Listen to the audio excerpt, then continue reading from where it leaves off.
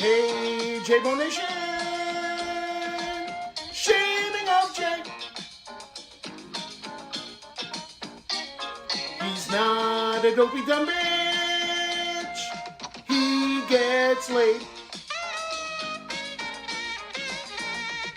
The court jester, the court DJ. It's time to dive into the case. To the case. Hey. I was going to do it, and you did it. Look at you, sir. Wow. That was awesome. Hey, welcome back, everybody, to the Shaming of J-Bo Nation and Defense Diaries, Just Facts with Bob.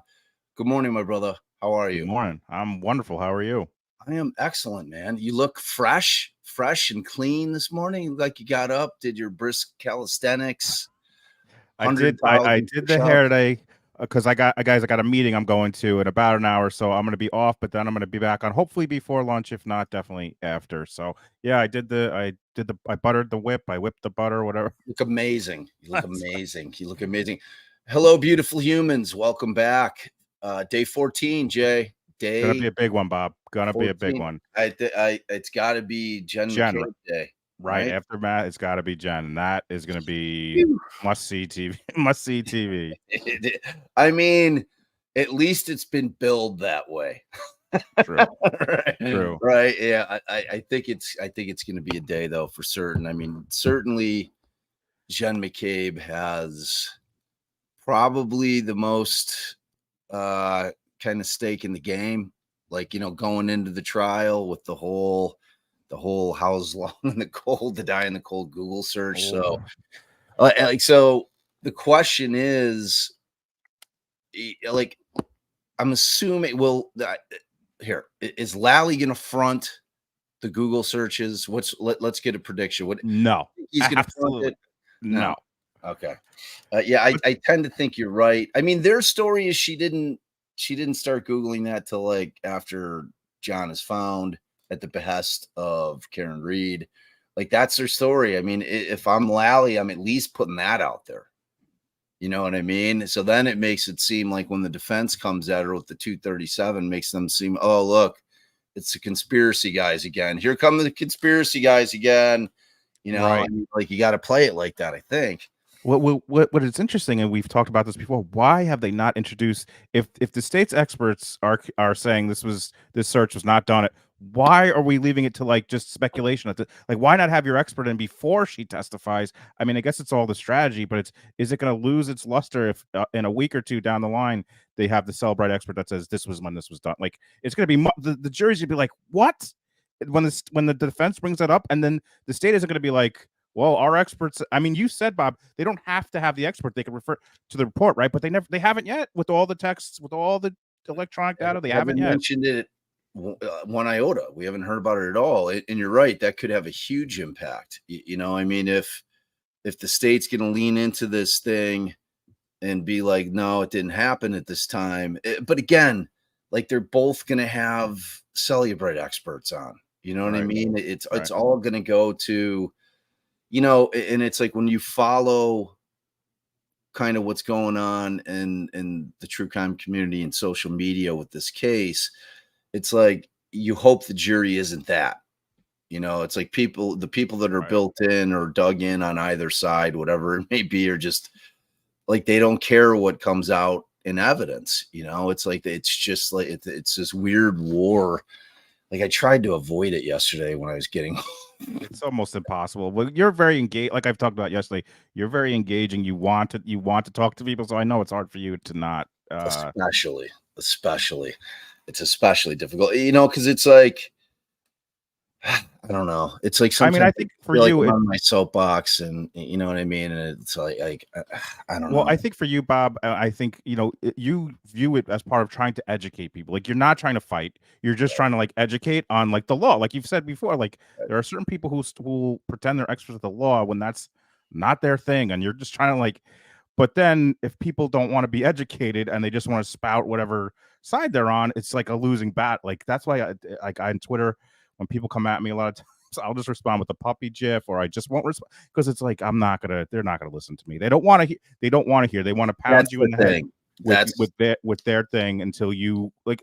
Yeah, I don't know. that's the thing. They don't, you know, they're in no mood or have no desire to listen. You know, I mean, they're like you said, they're just coming in trying to beat you over that, no matter what side it's on. You know, and like it should always be we have to wait to trial.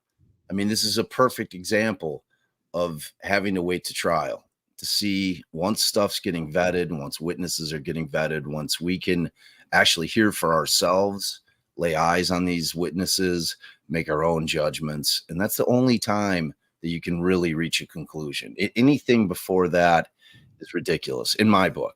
You know, like, I'm with you, man. you It's just can't do it, you know? So it's like, cause I keep saying it, but like the more we watch, the more I think so. It's like a third thing happened. Like we have the two theories, and I think it wasn't either of those things that happened. You know, and it's like we all kind of know at this point what my theory is, or what like a version of it. Obviously, I wasn't there either, so it's merely a theory. You know, I don't have a crystal ball. I don't have a time machine, so like I can't know unless you know, somebody tells me. Unless Karen Reed calls me, says, "Yeah, I plowed over him." Like, I mean, it's interesting because you brought up this point yesterday where it's like, each witness you have to take as they come. Like this last witness, Matt McCabe, was like, hey, there was a Jeep in front of it. And hey, what's her name? Julie Nagel went out this door. And you were like, three other people now are contradicting Julie Nagel's statement. And she may have been having a few drinks. So like the jury has to like take that. Isn't there the instruction? I forget the exact wording, obviously, but it's like if you think one thing this witness says didn't make sense, you could discount all of what they say. yeah, And that's all this is. It's weighing it. Like I know people have seen police reports online because that stuff is out there. But until you see this witness up there and see other witnesses, and there's so many, that's why like it's going to be really hard. I feel like for Lally to just wrap this up in a nice tight bow and say how this happened, because to me, there's no way. Now all of a sudden, this witness is like, hey, there's a Jeep there, and I see the Jeep all the way down there with this. I'm like, wait, no one's really said that before. And by the way, how are they seeing that? Where are they in the kitchen? It's not adding up to me. yeah, It's adding up to the jury. I don't know, but that's the closing is going to be huge, I think. completely. I mean, for both sides, really. Right. You know, because we're really not seeing the conspiracy either. You know, it's like we're like proof of it. You know what I'm saying? It's like I'm not seeing proof of any kind of homicide, whether it be manslaughter or murder. Those both fall under a homicide statute. Like the homicide is like an overarching umbrella, and like you have your murders and your homicides, they all fall under that. Like I'm not seeing either of those being proven for the Commonwealth, and I'm not seeing any actual proof. You know, I mean, if like we have to try to kind of pick apart a witness's testimony to figure out if they're lying about certain things, that's not really proof. You know what I mean? It's like you have like a confirmation bias thing that you're trying to do, and say, oh well, this is what I believe. Hold on, Allie's calling me. Take the reins, Jay. I'll take it. One thing I think is interesting, guys, that I think is going to come up today. was it, who was the witness, guys? Tell me who the witness was that said that they took a screenshot. Was it not Allie McCabe? I forget, that they took a screenshot of the text message and they sent it to Jennifer McCabe. Like, why would she do, like, that's going to come up today, obviously. Why is a witness sending a screenshot of a text interaction to Julie McCabe rather than the investigator? I thought that was really interesting. It was Julie Nagel. Okay, thanks, guys.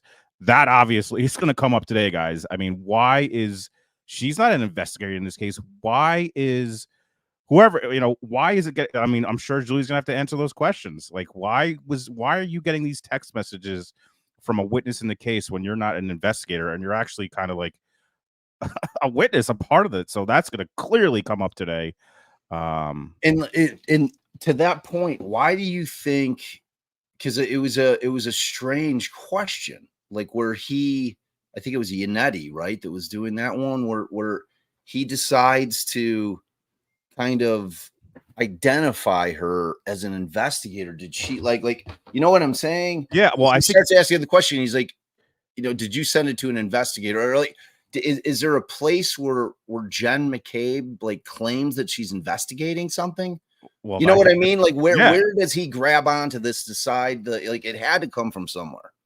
Well, I think that's the beginning of like the conspiracy, right? Like, that's the beginning of why are you sending these all these people are connected, and rather than sending it to the lead investigator or law enforcement, you're sending it to her. Like, has she presented herself as helping the investigation to this person? Like, that's what I think is going to come out today. So I think that's the beginning. Also, I think the beginning of the conspiracy possibly is that what's his name, just getting rid of his phone. Brian Sr. just getting rid of his phone and being like, and being like, I didn't know that would erase my phone. Come on, sir. Do we all know your old phone is erased? Like, do you think the person who gets your phone that gets traded in is like, oh, hey, this is all Brian's stuff. Cool. I got a phone with stuff on it. I don't know. I mean, could it be a situation wherein, so say for instance, let's just arguendo, and our amazing guest is here. We see you. Sunny is in the house. She's backstage. We're going to bring her on in 1 minute. Super excited to have her. I haven't seen her in a hot minute, so I'm always excited to get to hang with her.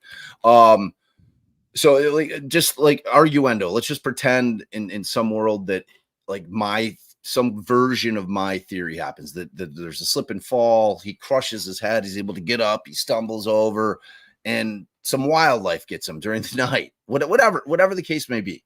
It's as plausible as anything else.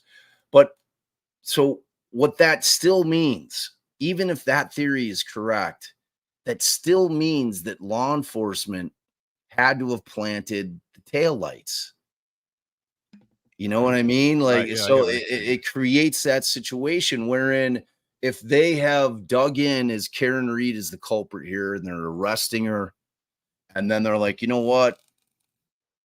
We need more. Like, we don't have any evidence against her. Okay, she said I did it 3 times, and now we're going to hang a voluntary manslaughter. And remember, she was charged with the manslaughter first. Right. And then she's arrested again down the road after a grand jury convenes, and then ups it to 2nd-degree murder. Okay, so, but she's arrested in short order, taken into custody and arrested in short order. So law enforcement has leaned into this to the extent that they've made an arrest on it. So at that point, they are still. So what I'm getting at is, if they felt compelled to just throw the taillights around, like, all right, there we go. Now we got something going on. Now we got a little evidence. And it has flipped to where the Albert household isn't protecting themselves, but they're maintaining the story that he never came in the house, not because anything happened in there, but to protect law enforcement, because they know, you know what I mean? It's like, I get what you're saying. Yeah, you kind of get twisted all up in there. All right, so first of all, Stephanie Sweedler, thank you so much for becoming a new member. Mia Bito, I know you're always a member. I think her membership must expire or something. Anyway, we know you're not a new member, but welcome back. We love you. Rachel Brandenburg, welcome. Hey, Rachel, Yeah, I love that. And then, of course, always give her Meg P coming in hot with 10 Always. gifted memberships. All right, Jay. So without further ado, I want to bring in our special guest for the day. So Sunny Slaughter, if y'all don't know, she's on Law and Crime, Court TV, all the things, all the time, kicking knowledge every single day. And what her like title is, she's a law enforcement instructor, she's a litigation consultant, and obviously analyst extraordinaire for all the talking head shows. Let's bring her on because she's the bomb. Let's go. What's up, Sunny Slaughter? My favorite family brothers. Good morning. Yes. Hey, Sunny. Yes. It's been way too long. It has been way too long since I've been in your presence. Love me anymore, and that you put me out of the family. You know what is going on? How dare you, sir? Two of you teamed up. I wasn't invited to the cookout, to the conversation until now. But look, I've been watching. I've been listening. I'm like, okay, look at my brothers, and look at them. I love that you two have teamed up on this very interesting case. This is really good dynamics. Ooh. It is. All right. So how much have you gotten to watch? Now, I know you were a busy lady. I'm in that world. So I know you were watching 4 or 5 different trials, trying to, because we got to go on to these shows knowing what the hell we're talking about. So I know you're knee deep in probably at least 4 trials right now. So how much have you watched of this, and like where are you at with it like right now, heading into today? Okay. So yesterday I was watching the testimony on Reed, but I didn't see what's the name of the lady you all? Okay, I didn't see the person that sent the text, the wife. I didn't see her. So I saw the husband. She hasn't come on yet. She's today.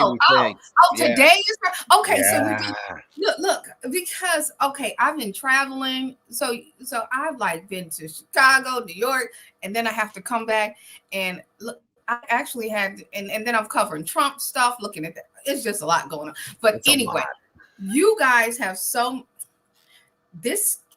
Karen Reed's case is. I was listening, of course, backstage. It is wild, and I'm glad we're on here because I am actually, as a part of my litigation work, I am working on a case involving law enforcement and a district attorney. Was a cold case, and it's kind of similar to this, but it involves a man. And I am having to look at this case to think about the theories of conspiracy for why law enforcement and the DA brought the charge that they brought, acted in a manner in which they acted, and whether it made sense, and who was involved in the potential conspiracy together. And when you think about conspiracies for this, for Karen Reed's case, it would involve a lot of people, but also they would have to be communicating. And the only way to have a conversation would be to actually have it on the telephone. So you couldn't do text, you couldn't send emails, and you would have to be careful about how and where you meet in person to have conversations.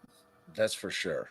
So I think one thing that's a major problem here, and this is kind of like your expertise, is training. I feel like it's obvious it's come out with the cups. But the big thing with the training is if you have to know you can't investigate each other. Like there should have been someone who came in way early and taken this over, opposed to who did, right? I mean, obviously it's a bad look. They all know each other. So like, and it's very clear that from the witnesses we've seen so far, their training has been not great. Like, do you think maybe Sonny, if there was more training on they had to know, right? Sonny, like, don't investigate people, you can't do that, right? Like they had to know that, right? I mean, what is going on? That's not even a training issue. That's more of an ethics issue, because you just said it, that they should not investigate their own cases. So it should have automatically went to another jurisdiction to keep everyone free and clear of any ethical violations, any personal relationships. That would have been, okay, this is one of our own. We know this person, the victim. The victim is one of our own. We know the person. The incident happened at the home of one of our own, retired or not. We shouldn't handle this case. So it should have been an automatic. Even the DA should not have been involved. Should have been involved, because remember, they're working with the law enforcement professionals involved in this case on other cases. So it should have went completely outside of the district, in my opinion. And this is the sloppiest police work that I have ever seen involving someone that was actually one of their own. It is National Police Week, and I'm thinking this is a national disaster, what they did in Boston. Because I'm like, okay, did you all not know what you were doing? And I said it yesterday when I was talking. So it is called police complacency, where police get complacent in their investigative practices, processes, and duties. That you know, if you write a report the same way and no one has ever corrected you, that your police report and the details were not as they should be, then you keep writing all of your reports the same way.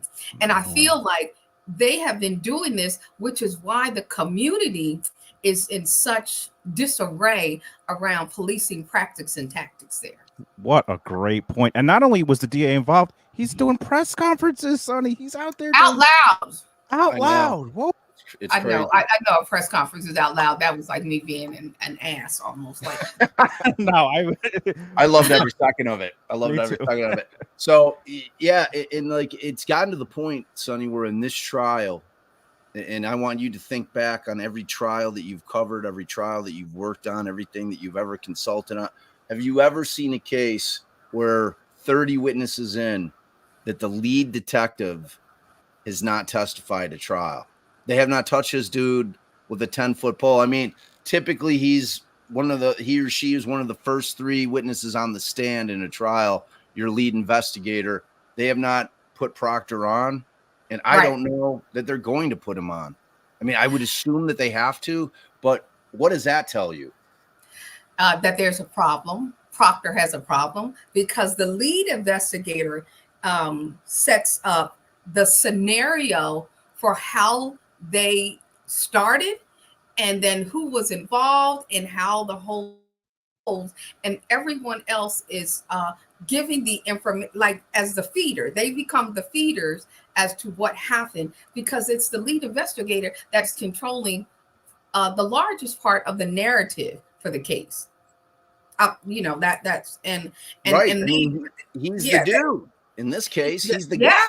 He's the guy, and the fact that Proctor hasn't been on means that I believe that there's a problem with Proctor in some form or fashion. Now, let me say this. I said all of this, I believe something is totally off with law enforcement, but I not necessarily believe that Karen Reed did not do anything. I think that it was an upcharge. I don't think the charge is correct. Right. I don't think that she's necessarily innocent, but I do think that the case was overcharged. And what I was saying, when they do the because they work so closely together, involve, and Jay, you're covering all these cases.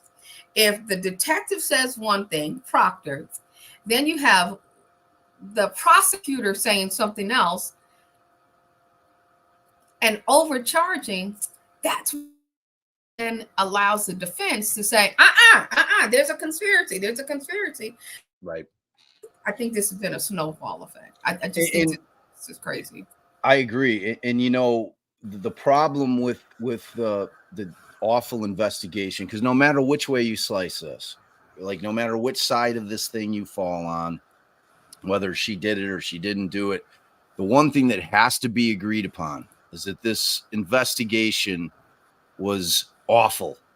And it's the nature of how awful it was is what has led to all of this, all of it, all of the conspiracy talk.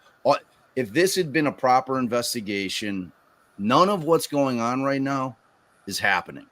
It's like the Alberts getting harassed, you know, for the past year. None of this is happening had they done a proper investigation.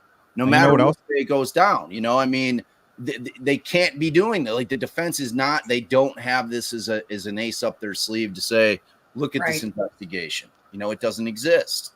And you know what else it's led to, Bob? Like you've been talking about this whole time. This entire case so far for 3 weeks has been the prosecution not presenting their case with experts and evidence of why Karen Reed is guilty. It's been them I think pre-buttal. I forgot whose word that was. Them preempting the defense's case rather than presenting their own case. And I totally agree with Sonny where it could be separated. It like there could be the conspiracy, and she could possibly be guilty, but they're not presenting any evidence to date to show that to us. By the way, Bob, I think it's still live. I don't know if you have it up. Okay, I'm going to pull it up right now. And by the way, everyone, please follow Sunny. The one thing I said about Sunny yesterday when she has all the you know the credentials and she's amazing. But the thing that I love the most about Sunny, and I saw it in the chat, she is real. You're gonna get real authenticity from Sunny. We love her. Please give her. We love Sunny, and we'll have her links all the time here. I'm sorry, I was sending. Okay. For your attendance, you shall be heard. God save the Commonwealth. Did they say words? Court is now open. You may be seated. 22117, Commonwealth versus Karen Reed. Good morning, Council. Okay, good morning, Ms. Reed. Good morning, Diaries. So I'm going to ask you those 3 questions. Were you all able to follow the instructions and refrain Let from me take it discussing this just case with one anyone second. since we left yesterday? Everyone said I always yes or mute the nodded site affirmatively. for Were me. you also I able can to hear it. follow the instruction and refrain from doing any independent research or investigation into this case? All right, here we go. Everyone said yes or nodded affirmatively. Did anyone happen to see, hear, or read anything about this case since we left yesterday? No. Everyone said no or shook their heads. Thank you very much. I think they May were we have still Mr. going on with Davis? direct, right? Absolutely, yeah. We all took a nice nap during the last part of direct. I'm curious, Sonny's thought about the prosecutor in this case, about how he presents his case.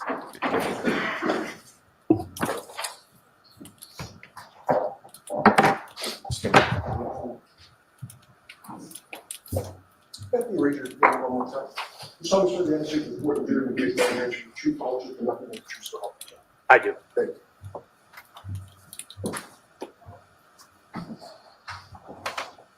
Oh, shit. All right, Mr. Lally, whenever you're ready. Thank you, Your Honor. Good morning, sir. Good morning. Where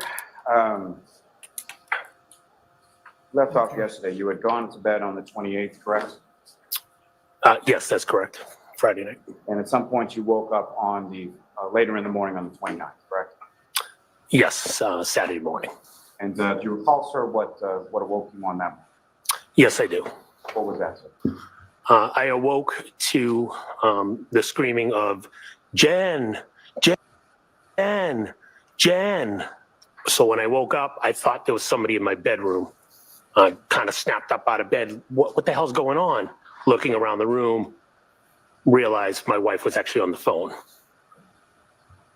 And the screaming that you heard, how loud was it? It was loud enough to wake me up from a dead sleep. I could hear it. It was loud. Obviously, I was laying in bed and realizing after my wife was laying right next to me on the phone. But it was a loud Jen, Jen, Jen. It was repetitive. And, do you know approximately what time that was? Yeah, shortly before 5 a.m. And did you recognize the voice that you heard screaming? I did not recognize the voice.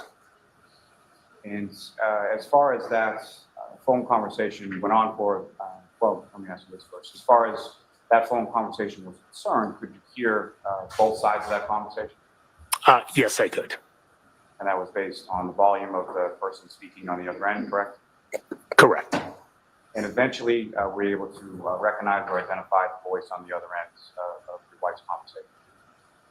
Yes, I asked my wife, what the hell is going on? After I woke up and popped up, looking around the room to find out who's in my bedroom, assuming it was a kid, one of my kids screaming. I asked my wife, what is going on? And I could hear her saying, I'm on the phone with Karen. She can't find John. And From the course of that conversation continues while you were in your bedroom, is that correct? Yeah, that conversation continued for a couple minutes. I could hear the dialogue, and then again, right back to Jen, Jen, Jen, the repeating of my wife's name again.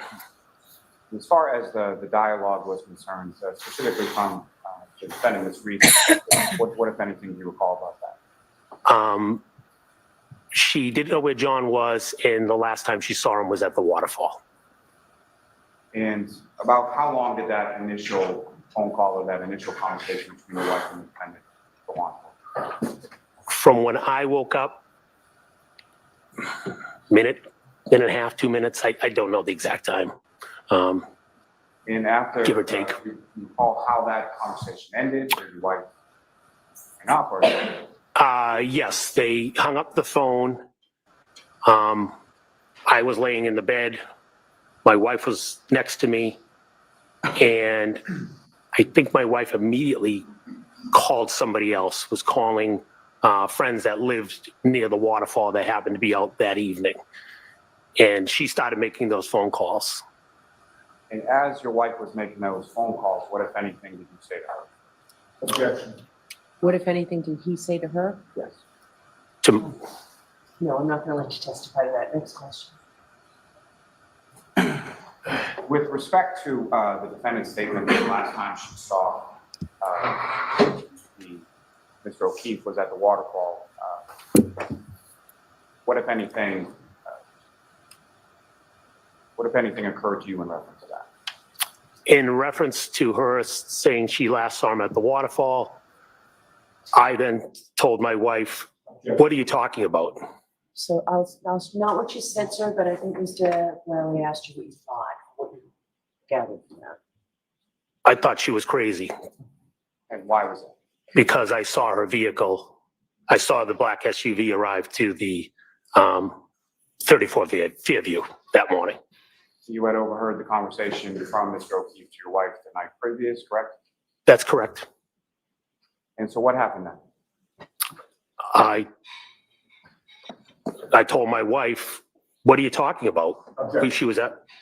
Not what you said to your wife. All right, sorry. It's hard. Ask the question, Mr. Larry, so that he can answer it properly. So your wife made some phone calls in your presence, correct? Yes, she did. And following those phone conversations, what, if any, other conversations did she have with the defendant that morning? There were multiple calls. I don't recall what calls were made, what time, but the next call, we were informing the defendant that, wait, we saw your car. We saw you come to 34 Fairview. You guys were there. And I heard the response of, I don't remember. I don't remember going there. And what, if any, other conversation do you recall in those subsequent phone conversations that you overheard from the defendant? At some moment, as I said, my wife had made a couple phone calls, and one of the calls with Karen Reed, she blurted that she broke her taillight, cracked her taillight, something to that effect, while we were, while Jen and I were still in the bedroom, and she was on the phone. And as your wife, when you were in the bedroom and your wife was on the phone, what, if anything, were the two of you doing? After my wife had made a few calls, we were completely confused on where the hell John was. The thought process in our head at that moment was, we knew that John had mentioned that he was potentially going to be meeting up with another person. So we called that individual, my wife called that individual to see if by chance, again, confused, left at the waterfall. We saw them at the house. Did John not go with her? Did what happened? Did he get out of the car? Did he go somewhere else? So we proceeded to call a couple other people that we thought he possibly might have met up with, well, another individual. From those other phone calls that you observed your wife making at any point in time, other than a conversation with the defendant, did you observe her to have any conversation with anybody? You're asking if my wife did? What I'm asking is, not to any content or anything like that, but your wife made phone calls, correct? That is correct. And when she made those phone calls, did you observe her conversing with anybody on the phone? No, she did not speak to anybody. Nobody answered any of our calls. And at some point, did you yourself reach out to Mr. O'Keefe? Yes, I did. And how did you do that? I know I texted him, and I think I called him as well. Pretty much, where the hell are you? I think it was when Karen Reed and my wife were leaving my house. I think I responded, where the hell are you? Now Karen and Jen are out looking for you. And in regard to those text messages, did you receive any response from Mr. O'Keefe? I did not. And with regard to those texts, you had Mr. O'Keefe programmed into your phone, is that correct? Yes, I did. You would have prior conversations with him via text message and phone using that number that you had programmed into your phone. Yes. So no response to the text. As far as the phone call that you placed to Mr. O'Keefe, did he answer? Did you speak with him at all? I did not speak to Mr. O'Keefe. Now, at some point, do you and your wife proceed downstairs? My wife proceeded downstairs. I remained in the bedroom. And what is the next thing that you remember occurring that morning? While I was getting dressed, I put my jeans on. My wife went downstairs. She was going to make a coffee. My wife and I were proceeding to leave. We were going to leave our house and make a drive to the house of the gentleman that my wife was calling that we possibly thought John could have met up with. And within that moment, again, I don't know the exact time, I then heard yelling out in my front yard. And when you heard the yelling in your front yard, what did you do? I realized it was Karen Reed, and I told my wife to please tell her to shut up. She's going to wake up the whole neighborhood. And where is it, or when is this in relation to that first phone call when you sort of shoot up out of it? At least a half hour, give or take. Again, I don't know the exact time. Now, at any point after you hear the yelling out front, you hear the defendant yelling out front, what was she yelling at that? She again repeated, Jen, Jen. She for some reason kept repeating my wife's name. I don't know if she got all the way to my doorway or my wife walked out, but my wife had said, I was actually relieved because I was like, not thinking what happened to John happened to John. I was thinking he was on somebody's couch. So I was like, good, I'm not going to look for him, thinking my wife was going to go. My wife said she's going to go with Karen to go find John. And at any point in time that morning when the defendant arrived at the house, did you actually go outside or look outside? Or? I did not go outside. I did look out the blinds of my bedroom window, which is the closest to the driveway. What, if anything, did you see when you looked out the blinds? Saw Karen's car in my driveway. Did you see the defendant, Ms. Reed, anywhere outside as well? I don't recall physically seeing her. I saw the vehicle. I don't recall seeing her directly, making any physical contact as far as seeing her.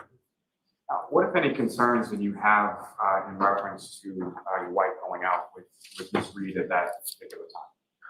I had mentioned to my wife before she was leaving the house Objection. that Now, I'll allow this. That- What were your concerns? my concerns were she was going to be driving with Miss Reed in their vehicle, in Miss Reed's vehicle, and my concerns were that she had a broken taillight. What I thought by a broken taillight was that her taillight was out, meaning there was no light. And I didn't think it was a bright idea to be driving around with no physical light on the taillight. Particularly given the weather, is that fair to say? Because of the weather, correct.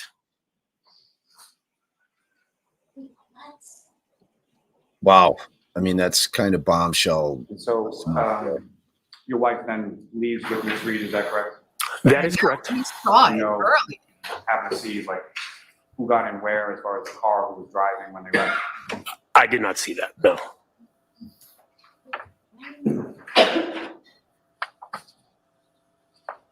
Now, was that within the same time frame that you were describing before, about a half hour after you hear the initial call? Yes, from when, from Miss Reed arriving at my house was, yes, half hour or so after the initial call. And it wasn't long after before they proceeded to leave. Now, at this time that you're looking out from the blinds, you see the defendant's car and the defendant else. Did you hear that, Jay? I missed to hear what. All right, so he's just testified that when Karen got over to their house and she's screaming outside that he observed that her entire taillight's gone. Wow. And that he's concerned that she shouldn't be driving the vehicle because she's got an entire taillight, like the red plastic, missing. Bombshell. And he also said that she said something about the taillight, right? In his testimony, that she said something to him about the taillight. Yeah. Yeah. That she said something, and that she said she didn't recall being there, going to the house. She didn't remember. Now, mind you, don't forget that she was highly intoxicated still, like almost 24 hours later. She still had a high level of intoxication. Yep, which we have not seen come on yet. Like, so we have not. Yeah, they have not put on the BAC and Sonny. We've had a lot of witnesses that were in the waterfall that night, and there really hasn't been much testimony about how much anybody saw Karen Reed drink. So not one. I mean, in fact, it's like the state is minimized. Like the state keeps asking, did anyone appear? I mean, it could be because all of them are drinking and driving and they don't want to admit it, but the state keeps asking, like, did anyone appear intoxicated? And not one person yet out of all those witnesses has said that someone appeared like visibly intoxicated that I've heard. Well, this is setting up for one hell of a cross-examination. Yeah. Yes. Let's go. And you're right. They probably didn't want to say because they all were drinking and driving. It was dark out. It's wild to me. It's And wild. so they leave in your home with your 4 children, correct? That is correct. And when was the next time that you spoke to your wife? The next time I spoke to my wife was an hour later. I received a phone call from her. I don't know the exact time, but I'm going to say about an hour so. And without reference to much of the content of that, all I'm really asking for is what, if any, indication did she give you as to where she was? She indicated they found John and at Fairview. And upon receiving that information, where did you go? I proceeded to finish getting dressed and drove over to Fairview. And when you got to Fairview, what, if anything, did you see when you arrived?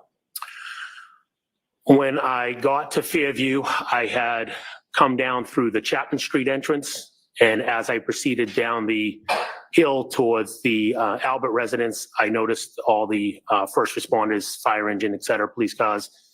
And I realized I was not going to be able to get to the Albert residence because it was all blocking the street. So I backtracked, turned around, went back up Fairview to the top to Chapman, took a left down Spring Lane, which is a parallel street to Fairview, and came down Spring Lane to Cedar Crest onto Fairview so I could get to the Albert household.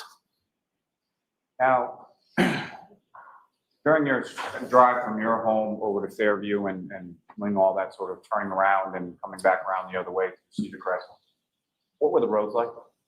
It was snowing, careful driving. And the snowing that you observed that morning when you drove from your house to Fairview, what was that like in relation to the snowing that you observed when you were driving home from Fairview hours before? Much thicker snow, much more snow on the ground, much more snow to wipe off my car. And again, I had to drive slow. Now, when you come around to sort of the other side, as far as the first responders, you mentioned police cruisers and a fire truck, is that right? Yeah, there might have been an ambulance there as well, but yes. I thought I heard him say that the entire Seen thing an was ambulance? missing. I don't know. I'm going to rewind. I do recall seeing an ambulance. I don't know if I saw it when I came down or if I saw it when I eventually parked the car, but the advantage to us controlling this is we can go back. I want to be very clear on what he testified to, because like he said, I don't know whether he said he saw it or he didn't see it or he's assuming things, but I was under the assumption that he said that the entire thing was gone because it was just that there was no taillight there, meaning that the red plastic was there. So I'm seeing a lot of that's what I thought. Yeah, well, we'll go back. We'll pick it like it maybe before cross starts. I want to go back because I want to hear exactly what he said. All right, because I'm seeing y'all in the chat. I see you. But I do recall seeing an ambulance. And when you parked the car, where did you go? I proceeded on to Fairview, and I parked the car along the side of the road because there was another vehicle in front of me. I believe the other vehicle might have been blocking the driveway, but there was another vehicle right on the side of the road as well. Now, in addition to the other vehicles, as far as cruisers, fire truck, or whatever from first responders, what, if any, other vehicles, or who, if anyone else, did you see outside? It ended up being Kerry Roberts' vehicle was parked as I was at the driveway. Ford Explorer, I think it was. And again, without any reference to the content of the conversation, did you have any conversation with Ms. Roberts at that time? Yes, I did. Did you know Ms. Roberts at that time? I knew who she was. Didn't really have a relationship with her, but I knew who she was. And how did you know who she was? Friends through the town. She did live in the Ponkapaug neighborhood, though I believe she moved in and we moved out shortly after. I don't know the actual time period. Her kids were a couple of years younger. One was 1 year younger than my child, so I knew who her child was through being the grade beneath my youngest child through soccer. And just to be clear, when you talk about the Ponkapaug neighborhood, that's where you used to live on Sutcliffe and where Mr. O'Keefe used to live in the house that was the first. Yes, that's correct. So then, after conversation with Ms. Roberts, about how long was that conversation? Oh, that was a brief conversation. She informed me that she was going to pick up the, she informed me Karen was going, she was dropping Karen off back at the house. She was going to the hospital and she was going to pick up John's parents in Braintree. I told her I would come with her to pick up the parents. Like I said, the road conditions were pretty bad. And, just for safety reasons, I thought I would go with her, help her go pick up the parents. She informed me that Jen was in the house. Jen is waiting to be interviewed by the police. So where did you go from there? I then proceeded to the front door of 34 Fairview. And when you got inside, who, if anyone, was inside when you got there? When I got to the front door, it was my wife, Brian Albert, Nicole Albert, and Officer Lank. And when you came in, can you describe, starting with your wife, Jennifer McCabe, can you describe her demeanor when you first came into the house? Shocked. Just face was drawn, just kind of in awe. All three of them were just looking like, with a drawn face of, I'm walking and going, what the hell is going on? And just to be clear, by all three of them, you mean your wife, Brian Albert, Nicole Albert? Correct. And just turning back briefly to the phone conversation that you had from your wife, which led you to come over to Fairview, how would you describe her demeanor on that phone call? Matt, we found John at Fairview. It was a quick conversation. I didn't get any details. Now, at some point, while you were at the house, did you speak to, mention Officer Lank was there, is that correct? That's correct. recall if there was any other officers in the house at that time or at any later time? At that moment, it was just Officer Lank at that moment. Other officers came in the house a little later, but at that moment, it was just Officer Lank. And at some point while you were at the house, did you have any conversation, or what, if any, conversation did you have with Officer Lank or any other officer? Yes, Officer Lank asked me to step outside, and we spoke briefly. He asked me about if I knew what happened to John. Obviously, I told him no. I had no idea. I'm just finding out right now. He asked me when I last saw John. I'm just going to say right now, I don't know why the defense isn't making hearsay objections here. I think ultimately Bev would let it in, either under present sense impression or effect on the listener. But if I'm the defense, because he's had so many hearsay statements come in on this testimony, and I'm surprised, just for the record, on testimony that apparently could be very damaging. And look, when I'm looking at the chat, it's a beautiful example of how many people heard different things from the same thing. I'm seeing like half and half. I'm definitely going back in between when this direct is done and before we start cross, because I want us all to be clear on what was heard. But think about being a juror. Okay. Yes. Our chat is a perfect example of the jury. We all heard the same thing, but I'm seeing almost a 50-50 split as to what was actually said. So it's a great example. And I think John. we should always remember that when we're covering cases and when we're talking about them. And I was having a conversation, and I'm going to talk to Judge Ashley about something that I want to do in schools and teaching. And I think this is really good, and having you all a part of this. People forget that the public opinion, the public is all of us. We are part of the jury pool.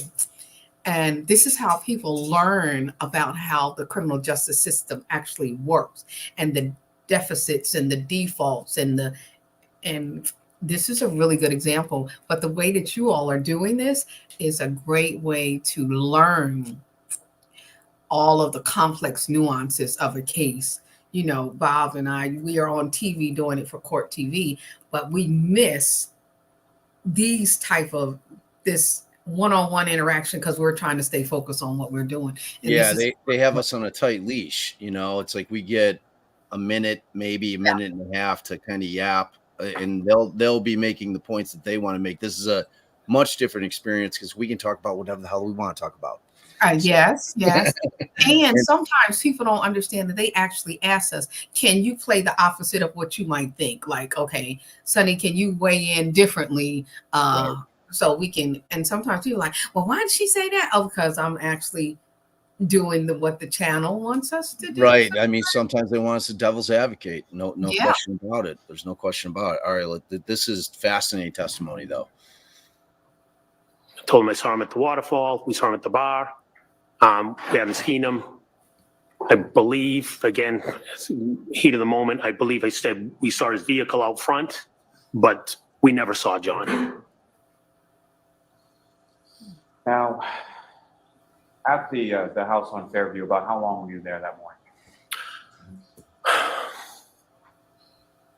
I'm going to say give her at least 4 hours. From the time that you got there? From the time I got there, yes. And where did you go from there? When I left Fairview, I went back to my house on Jen and I's home. And your children were still there, is that correct? My children were all there, correct. And at some point after you arrived home, who, if anyone else, as far as police officers or anybody like that, came to your home that day? 2 Mass State police officers came to my house. And did you speak with those officers? Yes, I did. Troopers from the state, correct? Yes, that's correct. And as far as the troopers that you spoke to, do you recall what their names were? Yes, Trooper Michael Proctor and Trooper Yuri Buchanan. If I said it right. Right. Closer than Jay. now. Jay. On that date of January 29th, 2022, had you met either Trooper Proctor or Buchanan before?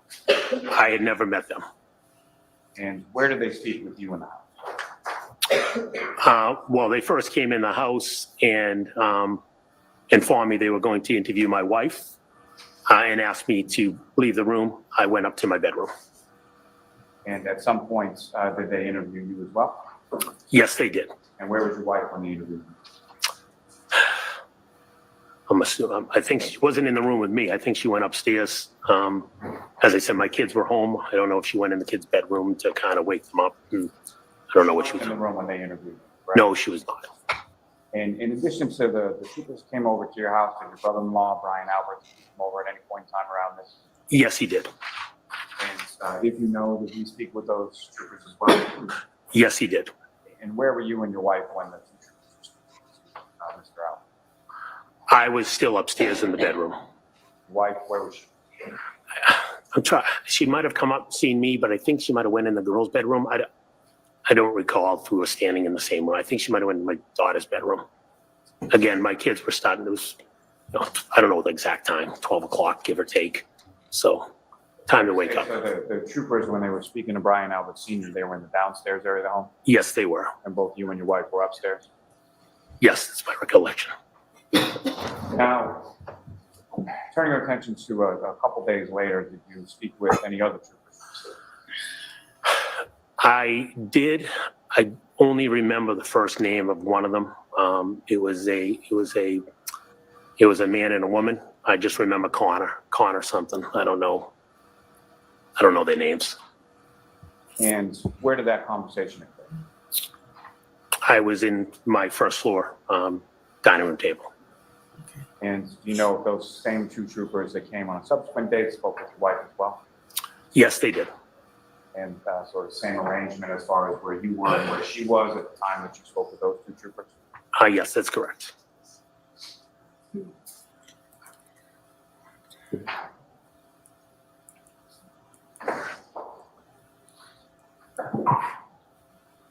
Wow.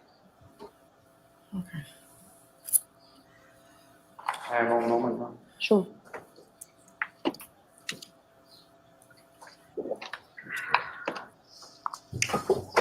Okay, so Proctor, the state police, and they did the interview.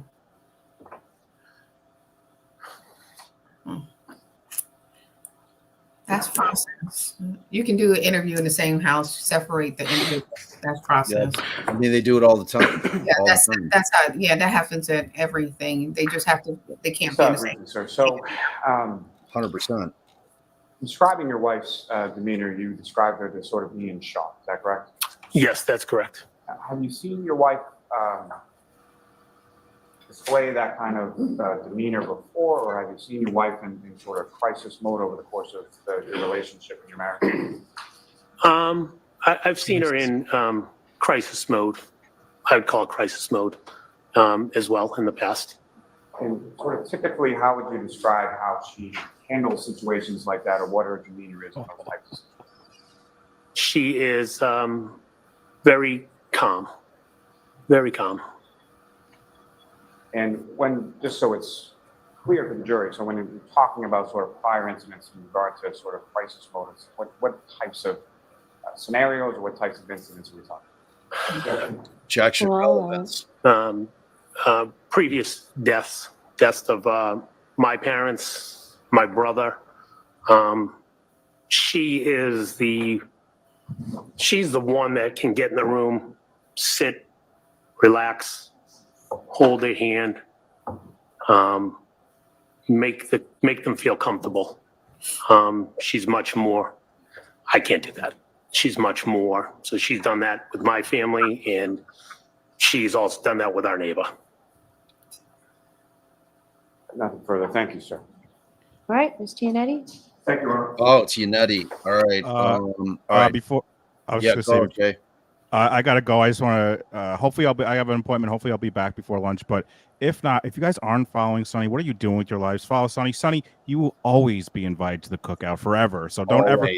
Always. Always. I'm hoping to be back soon. And I just think, how hard do you think that the defense is going to start saying crisis mode? I feel like they're really going to hit that.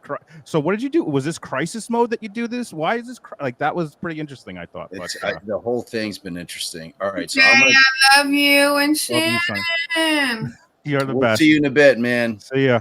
See We'll you miss soon. you, buddy. All right, I'm gonna try to go back. I was hoping Dizzy could give me the timestamp. Let me see if I can see. I want to try to figure out. Made a few calls. We were completely confused on where the hell John was. All right, so I think it's after this. Yes, after that. Okay. She's at the house. And she's screaming. And The when yard. you're yelling in the front yard, I realized it was Karen Reed, and I told my wife to please tell her to shut up. She's going to wake up the whole neighborhood. and where is this, or when is this in relation to that first phone call when you sort of shoot up out there? At least a half hour, give or take. Again, I don't know the exact time. Now, at any point after you hear the yelling out front, you hear the defendant yelling out front, what was she yelling at that? She again repeated, Jen. She for some reason kept repeating my wife's name.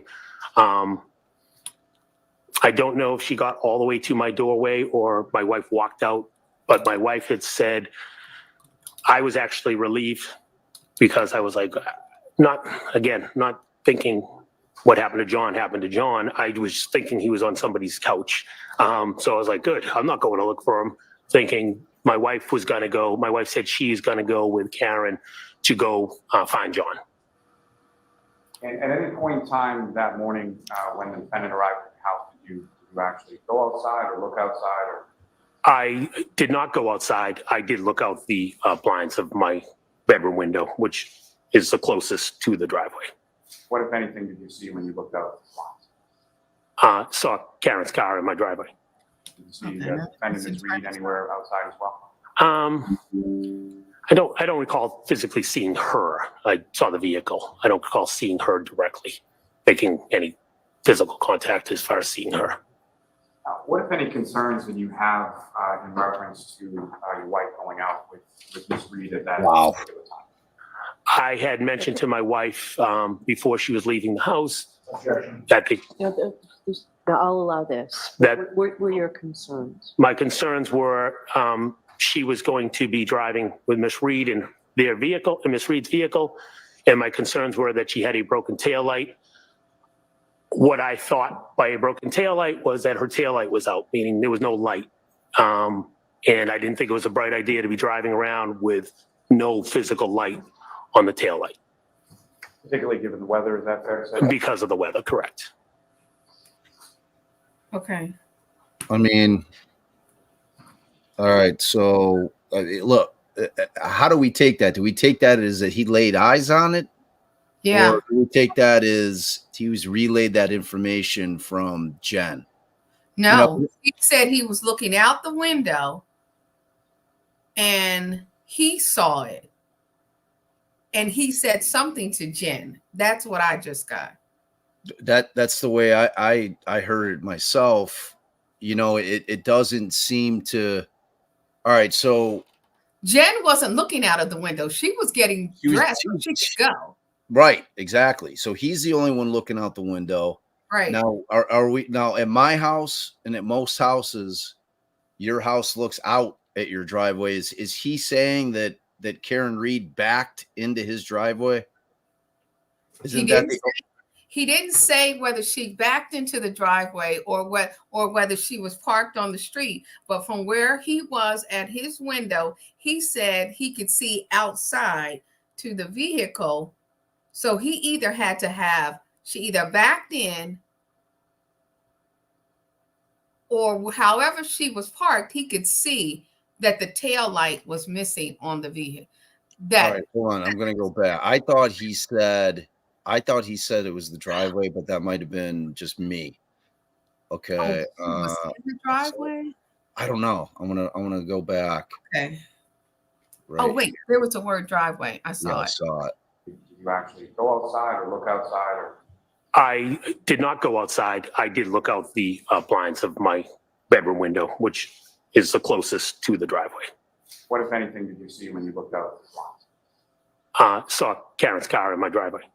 Did you see, In the Candace driveway. Reed So anywhere she backed outside into the the driveway. Yeah. Really? I don't recall physically seeing her. I saw the vehicle. I don't recall seeing her directly, making any physical contact as far as seeing her. What, if any, concerns did you have in reference to? I want to hear this one more time. With Ms. Reed at that particular time? Mm-hmm. I had mentioned to my wife before she was leaving the house Objection. that Now, I'll allow this. That- What were your concerns? my concerns were she was going to be driving with Miss Reed in their vehicle, in Miss Reed's vehicle, and my concerns were that she had a broken taillight. What I thought by a broken taillight was that her taillight was out, meaning there was no light. And I didn't think it was a bright idea to be driving around with no physical light on the taillight Particularly given the weather, is that fair to say? because of the weather, So correct? Monica says he said he saw her car. He didn't say he saw the tail light. He did say he saw the tail light, but did he say that Karen said her light was out? Because that's what. Look at. I don't. That's our missing gap. We don't know how he gets the information. I don't. He doesn't say that. I notice that her taillight's missing. He jumps from I see the vehicle, and then Lally asks him, "What are your concerns?" And then we have the objection, and he jumps right to, "Well, my concern is that my wife is going to go driving with Karen Reed, and she has a broken taillight." So you know what I'm saying? He goes from I see her vehicle in my driveway, and I notice, he doesn't say the words, I notice that there's a broken taillight. I'm like, you know what I mean? Like, it's a huge gap in his testimony. And to be honest with you, I don't think there's a chance in hell that Karen Reed backed into his driveway. Like to me, that seems like I'm not a backer in of spots. Like I'm a puller inner. And Like, I'm a backer. I'm an actual backer inner. You're a backer inner. So Yeah. So we would. I mean, we're gonna have to find out if Karen Reed's a backer inner. Yeah. Did she back? Because I back in everywhere. Like I'm in the parking lots. I'm a backer inner. But did Karen Reed? Now Karen Reed had a driveway. Did she back into her own driveway when she was at John's house? She backed the car up. Correct. So when she was pulling out of the garage that's under the townhouse, she's backing out. Yeah. You know, I mean, like to me, like your home would be a very big indicator of how you park if you're a puller inner or a backer inner. Yeah. You know? Yeah, because I'm very consistent on how you do it is how you do it, and how you do it is how you do it. Yeah, and I'm going back in everywhere. All right. Okay. So we're going to jump here to. That's interesting. Yeah, it's should make for an interesting cross-examination. And look how we just dissected. I'd like to start by discussing January 22nd, the week prior to January. What were you going to say? How we just dissected that very important dynamic of how we drive and how we park. We don't get to do that on the air. No. And I don't know whether people would be thinking about that. Will the jury think and go through what we just went through? Okay, so I'm consistent in backing in. You're consistent in pulling in. I wonder, will they think about that? Because I mean, I would hope so. I would hope that Unetti's going to bring it up on cross because, I mean, if she's pulling in, when is he seeing the tail light? If she's pulled in, you know what I mean? So, like, aside from, like he would notice just looking out the window. Like aside from that, just the mechanics of it is like I'm hoping we'll see if Unetti gets to it. He seems to be pretty sharp. So let's see what's going on here. January 29th. Do you remember that Saturday? You had been at one of your daughter's hockey games that day. If it's the Saturday before, we're saying? Yes. Yes, I was. And you wound up going to the hillside in Canton, correct? That is correct. You went with your wife, Jennifer McCabe? Yes. When you got there, you saw Karen Reed and John O'Keefe there together, correct? I was there previous to them, but yes, Okay. I saw them there, yes. Eventually, I saw them there. I should have phrased the question that ultimately you ran into John and Karen together, correct? Yes, I did. And when you, What's going on? and Brian Albert Yeah. What is going on here? hung out with Karen Reed and John O'Keefe, correct? And that's not me. That's Yes, there was a big Crime. group of people hanging out together, correct. There were other people in addition to the ones that I've just named? Yes, there were. So you were with John and Karen for maybe around an hour or so that night of January 22nd? I'd say, I don't know exactly what time they arrived, but yes, I'd say they were there for at least an hour. And during that hour span of time, they appeared to be enjoying each other's company? Yes, And the two of them had arrived together, correct? they walked in together, yes. And there were no problems that night that you could see between John and Karen, correct? That, yes, I did not see any problems. Okay. Now, moving on to the waterfall on January 29th. I am not going to go through with you who arrived when and who left when and where people sat at which table. We're going to skip all that. And I'd like to streamline the questioning if I can. And I just want to talk to you about 2 or 3 areas. You would agree that at the waterfall, the mood among the people who were there was festive, correct? Yes, that's correct. Everybody appeared to be happy and enjoying themselves, correct?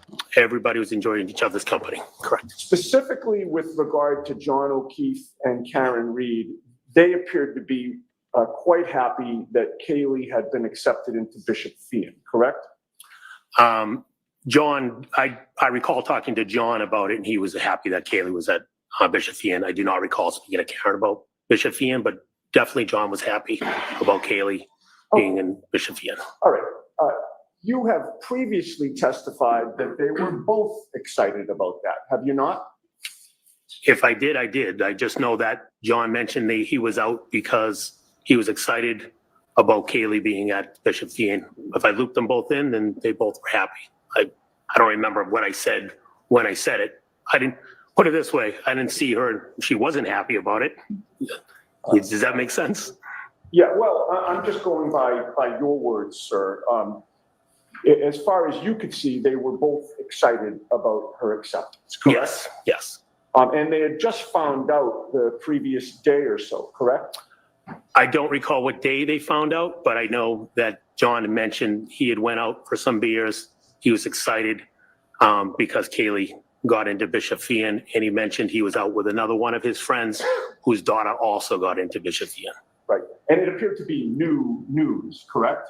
Oh, yes. It was news they were waiting on, yes. Right. You hadn't heard it before. This was the first that you heard it, correct? I don't know if I heard it, if a kid had already leaked it the day before or that day, but first I heard it from John. But it was clear to you that it was really important to John O'Keefe that Kaylee get into Bishop Fian and go there, correct? They applied. He was excited for her to go there. And it was clear that he believed it was an achievement for her, correct? Yes. And you could glean also that John O'Keefe felt like it was an achievement for him as well, correct? Objection, Your Honor. Did you glean that from him? He was happy that she got in. I don't know what if he felt it was his achievement. He was happy for Kaylee. Of course. And he was doing right by his sister's daughter, correct? Objection. I don't know what that means. They can go to any school and do right. All right. In any case, everything seemed good that night. Everything was good. There were no arguments. There were no arguments that I saw. John was drinking beer.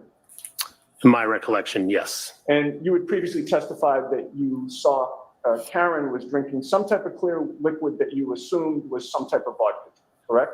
That is correct. But you didn't think that they were drinking much, correct?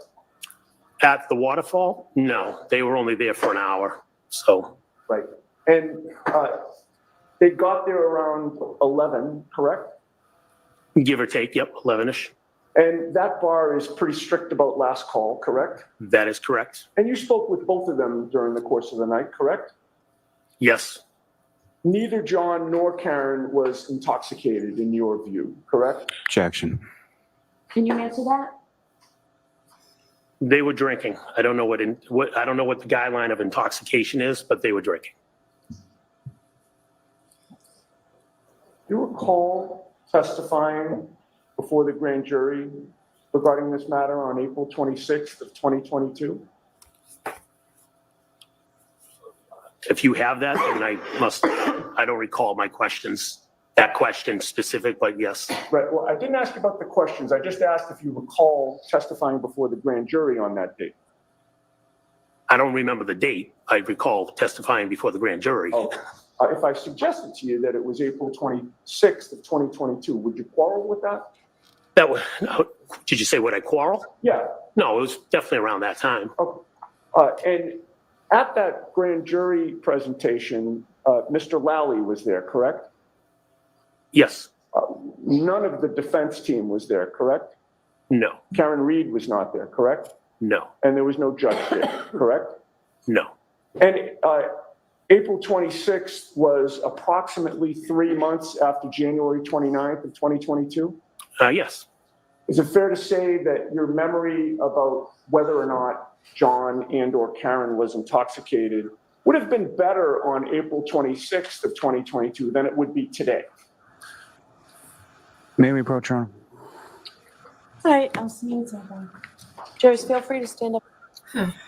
Okay, so we got a sidebar. All right, so y'all tell me in chat. So Sonny, people are saying that he got that from a portion of the conversation between Jen McCabe and Karen Reed, wherein I guess Right. Karen allegedly says that the taillight is broken. But they want to get that in because I thought she was on speakerphone. Was she on speakerphone?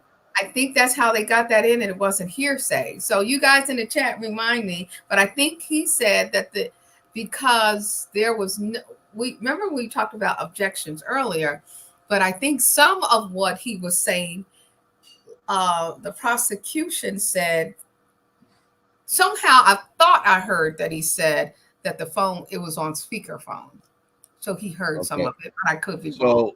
Dizzy, so I forget, somebody threw the timestamp on there. What I'm thinking y'all will do is on the first real break, we'll go back because I want to hear all this. I want to hear it's very important testimony. I want to be clear on it. Like I'm seeing in this chat still, there's still a lot of disputing as to what was said. And it's important that we all know because it's critical. It's critical information. I'm seeing 32, 34. 234. 32, 34, and then I saw 31 something earlier. I thought that I saw the 31. That makes no look back. I thought I saw 31. I'll check the chat while you. Yes. Okay. I had just asked you if your memory of your observations of Karen Reed and John O'Keefe from January 29th would have been better on April 26th of 2022 than it would be today. Yes, I think that's fair to say. And that's because your memory doesn't get better over time, correct? I don't know. I would say it's fair to say, yes, my memory would be better that day. And on that day, you were asked by Mr. Lally, quote, did either of them strike that? I'm going to go back to the previous sentence just to put it in context. Yes. The previous sentence was from Mr. Lally, obviously you've had social occasions with Mr. O'Keefe and Ms. Reed before, correct? And your answer was, oh, yes, right? Objection, Your Honor. I'm going to let that one go. My answer is yes, I had previous. I don't know if I said, oh, yes, but my answer was yes, of course I had previous relationships with them. I'm sorry, I cut you off, sir. I'm saying, of course I had previous relationships with them. And the question that I wanted to direct you to, just to put it in context, was did either of them, speaking about John and Karen, on this particular evening seem sort of overly intoxicated to you? Do you recall that question? I don't recall the specific question, but that's the question. And your answer was no to that? Yes, if that's my answer, then it was no. All right. In terms of whether you can confirm that that was the question and answer, if I showed you the transcript, would that refresh your memory? Yes, of course it would. This is 2103, lines 13 to 15 for counsel. And I didn't ask permission, Your Honor, I'm sorry.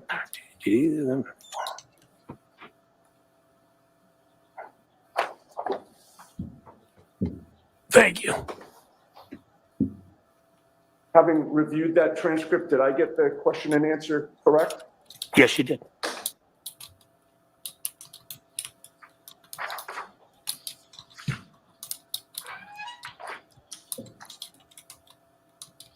Okay, just a couple more things about the waterfall. I wanted to ask you about Brian Albert and Brian Higgins, sir. Yes. They were both there that night while you were there, correct? Yes, they both were there. And they are both pretty big guys, correct? Objection. Can you answer that? Yes, they're good sized guys. Did you see Brian Albert and Brian Higgins practicing fighting at the waterfall? Practicing fighting? Right. Did you see them kind of square up in a fighting stance to each other? I recall them grabbing each other. I don't recall them squaring up like they were fighting each other. No, they were playing a little grab ass with each other. I did see them grab each other. I don't recall a physical, hey, let's go duke it out. I do not recall that. Okay, so are you saying, taking you literally, that they grabbed each other's asses? Is that it? No, I'm saying grab ass. It's a figure of speech. Okay, but what they didn't grab each other. They were in a fighting stance, weren't they? Didn't they crouch down low with each other? I'm telling you, I don't recall seeing them crouching in a fighting stance. I recall someone grabbing somebody. I don't remember who grabbed who. I just recall like a bear hug or something. I thought I recall them doing a bear hug. All right, so you recall them, one of them getting behind the other one and kind of restraining them or grabbing them? I think there was a bear hug, yeah. That's what's in my memory. I don't. And you would agree with me that after closing time, Brian Albert and Brian Higgins were two of the people who went back to 34 Fairview Road, the Albert home, correct? Yes, that's correct. But before everyone left, before you left, it was announced around the table that everyone was welcome back at Brian Albert and Nicole Albert's house, correct? Yes. Karen Reed and John O'Keefe were both there when that invitation was announced, correct? Yes. And you would agree that it was expected that Karen Reed and John O'Keefe would go to the Albert home that night, correct? If they wanted to come, they were welcome, yes. And that plan would have been for them to go inside the Albert home, correct? Yeah. Yes. Do you recall what time you left the waterfall? I left the waterfall after midnight, give or take 12:10, 12:15-ish. I don't know the exact specific time. Well, a little before 12:15, but definitely 12:10-ish, 12:15-ish in there. And you were one of the last to leave the waterfall? Yes, as I had mentioned, Nick Kolakikis and I walked out together from the waterfall. Your wife, Jennifer McCabe, had walked out of the bar physically before you did, correct? Yes, that's correct. And you actually met her in the parking lot? She was already in the vehicle in the parking lot, correct? And then you got into the car to drive to the Albert's home, correct? Yes, that's correct. All right. So I'm going to ask you about the ride back to the Albert's home in a bit, but right now I want to skip to when you got there, okay? Okay. When you first got there, your wife parked your vehicle in the driveway, correct? Yes. Which side of the driveway did you park your vehicle in? As I mentioned yesterday, I don't recall if it was immediately on the left, meaning the left towards the lawn, or if she was in the next spot over. She pulled in. I don't remember exactly if it was here or one spot over, but she pulled in in. the driveway at that time. At least two. I don't recall if there was more than two. So if there was at least two, those two would have been parked abutting the garage area. In other words, would they be? Let me rephrase. So there are 2 lanes in that driveway, correct? My recollection is 2 lanes, but there is more space I know when we go over and we've gone over, there's more space to kind of park 3 cars Right? to the right, correct. Okay. But we weren't to the right. We were either left or middle. You were behind one vehicle, whichever lane you were in, or were you pulled right up to one of the garage entrances? I don't recall if we pulled all the way in or not, but I don't remember. So there were at least 2 vehicles in the driveway before you got there, correct? In the driveway? Yes. Yes, there were cars in the driveway. And when you parked in the driveway, fair to say that there was no black SUV at the Alberts home? Are you referencing Karen's SUV? I don't know what color the Alberts cars were. Oh, okay. Are you referencing their SUV? Put it this way. Yes, I'm referencing Karen's SUV. That was not at the home. And that was not in the driveway, correct? Karen's SUV was not in the driveway. And it was not adjacent to the property or on the street anywhere that you could see? Correct. It was not there. All right, but you say that there was a Jeep in the street at that time, correct? There was a Jeep parked in front of the end of the driveway in front of the mailbox. And that Jeep belonged to Brian Higgins? I found out it belonged to Brian Higgins. I didn't know it was his Jeep when I arrived. And it had a plow on the front of it? Yes, it did. It was parked adjacent to the Alberts property on Fairview, facing up the hill toward Chapman Street, correct? Yes. And at the time that you arrived, that was the only vehicle that was parked on Fairview Street adjacent to the Albert property, correct? Yes. And your testimony is that that Jeep remained parked in front of the Albert house, just to the left of the driveway as you faced the house, until Brian Higgins finally left and drove it away at the end of the night, correct? That's my recollection, was his Jeep was out in front of the mailbox. With the court's permission, could we display Exhibit 66? Okay. Because he had the snow plow on it. And didn't he leave so he could plow the snow? Yeah, allegedly. You're talking about Brian Higgins? Yeah. I mean, So, Mr. McCabe, I'm highlighting for the he hasn't spotlight testified yet, though, the front of so the we don't Alberts know home. what his story is going to be. When I get to the point where the Jeep was parked, can you stop me? And you can adjust it right or left if I go too far. Objection, Your Honor. Can we have him use the laser pointer first and then? Sure.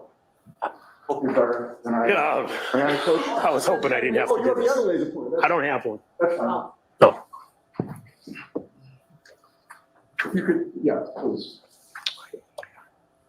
The Jeep was right there. Okay. From the edge of the driveway, it's right there. I believe it was a 2-door Jeep. Okay, it looks like part of the Jeep would have been blocking the driveway. No, where the mailbox is, the Jeep Yeah, was right there. Okay. It was not blocking the driveway. I'm gonna step a moment. Sure. The mailbox that's spotlighted there, would that have been where the back of the Jeep was? Yeah, the back would have been right in the vicinity of the edge of the driveway in the mailbox. I see, so it wasn't blocking the driveway at all when you saw it? No, And it was facing to the left as we look at Exhibit 66, correct? facing, heading to the left of the house, correct. We can have the lights back on.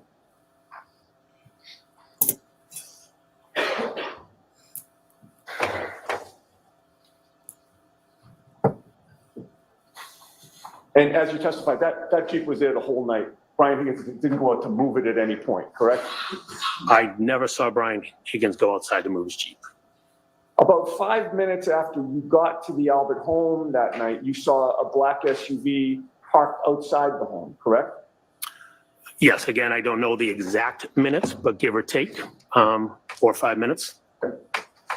And when you saw that black SUV parked outside the Albert home, Higgins' Jeep was still there, correct? Yes, to my recollection, the Jeep was still outside in front of the mailbox. The black SUV was parked in front of Higgins' Jeep with the plow on the front, correct? That's correct. How far or close to that Jeep was the black SUV? I don't recall the exact distance. Again, when I looked outside, I noticed them. My focus was on the black SUV, which looked outside would have been in front of the front door. With regard to the distance between the Jeep and the black SUV, was it greater or smaller than the distance between you and me right now?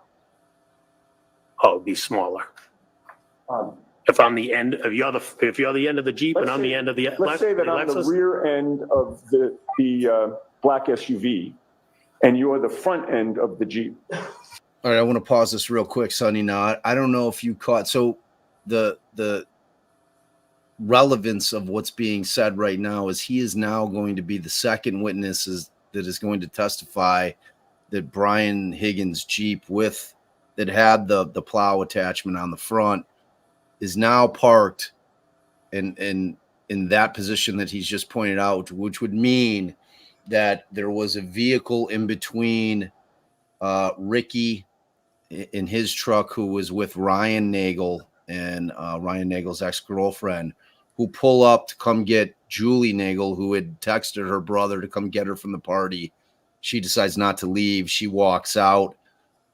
So he will now be the second. Now everyone in that truck testifies that there was nothing in front of them in terms of their view to Karen Reed's vehicle. All right. So that's why. So now he's the second guy who's saying that Brian Higgins' truck or Jeep was parked what would end up being in between Ricky's F-150 and Karen Reed's car vehicle. Okay. So they keep putting on, like, the Commonwealth just keeps putting on this inconsistent testimony. It's crazy to me, like, why they keep doing it. They put on 3 witnesses who say I had a clear view of the Lexus of Karen Reed's vehicle. Like, there was nothing in between. And now this is the second person that they've put on that has said that Brian Higgins' vehicle was in between, thereby obstructing the view. Yeah. So it's really, man. Okay. Cause I was like, okay, so why are we talking about this? That's it. So okay. It's a mess. It's a mess. I yeah, don't know. you'd be a little Knows what they're doing anyway. So I don't either. closer to me. With the court's permission, may I walk closer to the witness so that he could give an estimate? sure. And you can just stop me, sir. Yeah, I don't know. Again, when I looked outside, I was focused on the SUV. I wasn't focused on the Jeep or the truck. I don't know the exact distance. You could walk 3 more feet or 3 feet that way, but it was out in front of the house. That's all I can tell you. You will agree with me that you've given conflicting information about where the black SUV was when you first saw it? If you tell me I gave conflicting information, you can show it to me. I don't recall. I've always said the SUV was in front of the house. Right. And when you said in front of the house, you meant that as you look out the front door of the Albert residence, which on Exhibit 66 would have been the door to the left. That's the classic front door. The classic front door looking at the house on the main part of the Colonial. Looking straight out from there, that's where the black SUV was positioned, correct? In that vicinity, correct. Right. It would have been sort of directly in front of you as you look out that front door, correct? Like I said, in the vicinity of looking out the front door was the black SUV. If it was 3 feet this way or 3 feet this way or 3 feet that way, I don't know. It was just out in front of the house. Right. And that was where it was when you first spotted it, according to your testimony today, correct? Yes. But you spoke to Michael Proctor during the afternoon of January 29th, did you not? Yes, I did. That was the very day that these events occurred, correct? Yes, it was. You would agree with me that your memory of where that black SUV was when you first spotted it on January 29th would have been better on that very day than it would be today, correct? Possibly, yes. It's almost 2.5 years later? 2.5 years that I've lived in my memory, yes. But your memory does not get better over time, correct? Objection. Sustained. On January 29th of 2022, when you spoke to Michael Proctor, you told him that you saw a black SUV parked to the right of the residence as you look at the property from the street. Did you not? I did not. Can you elaborate what you mean by to the right of the residence? Well, I will just repeat the question. Did you tell Michael Proctor on January 29th of 2022 that you observed a big dark SUV parked to the right of the house? What right? Looking at the house to the right or looking at the house to the left? When you say right, I don't know what you mean by right. Is your memory exhausted as to what you told Michael Proctor? No, not at all. Oh, now see. So if your memory is not exhausted, would you agree with me that while you were at 34 Fairview? What were you saying, son? I don't like that. I don't think it's necessary for the defense to say some of the things that they say to the witness. I mean, I think that's kind of arrogant, what he just said, like his memory. I mean, just stay focused on the questions, because I think if I'm feeling that way, maybe a juror might feel that way. Okay, so why did you? So the technical rule is if I ask a witness a question and they say, I can't remember or I can't recall, I then can ask them, because we can't get police reports into evidence, Right. as they're hearsay. I can say to the witness, okay, if your memory has been exhausted, would reading X, Y, or Z or your statement to the police help refresh your recollection? That's why they ask. I mean, we have to ask it. I hear what you're saying. But I mean, the way I don't know whether he sounds all sniffy or what. I know you got to ask it. So I'm just like, well, come on now. Just say, well, I'm with okay. Well, if you look at this, will it refresh your memory? Right. Yeah, I hear you. It's like, I think sometimes he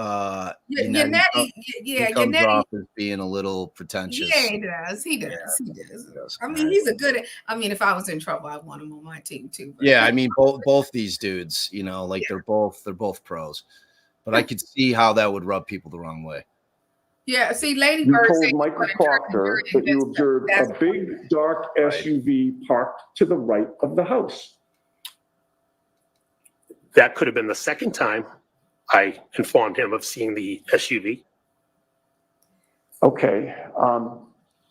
If I suggested to you that was the first time, according to what you told Michael Proctor, would you dispute that? Objection. Sustained. Is your memory exhausted as to whether or not that was the first or second time, according to what you told Michael Proctor? My memory is not exhausted. Okay, so if your memory is not exhausted, do you deny telling Michael Proctor that you observed a big dark SUV parked to the right of the house? Objection. Can you answer that? I don't know. Second question. All I right. told him I saw an SUV and parked in front of the house. Then I saw an SUV move further up the road, which looking out of the house would be to the right of the house. So that would be when I saw the SUV to the right of the house, would be the second time I saw the SUV. I've always stated the SUV was in front of the house if looking out the front door. Okay, so when you so you deny telling Michael Proctor that when you first saw the SUV, by the way, sir, is this funny? I'm sorry. This is not funny, sir. Not at all. It's been 2 years of misery. Yeah. Okay. Well, you're smiling now. That's why I asked. You keep repeating the same question. Well, I'm trying to get an answer that you won't give me, sir. When you talked to Michael Proctor on January 29th of 2022, when you first observed the big dark SUV, you said to him it was parked to the right of the house. Objection. This is the last time on that question. Is that right? That is not right. The SUV, the first time was in front of the house, coming out the front door. The second time it was to the right of the house. All right. We have to move on. Gotcha. Okay. All right. So You did not say that. But you did say that you were making those observations from the front door, correct? As I stated yesterday, I recall. That's a yes or no question. I'm sorry. Objection, Your Honor. Can you answer it yes or no? I can't. I said yesterday, it's either I looked out the window and I looked out the front door. I don't remember which order. Well, you told Michael Proctor that the first time you looked out, it was out the front door. Did you not? I don't recall what I told Michael Proctor on April. You don't recall. May I approach, Your Honor? Yes. Page 2 of Proctor's report, counsel. So next time, just show it to Mr. Of course, I'm sorry. Yes.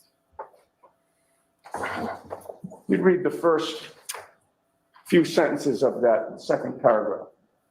Second paragraph.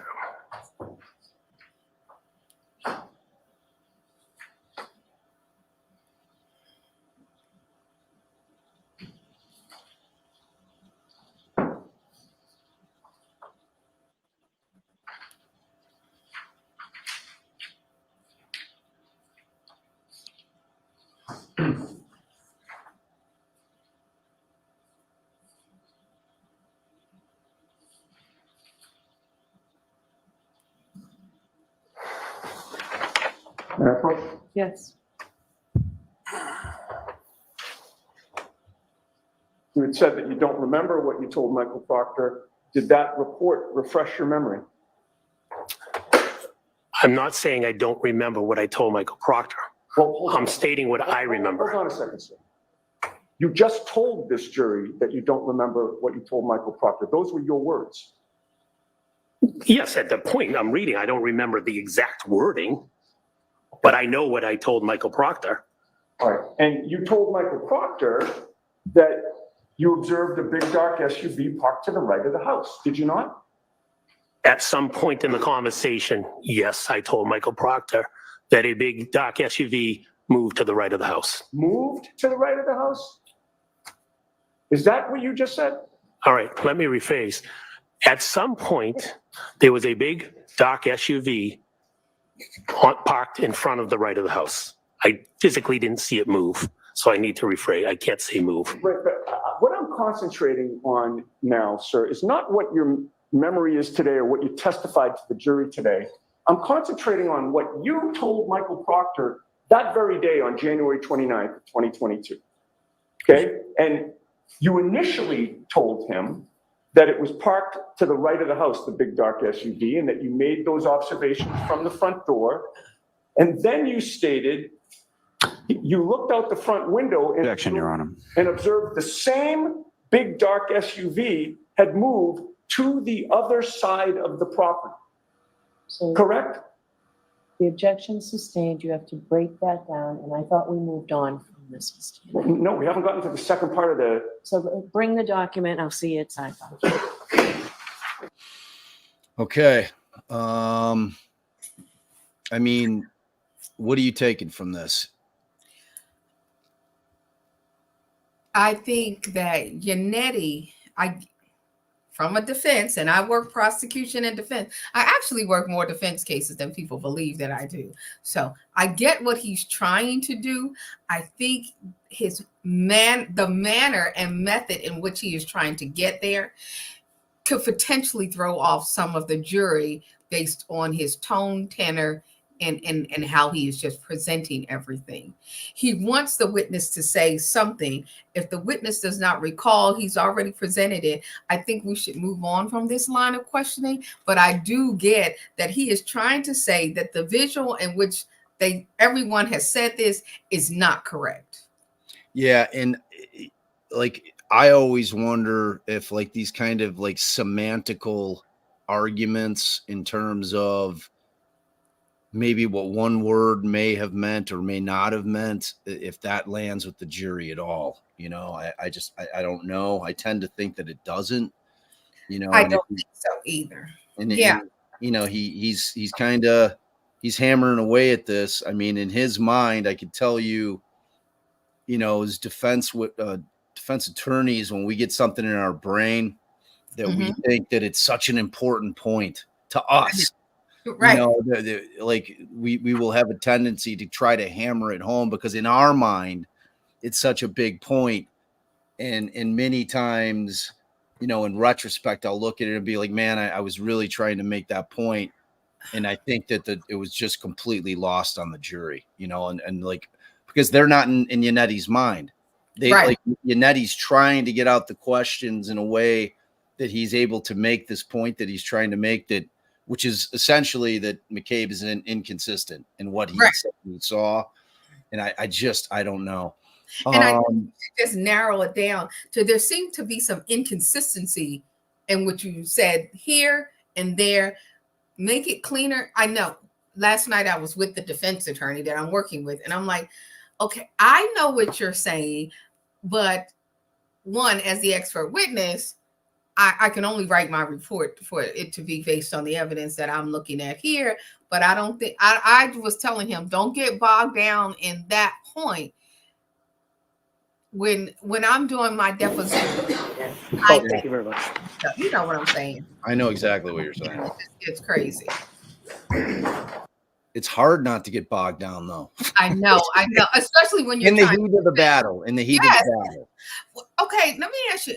The fact that her family is behind, I don't really like that. O'Keefe's family is on the side of her.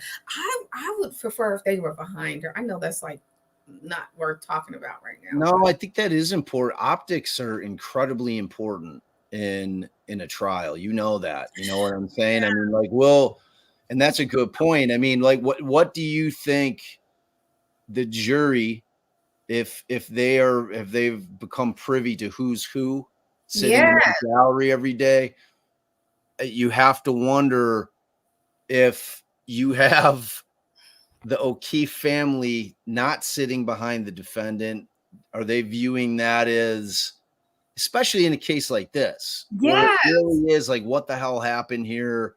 Does that give the jury, if they are aware of who's who, the impression, all right, the O'Keefes are firmly on the side that Karen Reed did this. You know what I mean? Yeah, no, that's actually that's a very important thing. Like, we always think about shit like that. I know. That's what I'm like. Okay. But anyway, this is good. I'm glad. Okay, let's get to it because I know folks. Let's go. Yeah, and the O'Keefe family staring. That's right, CH. The O'Keefe family is staring at the thing. Yeah. One last question on this, Mr. Mayor. Yes, with regard to Trooper Proctor's report that you have in front of you, right? It's II for identification. Yes, I'm reading the You will agree with me that you reported your conversation as saying that the vehicle was first to the right and then moved to the other side of the property, correct? Objection. Sustained.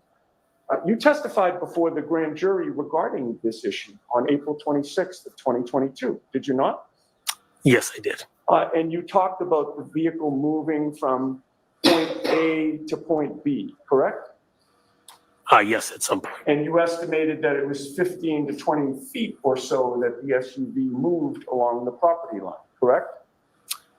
Yes. Again, I don't know the exact distance, but estimates. And you, at that point in time, you were asked to clarify what you had meant when you said that the vehicle was first on the right side of the property. Do you recall that testimony? I do not. Do you recall that Mr. Lally asked you, to the right would have been toward the driveway side of the property, and that you answered that's correct? I don't remember the conversation. And again, to the right looking at the house, or to the right looking out of the house? Well, that's what I'm talking about. To the right looking at the house would be toward the driveway. To the right looking at the house would be toward the driveway, correct? Right. And that's your testimony where the vehicle started out, correct? And then moved toward the flagpole the second time? The vehicle started in front of the house and moved towards the flagpole, correct? So looking out of the house, it moved towards the right. Now, excuse me.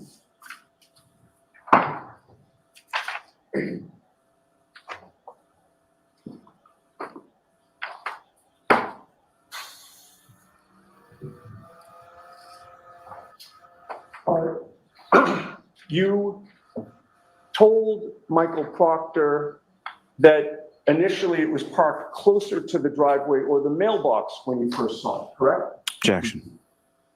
Objection sustained. We're moving off of this, Mr. Okay, yes, Your Honor.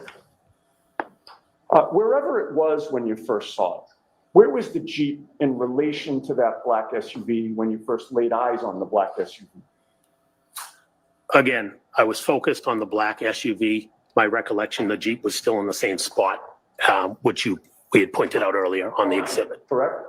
In terms of where it was facing, the black SUV was behind, I'm sorry, the Jeep was behind the black SUV. Jeep would have been behind the black SUV, correct? And wherever it was along that property line, you would agree with me that before the black SUV arrived outside the Albert home, you didn't notice any tire tracks in the snow on the street in front of the house, correct? Before, yes, that's correct. Before the black SUV arrived. Correct. And you saw the black SUV first or second, it was always facing toward Chapman Street, correct? Yes, that's correct. And it was always facing in the same direction that you say that Higgins' Jeep was facing, correct? Yes, And that would mean that the passenger side of the black SUV was the closest side to the Albert home, correct? yes, And it was the closest side to you when you were first looking at it, correct? yes. And now your testimony today is you don't recall if the first time you looked at that black SUV, it was through the front door or if it was through a front window, correct? Correct. I don't recall which one I looked out first. I know I looked out both of them at some point. I just don't recall which one was first. Whichever one it was, when you first laid eyes on that black SUV, you did not see John O'Keefe in the passenger seat, correct? That is correct. How long a span of time was it between the first time you looked out and saw the black SUV and the second time? Again, I don't have the exact time. I'm going to guess 3, 4, 5 minutes at most. And what you did in between those 3, 4, 5 minutes was you went back to the table or near the table in the kitchen dining room area where everybody was congregated? That's correct. And you went back there to talk to people and socialize, correct? Yes, that's correct. And then you came back to the front of the house and either went to the front window or the front door, and that's when you noticed that the black SUV had moved to the other side of the property, correct? Yes, at that moment, it had moved to the right of the property. It had driven forward, correct? I did not see it drive, but it had moved, yes. It had moved So it had to forward. get there somehow, yes. All right. It was now closer to the flagpole. And not from your vantage point looking out, but as you look at the property from the street, that would have been to the left, correct? Yes, And again, it was still facing toward Chapman Street. Oh, In terms of how many times you saw the black SUV having moved outside the house, you would agree with me that you have contradicted yourself about how many times that it moved, correct? no, Yesterday and today, you testified that it had been in, Why- correct? Why it keeps freezing up like that? yes, three. Yeah. Oh. Hey, Diz, Correct. can And, you see if know, that's again, law and crime? in May of 2024, yesterday and today, all 3 times it moved, it was moving further or farther up Fairview toward. I've got all my stuff closed. In fact, you've No, I testified don't think now it's in up. May of 2024 that the third time that you saw it, the black SUV was even past the fire hydrant. Just Real choppy. Yeah.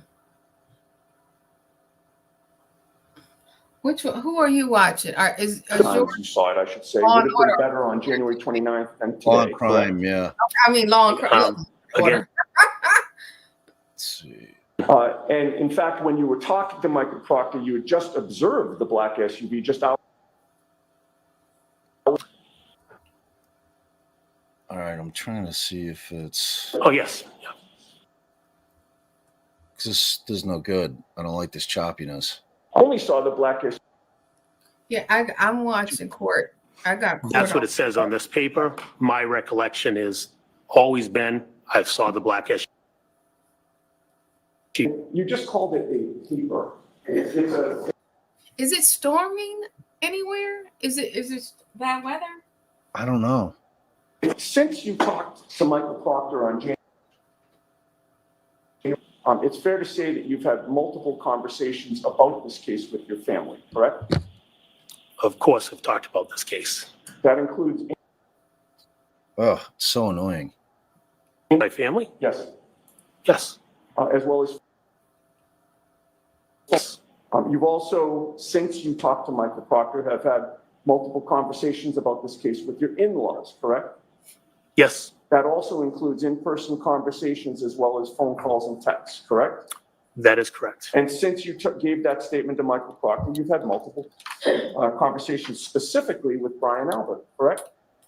Yes, I've talked to Brian Albert. That includes in-person phone calls and texts, correct? That is correct.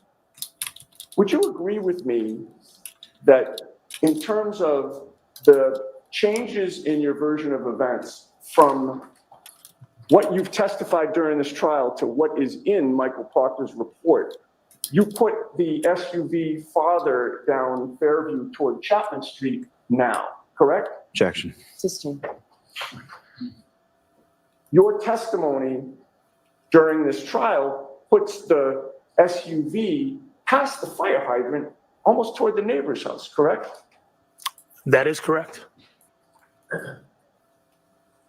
But however many times you saw that black SUV, you'd agree with me, you never observed any damage to the rear of that vehicle, correct?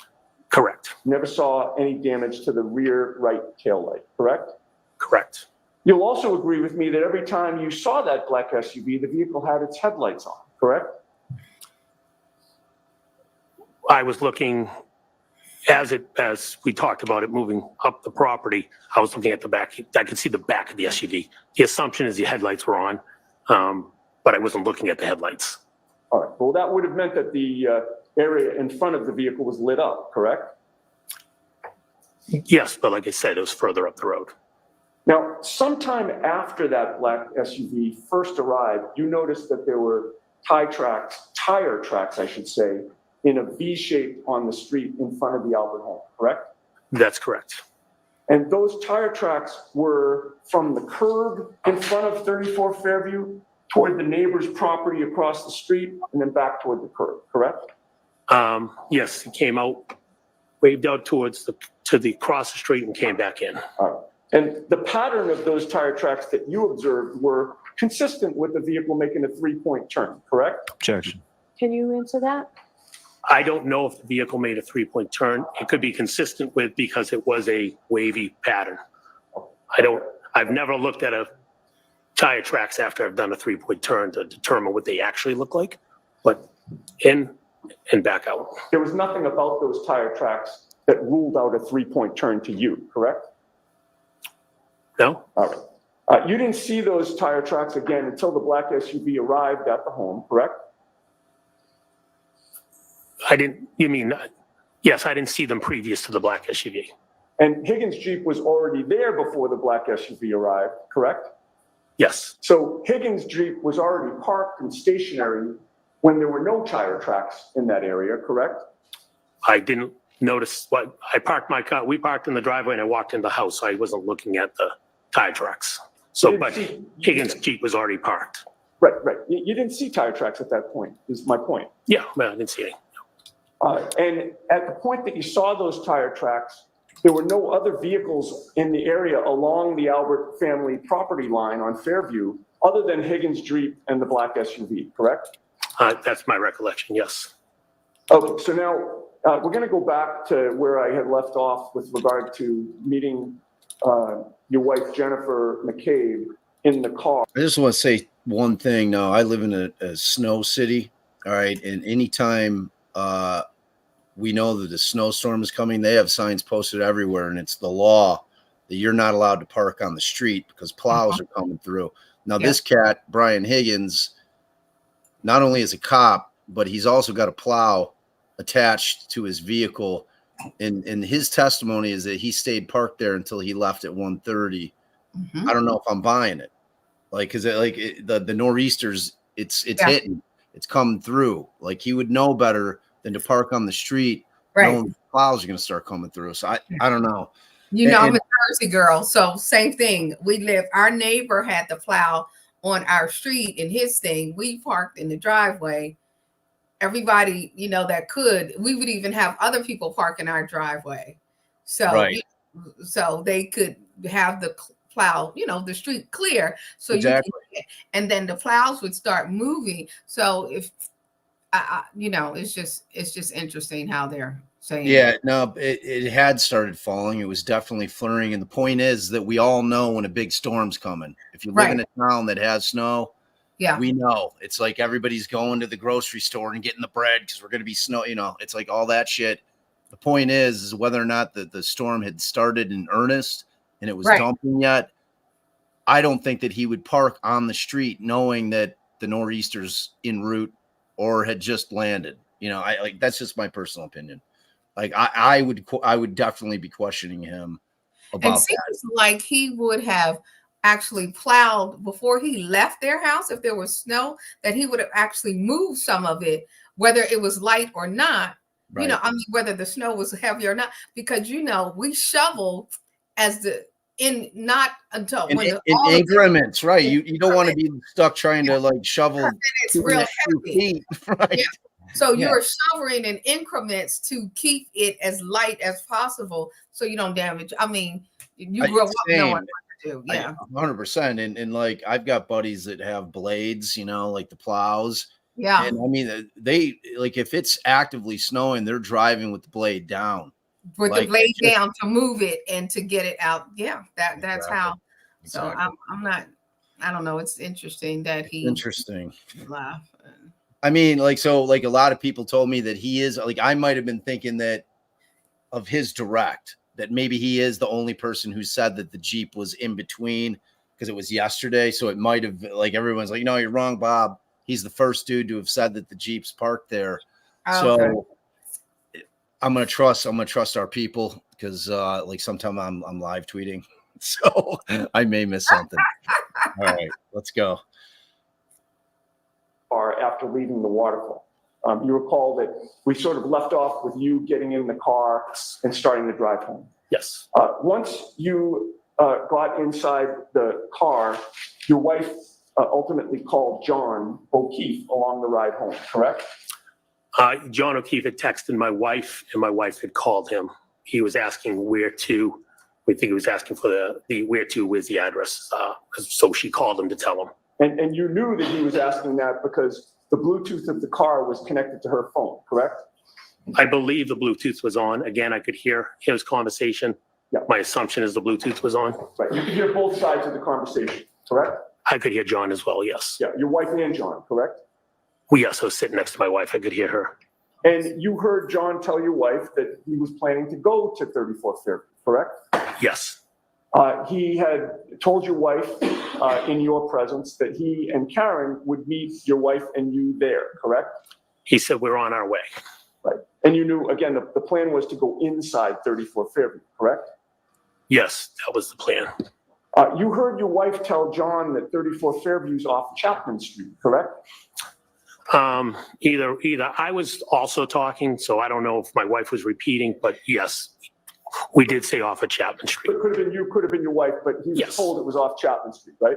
That's correct, yes. And then your wife hung up with John, at least temporarily, but then John called back, correct? Yes, that's correct. He indicated he needed more specific directions to 34 Fairview, correct? Yes. And then you heard your wife, or maybe you participated in the conversation, I won't rule that out, but between the two of you, you did give him more specific directions, correct? Yes, we did. And either you or your wife, and you can correct me if you know if it's one or the other, but one of you told him to go down Chapman and take Fairview as if they were going to Bella's house, correct? Yes, we had mentioned go down Chapman to Fairview, to you know where Bella lives, drive past Bella's street. The house will come up when you're left. Right, and I believe you previously explained that Bella was a friend of John's niece, Kaylee, and also your daughter, Olivia, correct? Yes, that's correct. So that was a good way to orient him as to where to go, correct? Yes. And once you did that, John O'Keefe never called back for any clarification, correct? Yes, not to my recollection. All right, and with regard to your state of mind, based on that conversation and the instructions that either you or your wife or both of you gave John, you certainly assumed that John and Karen would be arriving at Fairview coming from the Chapman Street direction, correct? That was my assumption. Okay. As I stated yesterday, there's multiple ways to go, but that was my assumption. And it was an educated assumption based on the conversation that you had, correct? Yes. May I approach the witness, Your Honor? Okay.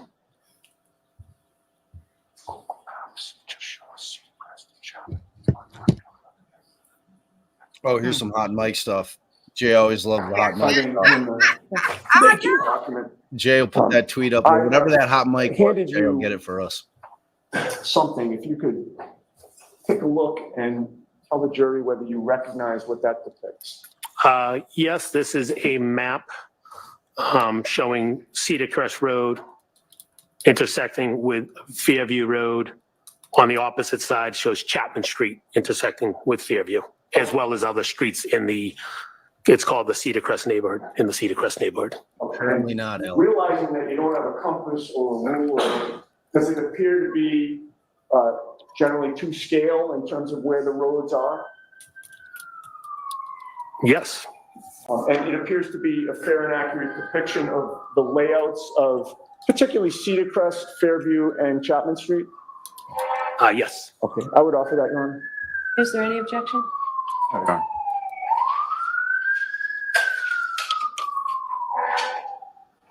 Exhibit 86. And Mr. McCabe, why don't you hand over the other one?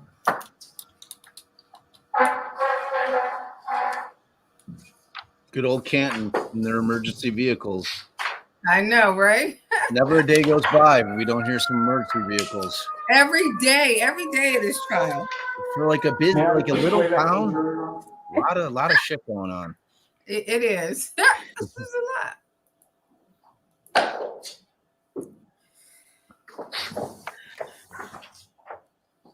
That will be exhibit 88. Oh, thank you. What is displayed on the screen, Mr. McCabe? Does that appear to be what I just showed you in Exhibit 88? Yes. You see that there's a red bubble there. Does that have any meaning to you as you look at the map? Yes, it'd be the location of 34 Fairview. Okay. And as we look at the map, Cedar Crest is up the top and Chapman is down the bottom. That is correct. With regard to the directions that you gave, or you or your wife gave John O'Keefe, if they were coming as you directed them on Chapman Street, would they be taking a right onto Fairview or a left? If they went the way that we mentioned, they'd be taking a left. Okay, so in terms of looking at this map, they'd be traveling on Chapman Street really from the left to the right as you look at Exhibit 88, correct? Yes, left to right, correct. And that would allow them to take a left down Fairview, heading towards Cedar Crest, correct? That is correct. And you would agree with me that that would put the driver's side closest to the Albert property if they just kept going straight all the way to Cedar Crest, correct?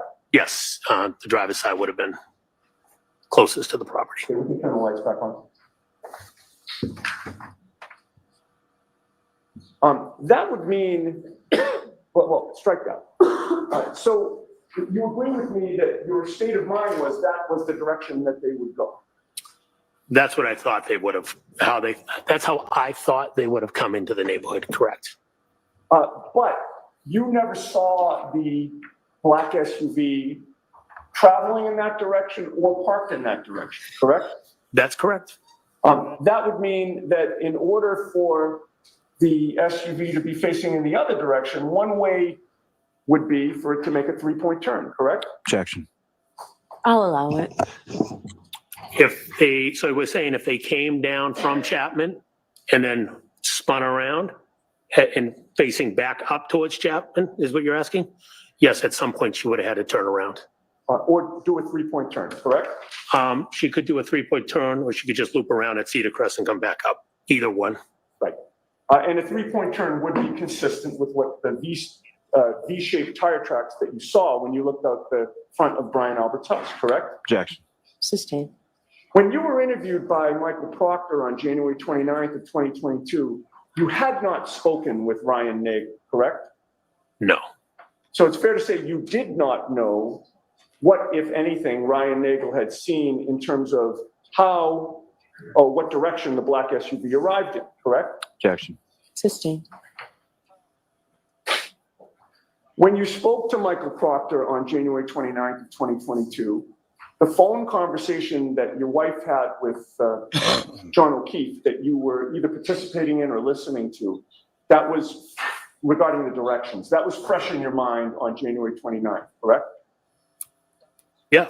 Those directions had just been given to John, the night before or really hours before, correct? Yes. Mhm. So on January 29th,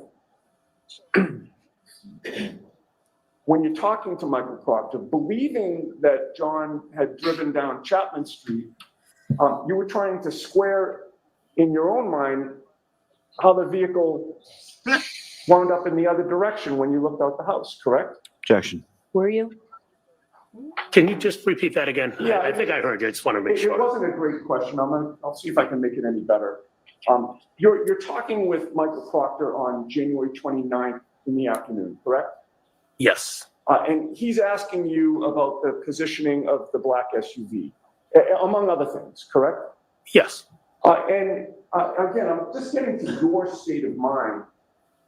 Your state of mind was that, you gave the direction, you or your wife gave the directions to John, and you're thinking he came down Chapman, but you never saw the vehicle in that direction. It was only in the other direction facing toward Chapman. Is that fair? Yes. And so you're naturally trying to square in your own mind, trying to make it make sense as to how that happened, correct? Objection.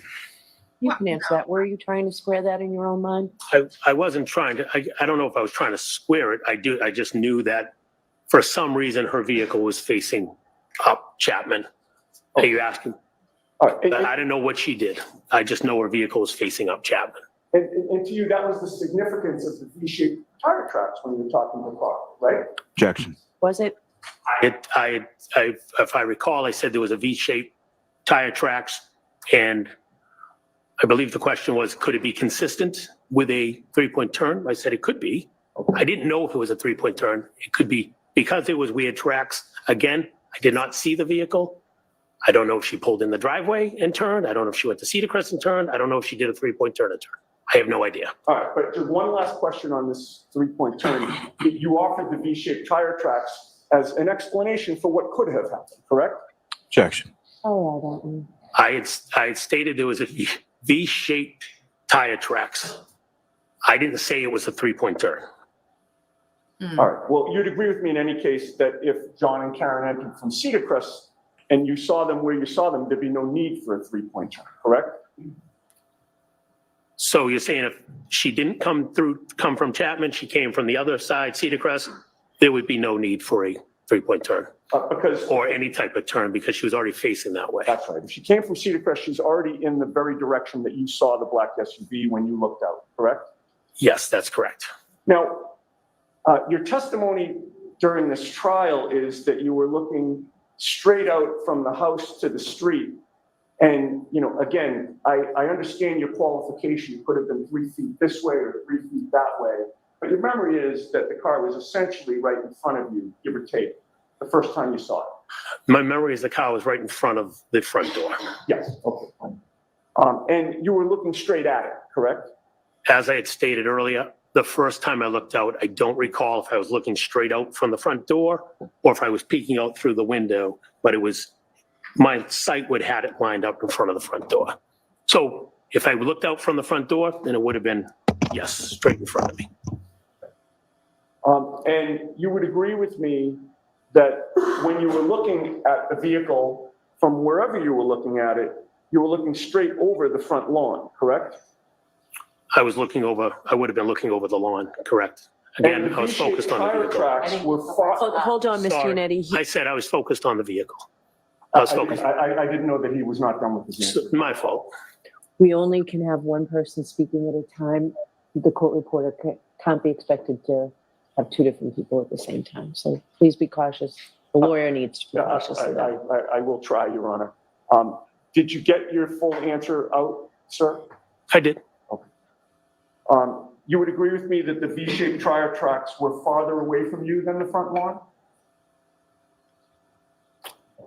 Yes, they were on the road. And if you were able to clearly see those V-shaped tire tracks, you certainly were able to clearly see the Albert's front lawn, correct? As I mentioned, I was looking over the lawn, but I'm assuming the lawn was somehow in my visibility. I wasn't focusing on the lawn. Okay. I'm going to try that question again and see if I can get a yes or no answer. Oh, If you see, were able to clearly see the V-shaped tire tracks, you were certainly able to clearly see the Albert's front lawn, correct? If I looked at it, it's a confusing question. As I said, I was focused on the road. I wasn't looking at the lawn. But let me be clear. I'm not asking you if you looked at it. I asked if you were able to clearly see it. I would be able to, yes. And when you looked out at that black SUV, and saw the V-shaped tire tracks, you did not see a 6'2" man lying on the front lawn, correct? No, I did not. And at no point in time, whenever you looked at that black SUV, did you see John O'Keefe inside the vehicle, correct? No, I did not see John in the vehicle. At no point in time did you hear any yelling outside 34 Fairview, correct? No, I did not. At no point in time did you hear any scream of pain outside 34 Fairview, correct?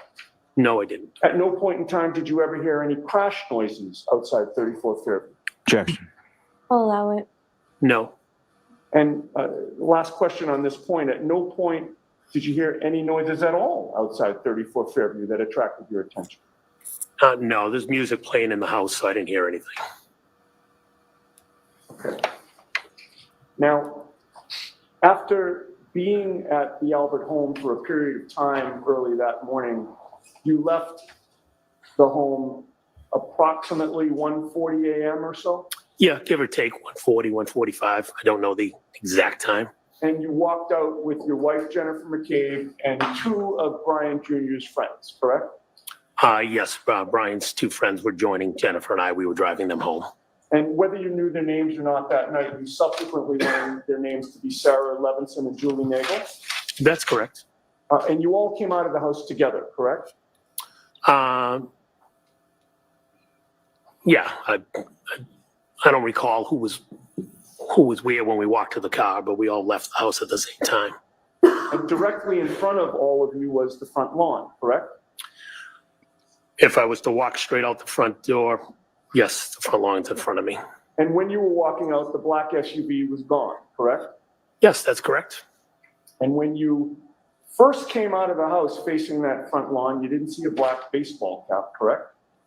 That's correct. Or a black sneaker, correct? That's correct. Or 45 pieces of red plastic taillight, correct? That's correct. Or even one, correct? That's correct. And once again, you didn't see a 6'2" man lying on the front lawn, correct?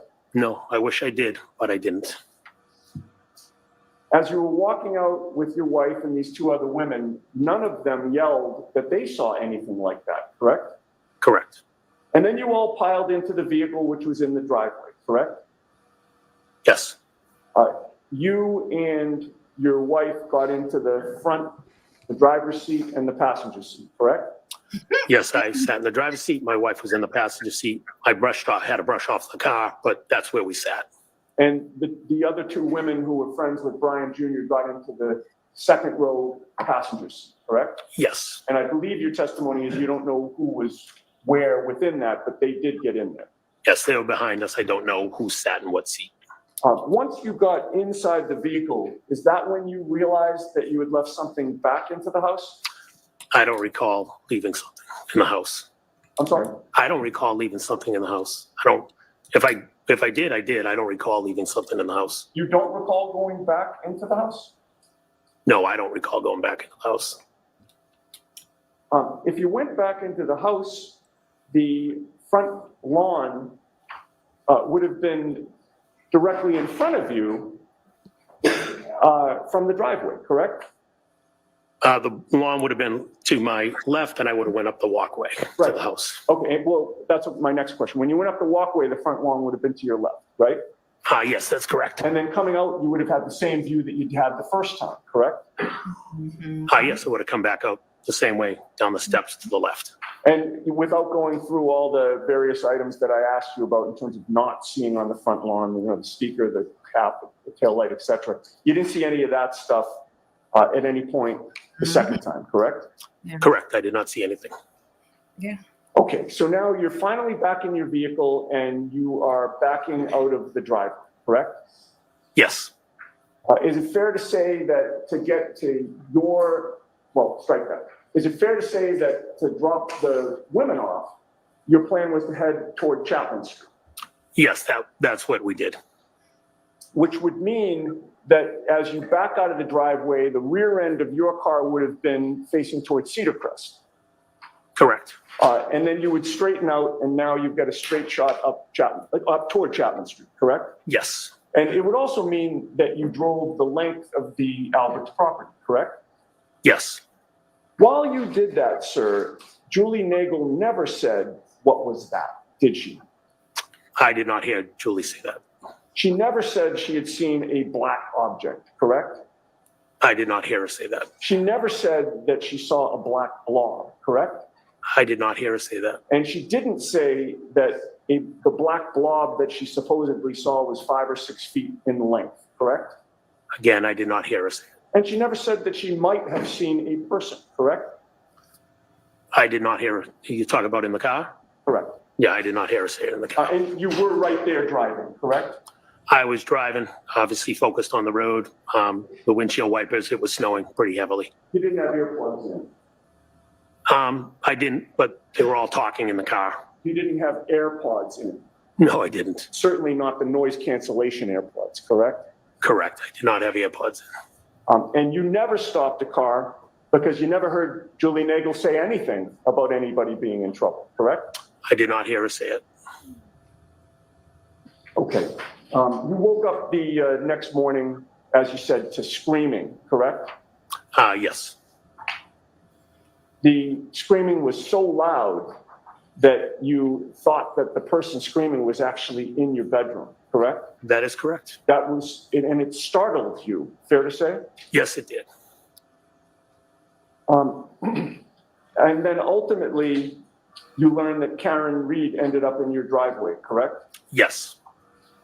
You could hear her screaming outside, correct? I could hear her outside, correct. She was hysterical. She was screaming, Jen. She just kept repeating Jen. In a hysterical manner. Yeah, Jen, Jen. Yes. And she was screaming so loud that she was in danger of waking up the whole neighborhood, correct? She was loud, correct. And other than screaming Jen, Jen in that hysterical tone, you really couldn't make out her words a lot of the time, correct? Not when she was outside my house, no. Skipping ahead to when you went back to Fairview that morning, it's fair to say that when you went, did you say that you went inside Fairview at maybe around 7 a.m.? Is that a good estimate? Yeah, I don't know the exact time, but it would say give or take, could be a little before, a little after, but somewhere in that vicinity. And I believe you testified that the only people inside that you saw there were your wife, Brian Albert, and Nicole Albert. In addition to Officer. At that moment, that's who I recall seeing there. Okay, so there were, and you didn't know where Brian Jr. was, whether he was sleeping, but you didn't see him. I don't recall seeing him at that moment, no. Okay. And Officer Lank was the only police official that you saw inside, correct? At that moment, correct. Okay. Now, in the days after January 29th, you participated in a group text exchange with 3 other people. Do you recall that? Can you name the three people? Sure. You had a group text chat going with your wife, Jennifer McCabe, your brother-in-law, Brian Albert, and your sister-in-law, Nicole Albert, correct? Oh, yes. I'd like to ask you some questions about that group text chat, if I might. Sure. You would agree with me that on February 1st of 2022, I'll be taking that notes. was 3 days after John O'Keefe passed away, correct? Yes. And at some point on February 1st of 2022, you were physically either at or near the Albert home at 34 Fairview in Canton, correct? I could have been. I don't recall if I was there. You recall watching what investigators were doing in the neighborhood on February 1st? I do not. If you could show it to me, I could maybe reflect my memory. I do not recall that specific day. You don't recall monitoring what troopers were doing? In I the was not neighborhood? monitoring anything that the troopers were doing. If I had driven down the street, dropping someone off, picking somebody up, and saw the troopers, then I saw the troopers. I was not monitoring anything. Directing your attention to 1:34 p.m. and 27 seconds, you texted your wife, Brian Albert, and Nicole Albert, quote, "Troopers back out front, but in front of Asian house." Did you not? If I texted that, you could show it to me. May I approach you? Yes.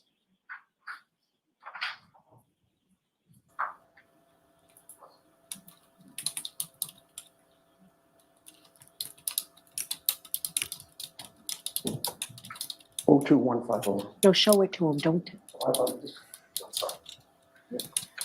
Touch it? Oh, you showed it. Show it to Oh, Mr. I'm Miller, sorry. and don't reference what it is. You think this is my first try?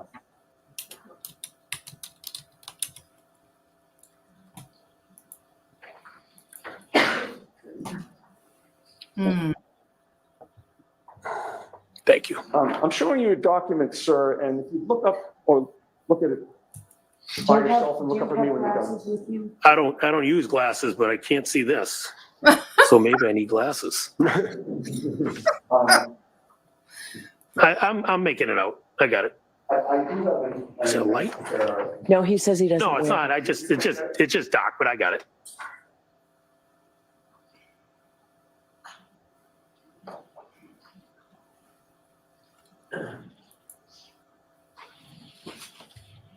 Go up front. What do you think it is, Bob? What the hell? Well, it's clearly this text message. You know, Yannetti asked him if you. I'm reading mine, right? The middle one? The state. Yeah, You take yeah. all your time, the time. Yeah, you need. I got it. So, and he clearly sends a I see it. text to his wife and the Alberts. Time to just He grab observed this. them, Thank you. the troopers, around the house, but parked across the Asian house. Having reviewed that document, is your memory refreshed? Oops. I see that I texted what you said I texted. The troopers were outside of the house. Yes. Right, that's my question. This is a page that contains the group text that you had with Jen McCabe, Brian Albert, and Nicole Albert, correct? Yes. And in terms of the question that I asked you, you now acknowledge that you testified troopers back out front, but in front of Asian house, correct? That's correct. Mr. McCabe, what is an Asian house? The next door neighbors People live there. to the Alberts were Asian. So you mean that a family of Asian origin lived next door? Oh, come on. Yes. Daddy. They were the next door neighbors to your brother-in-law and sister-in-law? Oh, Lord. Correct. They lived, if you come out of Fairview, they lived to the right of the Alberts. And did you know their last name was the Chungs? I had no idea that I've never met them. I don't know their last names. I just knew it was an Asian family next door. And you didn't feel the need to ask their names or try to call them by their names. I've never met them. Sorry. Objections sustained. You know what, Ms. Giannetti, let's come to sidebar, please. Yeah.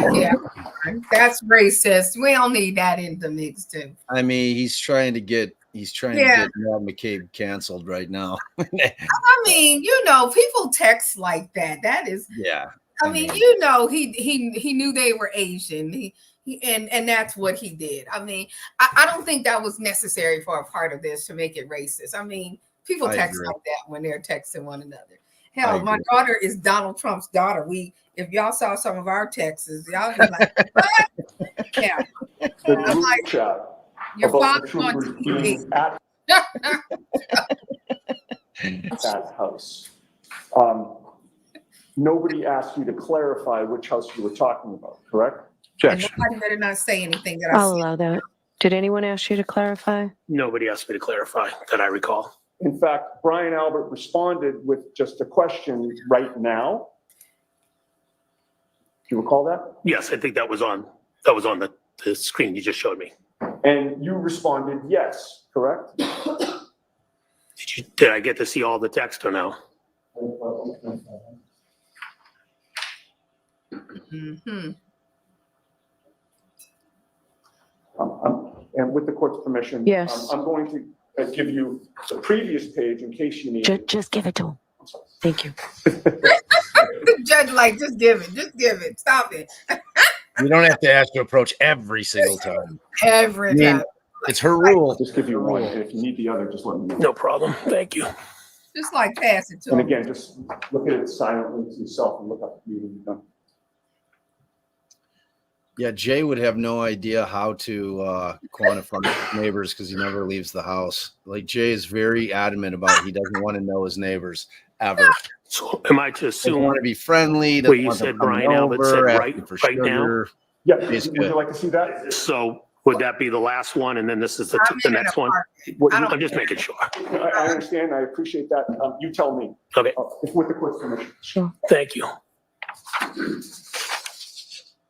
I would have said they were Asian too. So, I mean, and I watch Korean TV every single day, 100% when I'm not watching crime. And I'm definitely not racist. But I would have said the same thing too. Yep. That's what I was just looking for. My children tell me don't say collect the document. I didn't read the rest of it. No, take your time, please.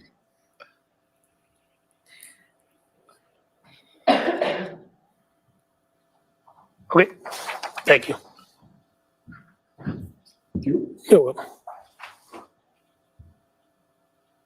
You would agree with me that after you told the group in this group text that the troopers were back out front, in front of that house, Brian Albert's response was right now? Yes. And then you said yes, correct? Yes. And then Brian Albert replied, okay, correct? Objection, Your Honor. As of the reading. Okay. Yeah. Is that how he replied? Yeah. That's what it just said, yes. All right.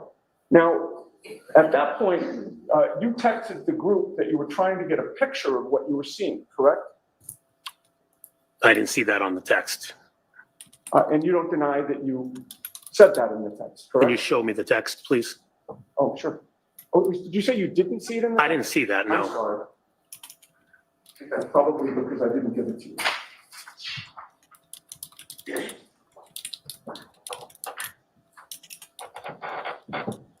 May I look? Yes.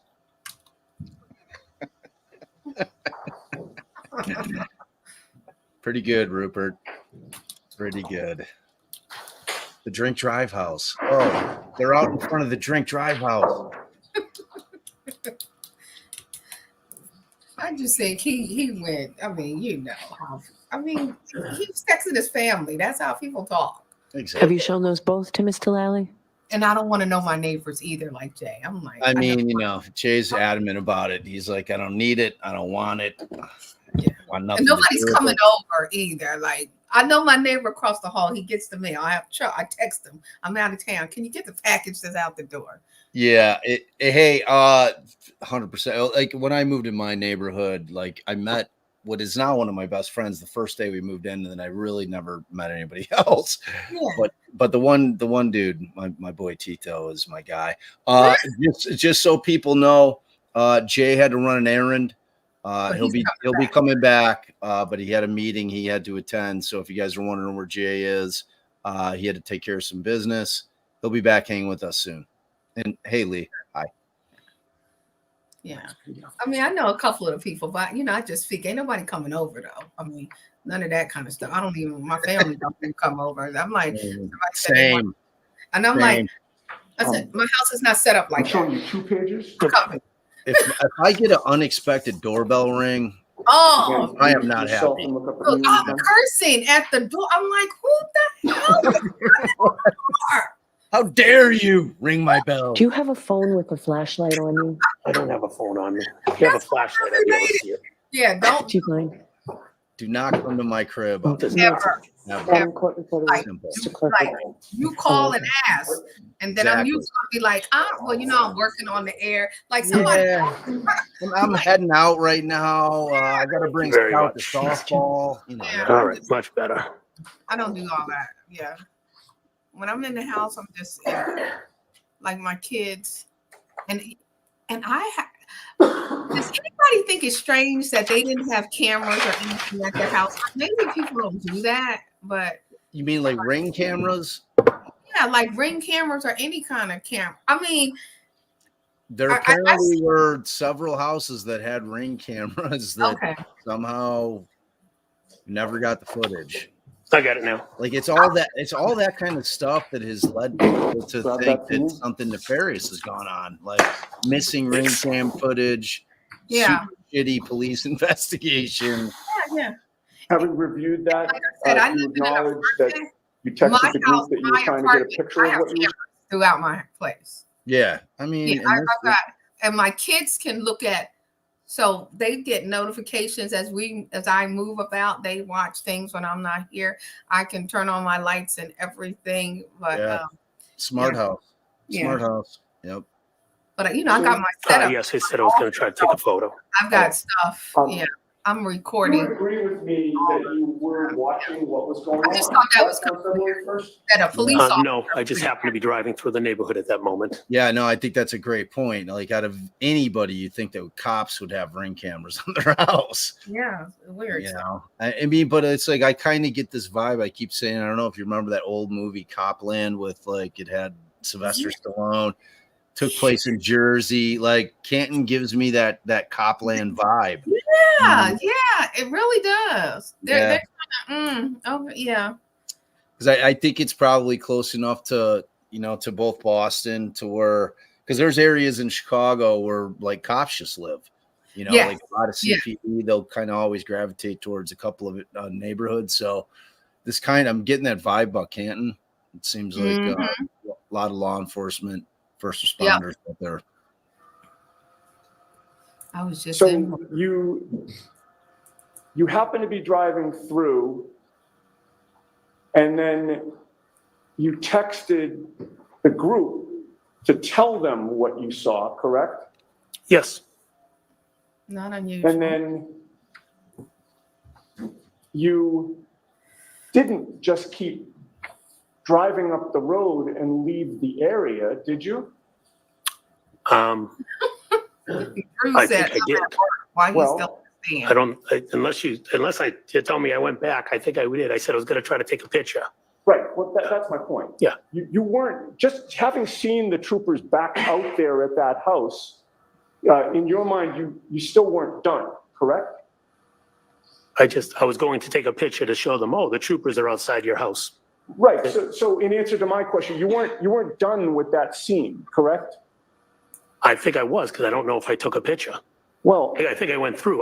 I mentioned I was going to try to take a picture. I don't know if I took a picture or not. You didn't intend to be done at that point, correct? I didn't intend to be done. Right, because you wanted to take a picture of what was going on. I was going to take a picture to show them that troopers were outside in front of the house. You wanted to continue to monitor what was going on, did you not? I was not monitoring what was going on. I just happened to drive by at that moment. May we be seen at sidebar? Okay. Dang, we're doing another sci-fi. What happened? Sidebar. Oh, all right. Wait, hold on. Jay has. Oh, I love it. Jay loaded me up with the sound effects. No, oh my God. Look, I was telling everybody they got to follow you. I love that you two teamed up to do this. Oh Yeah. my gosh.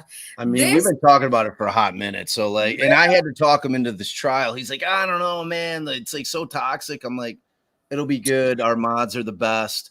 And I love it. And you know, like, I see people in the chat are on both sides of this. I do. Yeah, everybody's being civil. Everybody's being cool about it, you know. I was thinking the same. I love you, the mods. I love that the two of you teamed up to do this in this way. And this is the best case to like come out the door with it on. But like, you know, this is like a history making case because this has everything. And everybody, you know, we're on the air, Law and Crime, Court TV. Everyone is tuned in to this very specific case. It is very unique in and of itself. I love that you guys. It's that case, you know, and I knew it was going to be coming in, and it was like, oh, hey, what's up? Hey, I just I made a right. Hey, I just used the shots soundbite, I man. heard So I just made a right at the German house on my block, and now I'm here. So don't do that when I'm drinking. Not you turning at the German house. So I caught a little bit on the way home. How we? I mean, people are probably going to come at me from the little. First of all, the part I heard, he just threw Julie Nagel's statement out the window. No one's going to believe her anymore. And secondly, from what I've heard so far, he seems credible. But I haven't heard it all. He seems credible. Is there any objection from counsel if Mr. McKay brings his own phone back in? Should he need a Ellie's flashlight screaming no again? way from the bathroom. So why don't you do that? Hey everyone. Yeah. Hey everyone. So what happened? Why are we? This is just the morning break, or they're checking his phone or something? All right, so we're Jay, you missed a lot. Thank you. All rise to the court, please. I can't remember where you left out. Like, we had this whole thing where I went back and rewound it because there was a statement and there were a couple light, things, right? Right, about the light. We went back. He definitely. So people were saying that there's a phone conversation that took place. Did they take the morning break? Is that what they've done? Sounds like it. All right. So I think that is a perfect opportunity to be able to kind of go back. I think the people said. Oh, you testing out my cute glasses. I'm sure. I'm positive Sonny has been crushing it this entire. I'm fully confident in that. Dude, you know this. You know this. Look. Now, you know, I'm not as good as you guys. I'm just like. No, you're better. I am positive for the people who haven't seen you, they're probably blown away. The people that have come on with us know you already, but I'm sure the people who didn't are loving you. Look, I just told. Listen, I'm going to say this right now. I'm sorry to interrupt you. If you don't love Sonny, get out right now. Right out. Get the F out. That's simple because you're not my people. Hit you with the Lord split you. Yeah. Look, don't make me cry. One of my fake eyelashes might fall off. Oh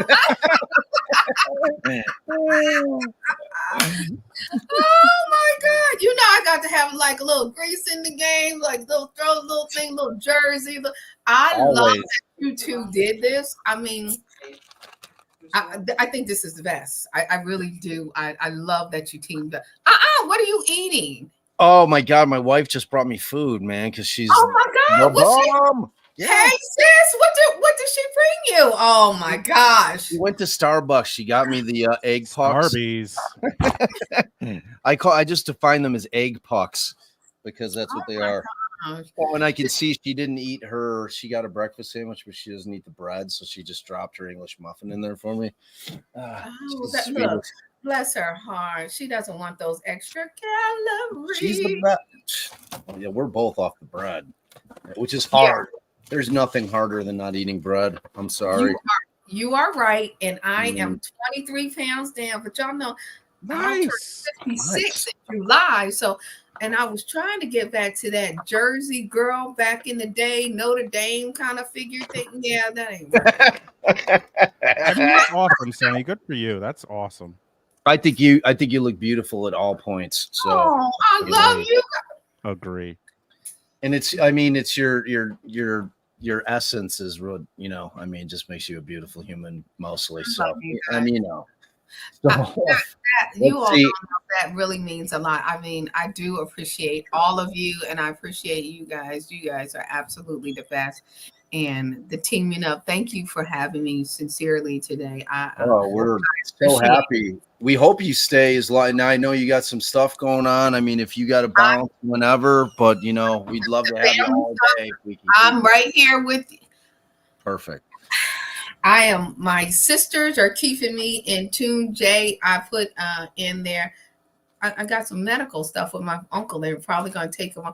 You know how real families work, where you don't like each other, like we don't like the aunt and, Yeah. and my uncles on life support, and my Oh, no, two I'm sorry. sisters are there in New Jersey. We don't like my father's side of the family. I didn't even like my father just until I had to go to New Jersey. But you know how that works, and this is like a tie-in to what I think is happening with the O'Keefe family and even Karen Reed's family. You know, sometimes we forget this case is so heavy that there are actually people involved, like John O'Keefe's family, his niece and nephew. And his parents have lost siblings. It is just, I mean, like children have died. So you figure he was the parent for his niece and nephew, and now another parent of theirs is gone. Yes. And so that is like really heavy for them. And even Karen Reed's family, they were dating, they were in a relationship. Right. And you don't always get along in a relationship, but the dynamics there, because I could feel that when the sister-in-law was talking, on the witness stand, that, they were like friends and things like that. So everything changes in these kind of cases. Right. And It does. We're covering the law, we're covering the legal aspect, but there's a lot of humanity So much humanity in this case that has shifted lives in very critical ways. And I think you two, the dynamics that you bring in your audience, this is real life right here. In this thread, when you look at these comments, how deeply divided people are is how it is in real life. Real life. Exactly. And I love that you brought up that point, because as we were kind of going through the testimony with Matt McCabe and whether you think he's credible or not, the one thing that I always keep trying to remind people, I'm like, we have to try to think in terms of two ways. We have to try to think, what is the jury thinking? Because in terms of the results of the case, that's what matters. What is the jury taking from this? But we have to try to kind of filter that through what we already know coming into this trial.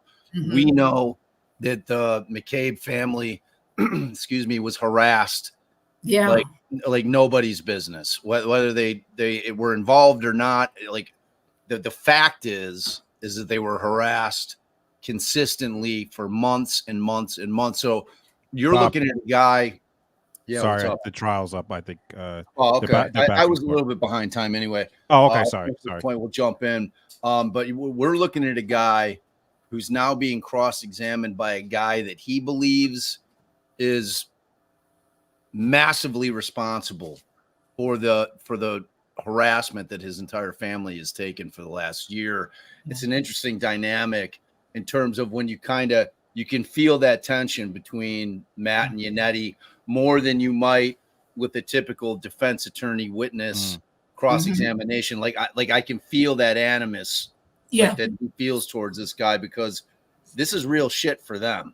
Like if this thing shakes out that those people in that house had nothing to do with this, well, then there's going to be a lot of people having to walk shit back, and you cannot take back this last year for that family, especially the kids.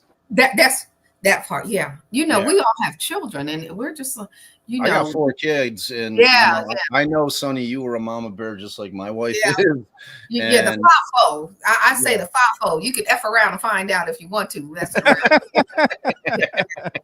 like this whole Jersey beast. I become the beast. Yeah. So. Yeah. It's all right. I'm getting a request to get us back to trial. Okay, Sorry, Skittles, J20. We getting back there. All right, I'm going. Okay. Pam, you're right. I agree with Pam. Jay, you looking good, a little tight up there on the beard and stuff. Look at that. Look at that. Thank you. Handsome devil. Yeah, she ain't let you go out by yourself. I did my hair today. I don't normally do my hair. I put some gel in there. It's a little different look for me. Just checking in for my sister. Gotta watch, guys. She's watching us right now. She's having a tough time with some poison All right, Miss oak Giannetti. that she's dealing with. So she's gotta go to urgent care again. So this is like our third time going to urgent care. Nothing is helping her. Hopefully make it easier on you and me Give her and a hug. the jury. I I'd like will. to hand Well, I won't you, hug her because I don't want to get it. with the But court's I'll permission, first. I'll. the 4 pages that you've already reviewed, just to have you. Oh, wait. Bob, it's just on us. You got to put the screen on. Sure. Somebody put it up. I have it in a screen share. All right, hold on. Sorry, guys. Tech Bob's in the house. Tech Bob. All right, hold on. No, you're right, Linda. Lida, I think it's Lida C. They're not young children, but they're, children nonetheless for their parents. I will send her your love. She's watching me. Sorry, guys. Sorry. She may be in the bath soaking, so she may not be able to respond. Wait, is she still dealing with the Yes, it's been like a month now, and nothing is. Shit, dude. Is it sinuses? No, she got poison oak in her yard, and she's getting more places, like new ones. She got a referral today at urgent care to a dermatologist. So I'm hoping there she is. Jenny, no, I'm definitely Gen X with boomer tendencies. That's how I describe myself. Yes, these are the ones you showed me earlier. Thank you, sir. Yes. Jay, No, tell son. her an oatmeal bath. Having reviewed She's been those, taking sir, those like every day, does this almost twice appear a to day. be, an accurate transcription of the sequence and the content of the group text chat within that time frame? Yes. I would offer that, Your Honor. All right. The only concern I have is I don't want to give the jury something they need a flashlight to read. Well, my next. So can I see it? Of course. Why don't I see?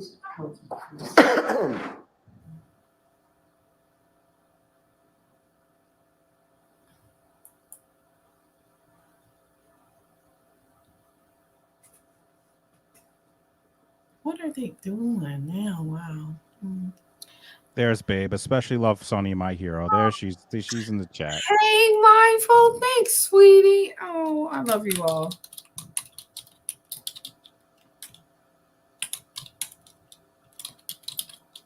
Does anyone know what we're doing now? What are we? I don't know what keeps happening. That we keep having to go to sidebar. We keep stopping. What's going on? This has to do with his text messages because it looks like he's looking at his. It looks like he's looking at his phone. Oh, so he went to go get his phone, his cell phone, because they were looking at text messages in their group chat, and apparently, I don't know, there was some question about whatever they were texting. Look, I don't want anybody looking at our family group chat. Oh my God. What a nightmare that would be. I'm Holy telling shit. you, my son is texting me from work talking about, did you see Donnie? I mean, did you see no, what does he call him? Jolie Fall. We're always talking about, Oh when my Joe God. Biden I would be in prison. Yes, And I've never committed a crime, but everything would be misinterpreted, and I'd be in prison. Like for as many times as I say I'd kill you or you'll kill me. Oh, or, yes. I will kill you. Yes. If you don't do that, I'm gonna kill you. They're like, oh my God, the guy's a murderer. And they're like, Mom, stop saying stuff out loud. You know you're on TV. You gotta act right. I'm always ringing me. And I'm like, Jesus. And they say, and they're like, don't put stuff in the chat. You can't put half things in writing. They're not wrong. They're not wrong. I know. I'm like, But I'm with you. It's like, I really had to come correct when I started doing getting on law and crime and court TV. I'm like, oh my God. I'm like, I said I can't say that out loud. They said no, not that. We can't say what we think anymore, Sonny. That's basically out loud, at least. Yeah, not out loud. Because sometimes I say stuff. I mean, me too. Well, I'm glad before, Sonny, you brought up the fact that sometimes people don't realize sometimes they tell you you may not think this, but we have too many people who are saying the same thing. We need someone to give the devil's advocate. So sometimes people will probably give you and I saw people in the chat, like, hope people like know behind the scenes. First of all, like sometimes you guys don't even have a lot of advance notice. Second of all, they're telling you to give an opinion that's not yours just so they have like something. So I just hope people can take a step back sometimes, regarding that. Right? That was interesting when you told us that. And you really have to use a dual lens. And I'm a law enforcement person, but I work a lot of defense cases. I actually work a lot of defense stuff. And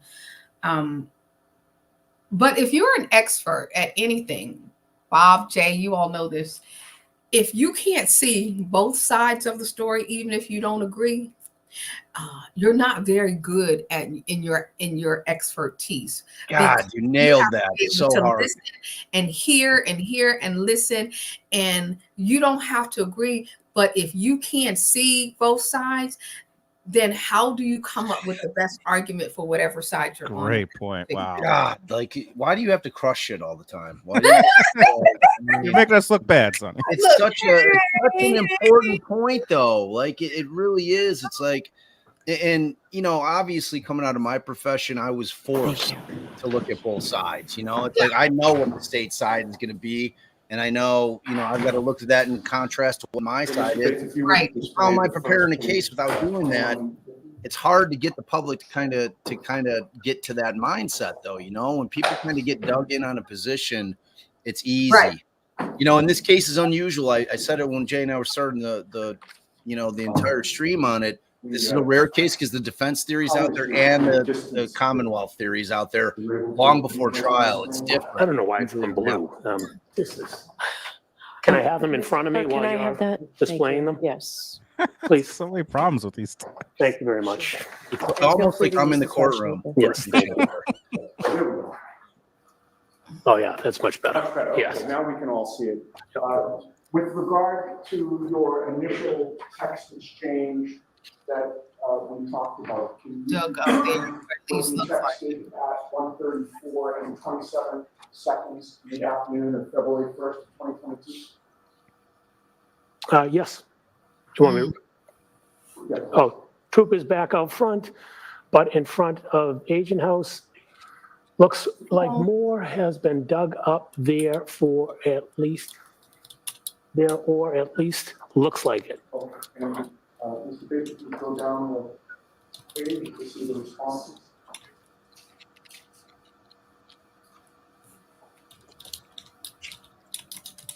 And who was it that responded to your notification that the troopers were back out front? That would be Brian Albert. Brian Albert Senior. Yep, senior. And his response was? Right now. And that was at 1:34 p.m. and 45 seconds? Yes, it was. Never And seen. you took that to be a question, correct? Yeah, asking right now. Yes. And you can move to the next. Yes, 2151, please. All right, Jay, real quick. So basically, Yannetti's implying that Matt McCabe was monitoring what the state troopers were doing over at the Albert House. So we're looking at our text messages And you between responded to Brian by Albert, saying, Brian and his wife, and Jen in this. I responded. When he's driving. Yes. Yeah, I mean, I'm just thinking if you're trying to prove a conspiracy, these are powerful evidence when you got the owner of the house involved, I'm not people sure that if were I was there still on involved, scene, texting each but other I was about it. obviously, if it was in the area, it must have been in the area, correct? and the next exchange, please. Sonny has a standing invite to come in whenever she wants, I love any him. day, as much as she wants. Brian You know Albert that. again? And his response was? Okay. You have a memory as to whether or not Brian Albert was on scene at that time or if he was somewhere else? I don't have a memory of where Brian was at that time. Given the fact that you're saying troopers are out front and he's asking right now, I'd assume he's not, I'd assume he's somewhere else, yeah.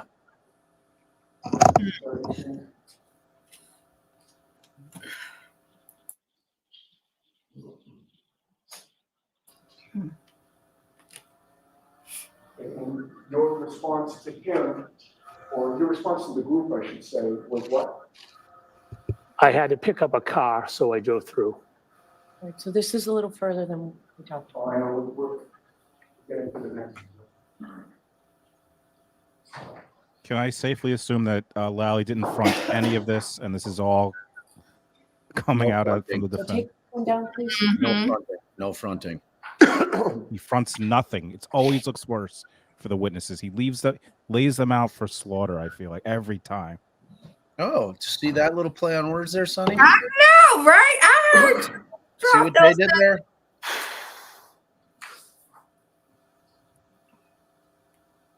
I mean, 701, I'm sorry. I mean, Sonny, you watch trials and you deal with this. Like, why? I'm sure the best prosecutors or defense attorneys front the bad stuff. Bob talks. We talk about it. This guy never just tell them that this stuff is give something out there, so it's not like it's a gotcha when they're on the stand for the defense on cross. It drives me insane. I know. I think we're the Like Bob says, every case has bad facts. Like it, they know it. Kind of at least introduce it somewhat, so it's not Try like to it's get like in front of it. yeah. try to get in front of it. That part. Please, Mr. Bates, on 2152. What's the 708 area code? What is that? What is that? That's us. 708 is Chicago. Okay. Now we're at I swear. 1:35 Yeah. p.m. and Were you 16 just in seconds, Chicago? Mr. McCabe? Oh yeah. Well, Yes, that's correct. And somebody your called me from text Chicago. to the group of you, your wife, Brian, and Nicole. Oh Albert man, I as hope well. they have new phone numbers because they sure didn't redact those messages. Trying to get pictures. I know, right? And at this point, I've asked the next bubble be displayed, and then I'm going to skip to the bubble. Oh, I after hope that they one. don't have. Oh my gosh. And Well, they should not have put those up there. Somebody Nope. should have been paying attention. The next Absolutely. bubble, comes Absolutely. from Brian I'm Albert. surprised the judge missed that. Yeah. They don't have new numbers. And that's at We're all 1:35. sharing it. Christy and Oh Eddie, my let her- God. Take that down. Now people got the numbers. If it doesn't, then the witness. What time is that at? 135, Oh, 32. they all have new phone And numbers? his response, Okay. does that appear to Oh, be a well, typo? well, Sarah talking about new phones and new phone numbers. PK, I'm assuming. The next bubble after that? Would be 2153, please. That's all. Friday is cleaning day at the Mata House. Oh, could you send her over? Yes, it'll probably take about 4 hours, but I'll get her over there. And that. She's that is amazing. from whom? Been with us for years. Brian Albert. All right. And the time there, are you able to make that out? Does that say 135, 34 or 138, 34? Whatever it says. If you can't see it, you can see it. Next. Sure. And his response was, Okay, does that appear to be correct in the PK? I'd have to go back and, For the previous one, you tested. Next question. Sure. All right, we can take that off for a minute. I'd like to just go over two more areas of these group chats with you. You would agree with me that later that same day on February 4th, the four of you, your wife, Brian Albert, and Nicole Albert, discussed in that group chat the fact that Michael Proctor was talking to Kerry Roberts over the phone, correct? Objection, Your Honor. Sustained. At 3:01 and 48 seconds, you commented on the interview of Michael Proctor with Kerry Roberts, did you not? Objection. Sustained. May we be seen? Okay. Juris- Is that him saying, "Oh my God"? Oh Was my that- God. Who was that, Matt? Or was that? I thought it was Matt, but I could be wrong. Okay. So, a lot of sidebars over the text messages. Now, I'm assuming that these are the text messages that they got through the federal investigation, because we know that the phones were never like the defense fought for months and months trying to get the judge to grant either subpoenas or warrants to get those phones and turn them over to the defense. So ultimately, when the feds did their thing, they clearly got into some of the messaging. Now, like, to me, I think it's a little bit of a nothing burger here. I don't know. I mean, I'm going to see what comes up next. I mean, clearly, like, I see what you're saying, Jay, that like in the scope of it being like a conspiracy, that this could be somewhat helpful. But again, from the perspective of the jurors, I just don't know that they're making that connection. You know what I'm saying? Like, I think that the jurors are kind of looking here, thinking that this guy is kind of coming off as kind of credible. You know, he's definitely a little antagonistic with Yannetti, but I mean, we know why. Like, that was the whole thing that I was talking about. Like we can't pretend that the reality doesn't exist, that Matt McCabe fully holds Yannetti partially responsible for all the shit that his family's gone through in the last year. So that's a real thing. That's a real emotion that's going through this guy as he's sitting on the stand. So like, I don't know if it's hitting like the defense thinks it's hitting. The reason I just think it is, I'm like a layperson. I'm trying to put my head, if I'm a jury member, and the defense has been floating this idea that people are contact. You know, we have already had a witness who destroyed his phone, who's in these text messages that didn't destroy it. He turned in his phone and the stuff was destroyed. And now we have some of these witnesses that are they're texting each other, and they're texting each other about the investigation. And like is the jury just thinking, oh, that's normal, and I would expect that, or are they thinking, this is a homeowner who was law enforcement, who's texting about a trooper being outside of it, you know, with his whatever relation, is texting him to let him know there's a trooper out there, and he's responding and like, yeah, he's there. Like, is that starting to sow the seeds of something was going on? Why are they messaging? I don't know. I don't know. You think it is like it's so hard for us to be able to kind of remove ourselves from what we know. Like it's almost impossible to pretend like we haven't read or seen or watched all the shit that's been going on for the past 12 months to take us out of that place, to put our mind in a position of like, okay, if I'm like just a unformed piece of clay in that jury box, how is this shit hitting for me? It's really, really tough to know, you know?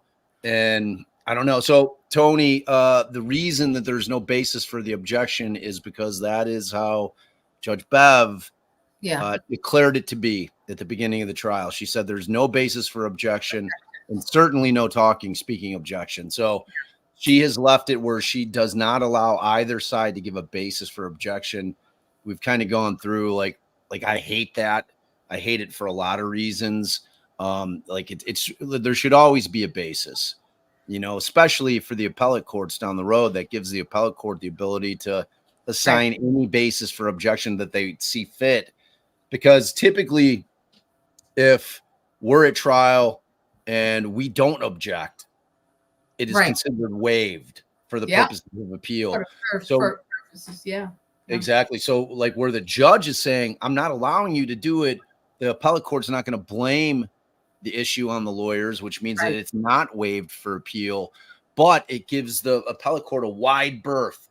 And they can say, okay, well, we don't know what the basis was, but we think it seems like it was hearsay. So, you know what I mean? It's like, I don't know. I hate it. I hate it for a lot of reasons, for both sides. Like we often use objections to cure our questions when we know what the basis is.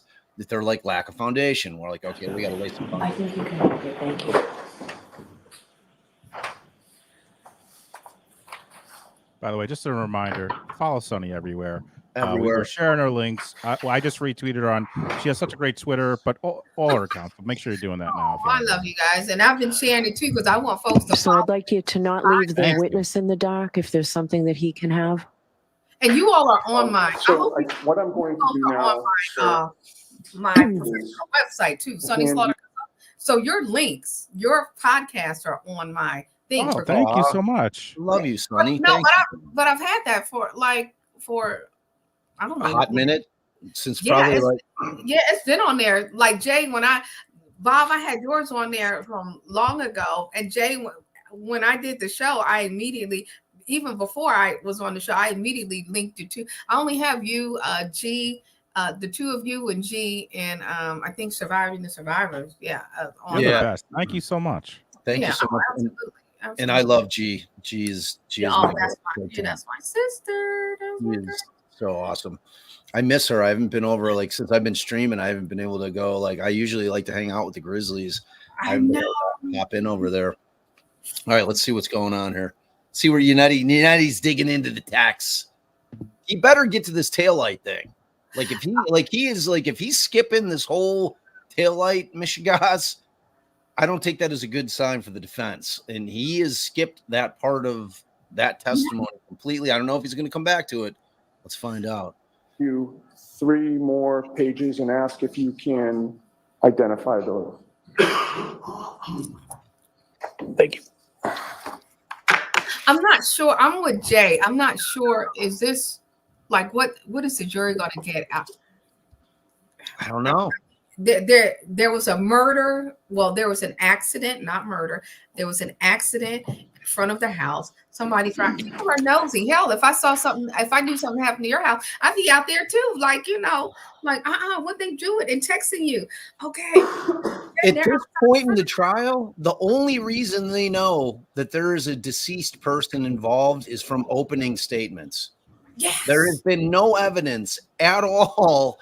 I mean, I guess maybe the first responders, but like really in terms of how it happened, there's been no evidence at all as to how Does it may this man have a flashlight on his phone, right? Sir, get glasses. Except the fact that he's got his flashlight on. What is he doing? He doesn't need, he said he doesn't need glasses, Jay. That's what he said. Get this man some bifocals. What's happening here? This man's in denial, Jay. Do y'all see?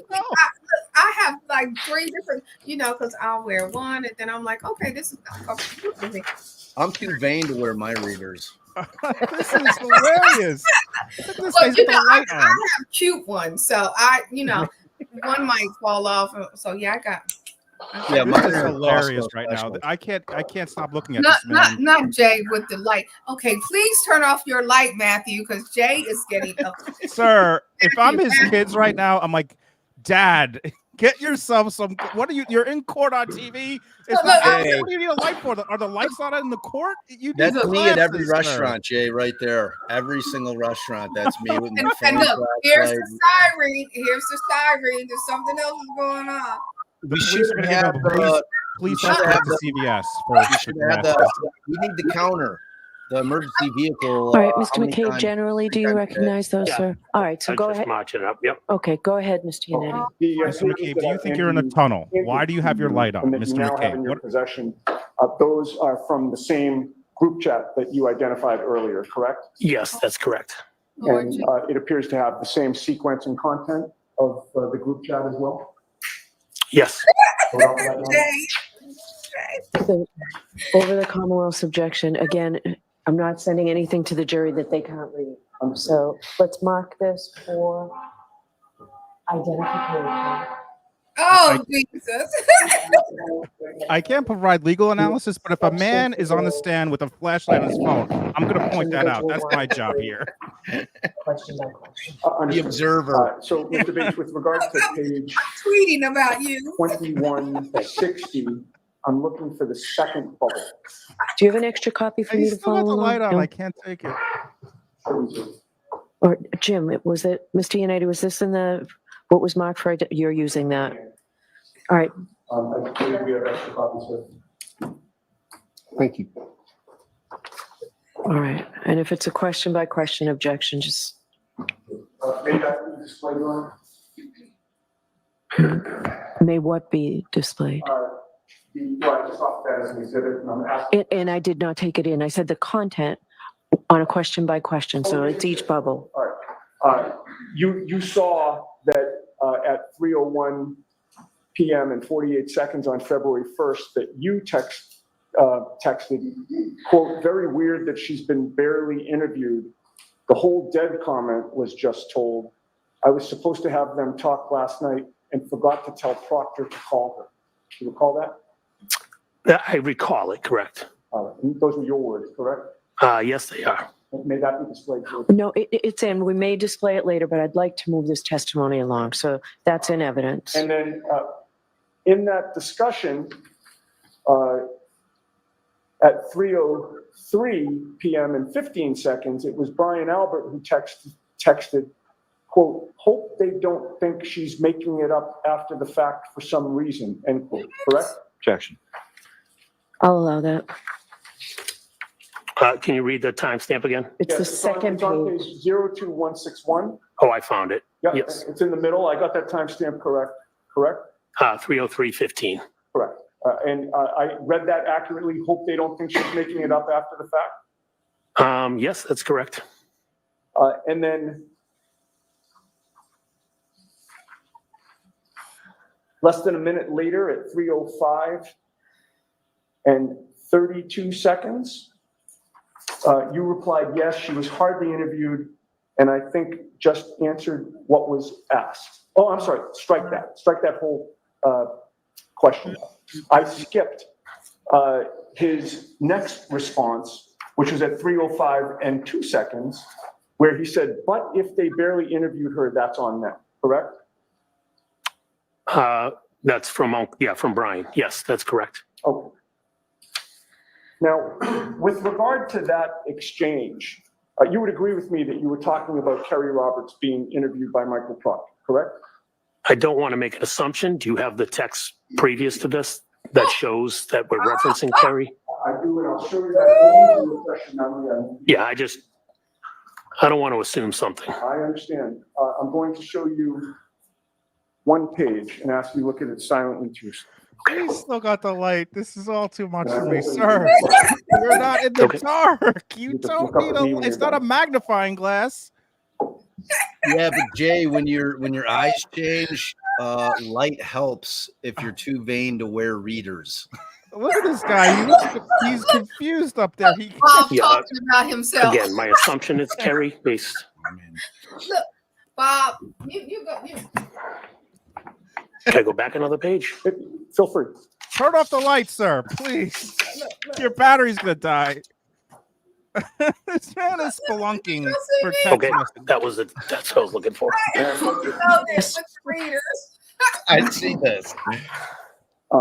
Did those previous pages reflect your memory about the context of your group chat conversation? Yes, it did.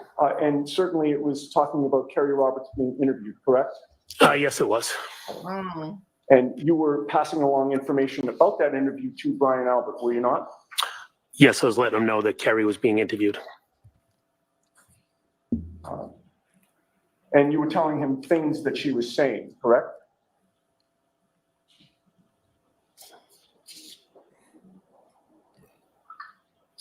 Remember you said the whole dead comment was just told? Objection, Your Honor. Sustained. All right, in any case, we're going to move on to the very last Yeah, that's sustained. discussion that I'd like to ask you about.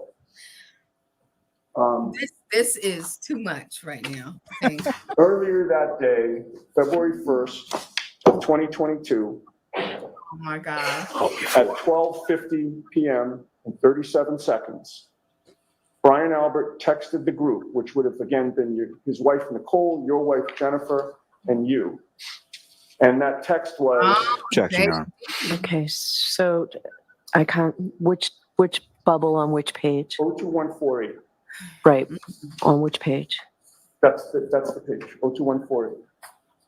Okay, so I don't have And it. the bubble is the second of the three bubbles. So I don't have it. I don't have it. I don't know what the objection's pertaining to. Well, you would if you allowed a basis.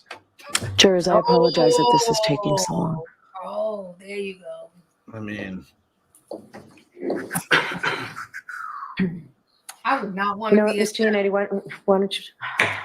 That's for the court, Your Honor. Like the judge is here. He's huffing. Is that So you're huffing? objecting to it, so I'm not going to let you say what it is. You can show it to the witness. Yes, well, They're Which getting one is so this? second bubble on 02148, and Uh-uh. the third bubble on 02148, Yeah, don't use the flashlight unless you want and then Jay the to first say. bubble on 02149. That's all I'll be asking about. they will put you on blast. Thank you. You use your All right, phone so I won't flashlight. allow, based on the objection from the Commonwealth, the second bubble on 02148. After lunch, he better have one of those I will lights on his head, allow- like when you go into cave. The author of the That's third what bubble For the minds, how you go into the mind. on page 02148. No.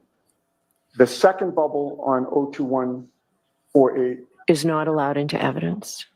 Oh. I Ooh. heard on that one. Not allowed into No, evidence. All right, I'll hear you at sidebar. Oh, jeez. She's throwing it. She's What the hell? What They the have hell? angered the Dark Lord. All right, so Okay, everybody stand up from your computers because they're doing another sign. Okay, now the family members, they're getting a little stressed. yeah, I mean, like this is so again, like now I'm dying to know what the hell this text says. Like Yeah, me now I too. want to know, like, how is she delineating which ones are getting in and which yeah. ones aren't? You know what I mean? Did they It's have like, this conversation earlier, though? Do we know? I mean, it's all going back to her ruling that she is not allowing them to flat out, like she didn't allow the defense to bring up third-party culprit Third stuff party, at right. all during the, you know, Right. during the opening statement, and she expects them to try to get their kind of their theory of the case and their third-party culprit elements out there through cross-examination. So I'm assuming it's got something to do with that. So But did you not allow them to do it because they wouldn't? It was kind of flimsy at best. I mean, I think she found that there was enough of a nexus for her not like like if you can provide some type of nexus, they're going to have to allow it in. Like it would Right. be reversible error potentially if she were to deny them like their ability to be able to point the finger at somebody else, as long as they could provide some kind of nexus. And again, what created this nexus is the fact that law enforcement did an absolutely massively shitty job with this investigation. Had they done a normal investigation into this, we might not be here, like at trial at all. I don't know. You know, I mean, like we would have gotten a lot more answers than we have right now. It's like right now we're basically having to investigate the investigation by law enforcement during the course of a trial. You know, it's such a weird trial. But Because Bob, yeah, what's up? No, I was just going to say, to your point, what you just said is just, to me, the entire thing here. You're like, now I want to know what's in that text message. So Yes, if you're on this jury, whether there's a conspiracy or not, you're like, they are hiding something from us. I'm sure they want to know too. Like, even if there's nothing in those messages, this continued stop back and forth. Like, to me, it's like, how could they not think something is going on that they're hiding or don't want? Like, it's just the face of it. I don't know. It's Brianna, just to be clear, I didn't say whether I thought he was credible or not credible. I tend to kind of like, and again, Brianna, you have to ask yourself, do you think that he's not credible because of what you know coming into this trial? Right. I'm always trying to look at things from the perspective of the jurors, not from me. I mean, if I'm looking at it from my perspective, I know that this guy hates Yannetti. I know that he hates Jackson. I know that he hates Turtle Boy. He hates everybody that's been out there that he holds responsible for putting his family on blast. So, like, I know that about what he's sitting there on the stand thinking. I don't know what the jury does, though. And what is credibility? Cut the jury back, please. You're thinking back how you recall. None of us are operating in where we are looking at every single detail throughout our lives when we're interacting, like what somebody was doing at the bar 2 years ago, and great point. think about your own lives and how you. When I was on the witness stand and they asked me about when I was testifying against my child predator husband, and they asked me a question, I said, well, how the hell I was supposed to know what time that happened? I wasn't like looking at the clock. Right. And to your point, like I'm always talking about this with witnesses, like if you don't know in the moment that something's happening, that you need to be committing it to memory because you just don't realize its significance, then how are you supposed to like realistically be expected to remember that? It's one thing if like you see like an accident or something take place right in front of you, you're like, oh shit, like I got to try to remember as much as I can because you see the event happening. When it's like you're at the waterfall bar and like, was I watching what Karen Reed was drinking? Like, did I notice somebody? Like, why would you be doing that? Like, you wouldn't. So, yeah, it's that's not how we live our lives. We're living in the moment, and only when there's a critical incident or crisis or something that happens or something even good, do we remember those exact details. In that way, that becomes what we put out on a witness stand. And it is not easy to testify. So unless you've ever been on a witness stand in a courtroom, we all think it's easy until you actually have to show up. that is gospel. And then you're like, what the hell? This sucks. Like, yeah, you're like, shit, and this chair hard, and you got to be sitting in it, like all these freaking hours, and then they asking you something like, what the hell? Yeah, I was not a good witness in my daughter's case. Yeah. Judge was like, oh, we're gonna strike. The judge was like, no, you cannot act like that on the prosecution, and I was like, sorry, Judge. I don't know how many times I had to say. I was not. It's hard. It's hard up there. Yeah, it is harder than it seems when it's very personal to you. And he has something very personal because it has impacted his family in a very personal and direct way. And they need to have to do with. And Mr. Jackson, if you are planning on doing this with the next witness, I'd like you to let Mr. Lally know which ones of these you intend to use so that we can avoid all of this. And if you have a copy from me, that would be helpful for objections. Did they accuse the jury? Do we know? I think they did. Yes, I think so. What I don't get is how are we at this point in the trial? No one knew that this stuff was going to come up. Like, we're just deciding this now. Like, how did this not get? That's what Judge Bev is doing. All right, the jury. Oh, there they come. And she has a well-oiled defense team, so they should have been well prepared for this and ensuring, that everybody had everything and what they were going to go to. And now all I can tell you is she is in full. She's in full dark Bev mode today, man. She's Friday. She's like, look, it's Friday. Just got paid. I want to have the drink. It's Friday day. Just got paid. Okay, no. Janetti.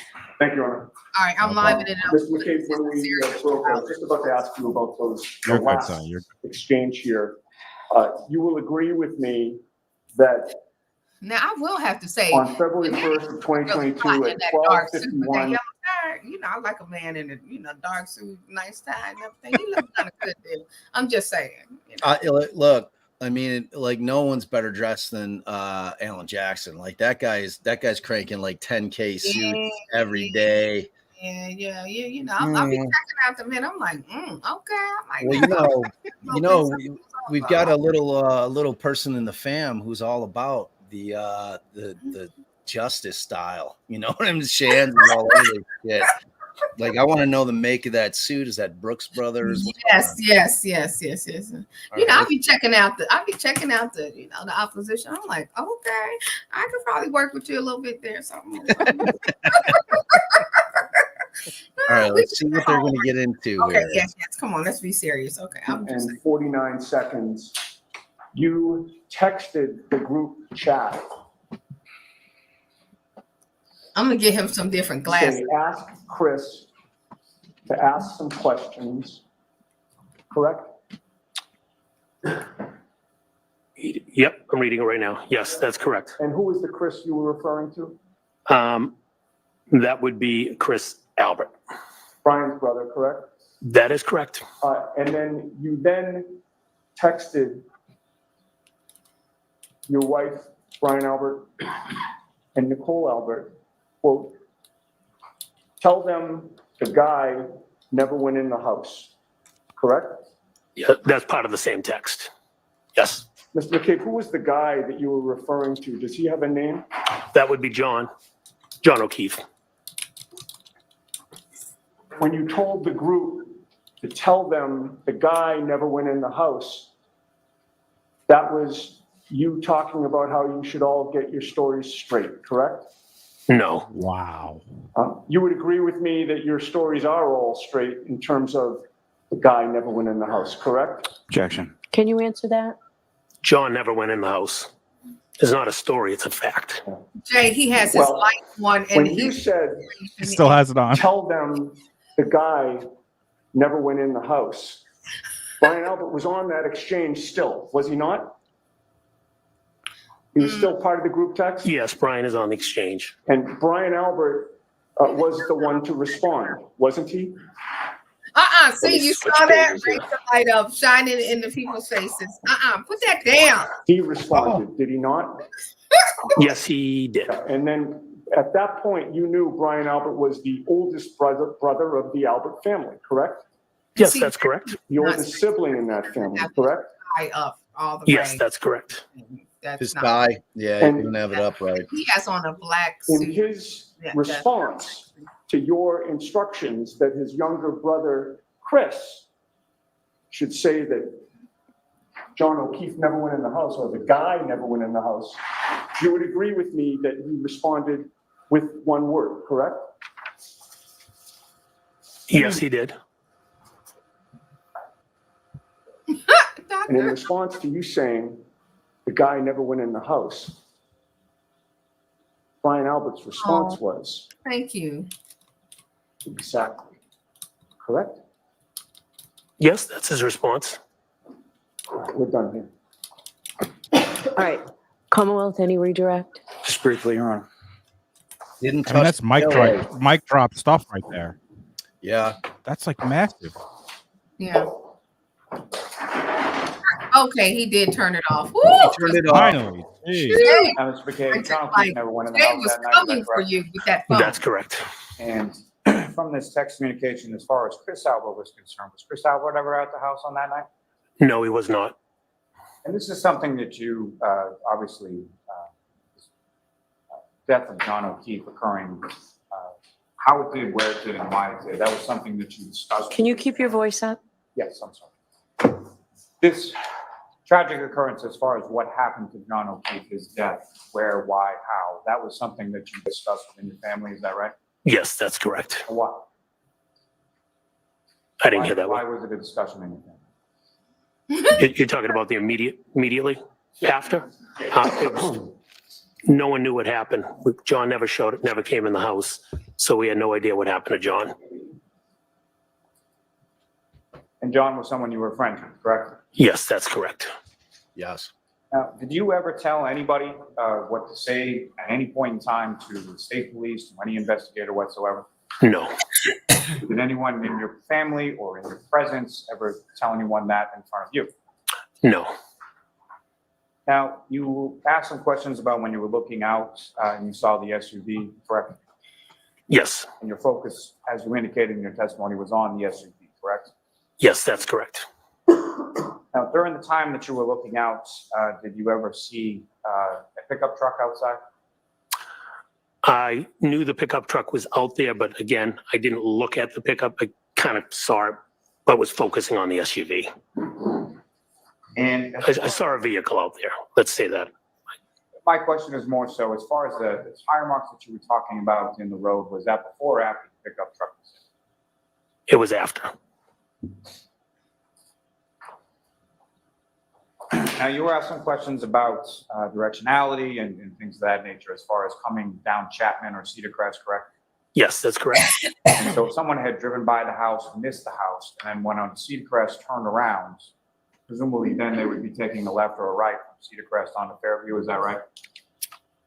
Yes, if they passed the house, they would have come to Cedar Crest and turned around and come back onto Fairview. And you were asked some questions about whether or not you saw Mr. O'Keefe from your vantage point in the SUV, is that correct? Yes, I was. You didn't see him, correct? I did not see him. Could you see anyone inside from where you were? I could not see anybody in the vehicle. Did you see anything about the windows as far as their tint or anything like that? I don't recall the tint. I couldn't see inside though. As far as any statements that Ms. Nagel made on the way home, is it your testimony that you, Ms. Nagel didn't say those statements or that you didn't hear those statements? I did not hear those statements. Now, turning to February 1st, do you recall what you were doing on that day when you drove by Fairview? I don't recall what I was doing. I don't recall exactly what I did that day. And were you going specifically by Fairview or where were you? Based off of reading these text messages, I was doing something, picking up a car or something, it says. I don't recall where. And I cut down Fairview. Now, as far as your statement in those text messages where you said, looks like more has been dug up, you recall that? I don't recall it. I read it in the text message. Do you recall what that was in regard to? Okay. As far as what were they digging? Sorry. I do recall. They dug out the snow. It looked like the snow banks. It looked like there was more snow dug out in the around around the scene. And by the scene, you mean around where the flagpole fire hydrant that was? Correct. Yes. Did you recall any sort of change in the weather between the 29th and February 1st? I believe the temperature rose. Snow was starting to melt, if I recall. Now, when you and your wife your wife was talking to Mr. O'Keefe and you were given directions, there was some reference to Bella's house, correct? Yes, that's correct. And that was sort of used as a directionality as far as Mr. O'Keefe would be familiar with where Bella's house was? Yes, that's correct. What, if any, relationship in the past were you aware of between Mr. O'Keefe and Bella, and Bella's mother? At some point, Bella's parents were separated, since divorced. At some point, Mr. O'Keefe had a relationship with Bella's mother. And after that conversation in which that was referenced as far as Bella's house, did you ever hear from John O'Keefe again? Never heard from him again. Nothing further. Anything? Just very briefly. Okay. You were just asked if you ever told anyone, if you told anyone what to tell the state police or investigators, and your answer was no, correct? Yeah, I don't recall telling anyone to tell anybody anything. So with regard to your statement, tell them the guy never went in the house, who's the them? Do you mind if I go back and read? Take your time. I think I know. I just want to read it. Bob and Jay, look in the chat, in the private chat.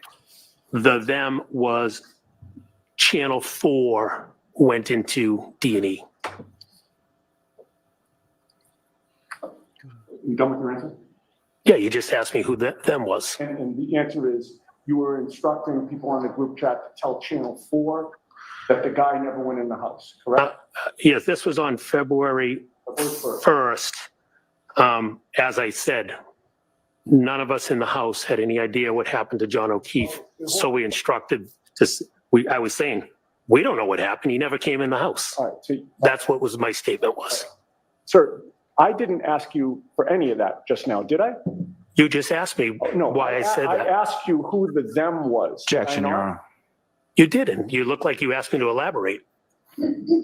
Okay, so your answer to my question is, the them was, you were saying that Channel 4 should be told that the guy never went in the house. Yes or no? Channel 4 was who I was referencing. Yes. No further. All right, you are all set, Mr. McCabe. I will take those documents. Thank you very much. Yes. Okay. Thank you. Your next witness, please, Mr. Lally. Yes, Your Honor. The Commonwealth will call Jennifer McCabe to the stand. What a day today is, folks. Jimmy. And we are very glad you're with us watching. Thank you so much.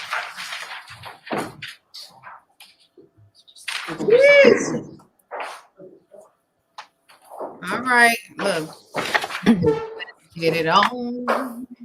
Oh, baby. Anytime that you sing Al Green to me, it makes my heart go. Ooh, there we go. Oh boy. You solemnly swear the evidence in Son. the court during the case now hearing the truth, the whole truth, and nothing but the truth, so help you God. Thank you. You may take this. Shans, I need Shans to tell me about this blazer. She's going to get her most recent meds, so I'm sure when she comes back, she will. All right, whenever you're ready, Mr. Lally. Thank you. Good afternoon, ma'am. Nice. Good afternoon. Could you please state your name and spell your last name? Sure. Jennifer McCabe, MCCABE, And where do you live, ma'am? Canton.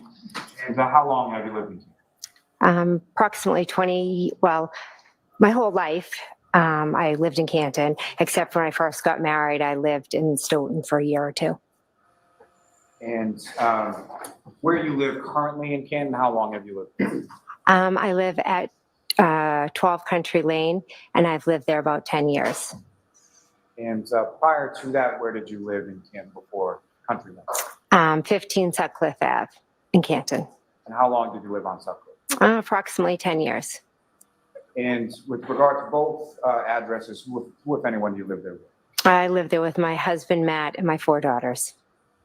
And how old are your 4 daughters? 15, 16, 18, and 20. Now, if I could turn your attention to January 28th to January 29th, 2022. Do you recall what days? I do, yes. And do you recall what days of the week they were? Friday and a Saturday. So starting with Friday, January 28th in the evening, do you recall what was going on that night or where you went? What were you?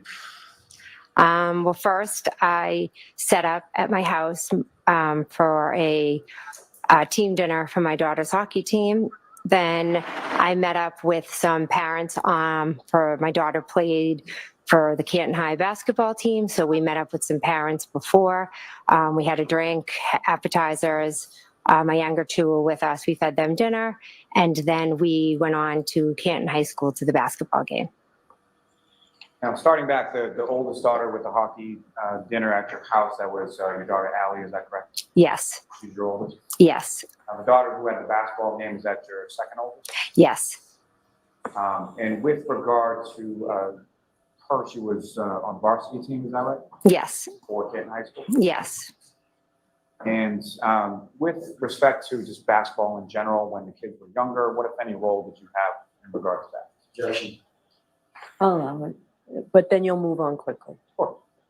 I was a basketball coach for the rec, well, the town program. How many years? I believe with Emily, I started approximately when she was in 5th grade, and then I was also a coach for my daughter, Olivia, I think starting when she was in 6th grade. And with my youngest, I think I coached from 1st grade on, up until 8th grade. Now, as far as the high school game was concerned, is there sort of a typical start time for high school basketball game? Yeah, move on. We know the time. Move on. After the basketball game, where did you go? My husband and I dropped my youngest daughter home, and then we proceeded to meet my sister at the waterfall. And which sister is that? My sister, Nicole. How many sisters do you have? 3. And do you recall about what time it was that you got to the waterfall? Approximately 9 o'clock. And when you say we, who do you mean? My husband, Matt, and myself. And do you recall which vehicle that you were in going around Canton that night? I believe it was my car, yes. And what kind of car was that? Denali, Yukon, I think. Denali, yeah. So bigger type vehicles? Yes, big SUV. Now, with respect to, you got a cell phone around that time, is that correct? Yes. Your cell phone, what, if any, connection did that have between cell phone and vehicle? At that point, I don't think mine was connected. I'm not sure. Now, when you arrived to the waterfall, did you go right in or what, if anything, did you? I waited a few minutes because my husband was on a phone call. And at some point, did you and your husband then go in? Yes. And when you arrived in the waterfall, where within the waterfall? We walked in, and I believe we sat at the 3rd table.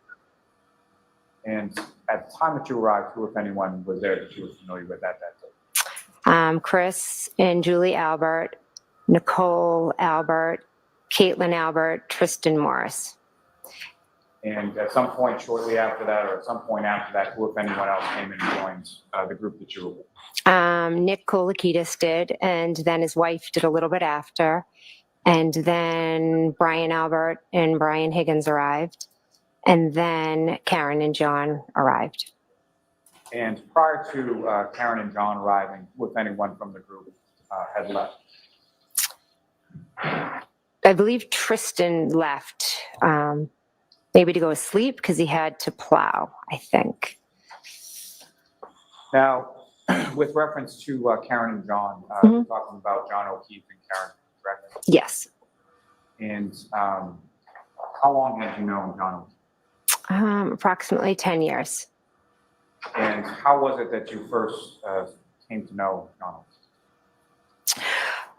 John's sister and her husband lived in the neighborhood, and my daughter became friends with John's niece when they were in kindergarten. And during that kindergarten year, John's sister and then brother-in-law passed away, and John moved in and took care of the kids. And just for clarity purposes, this would have been when you were living at the home on Sutcliffe? Yes. And then after John moved in with his niece and nephew, what, if any, role or what, if any, relationship did you have with either John or his niece? So my daughter was very good friends with his niece. And so, you know, she would be over all the time. And JJ would come over with Patrick and pick her up. And he would come in and talk to us and hang out.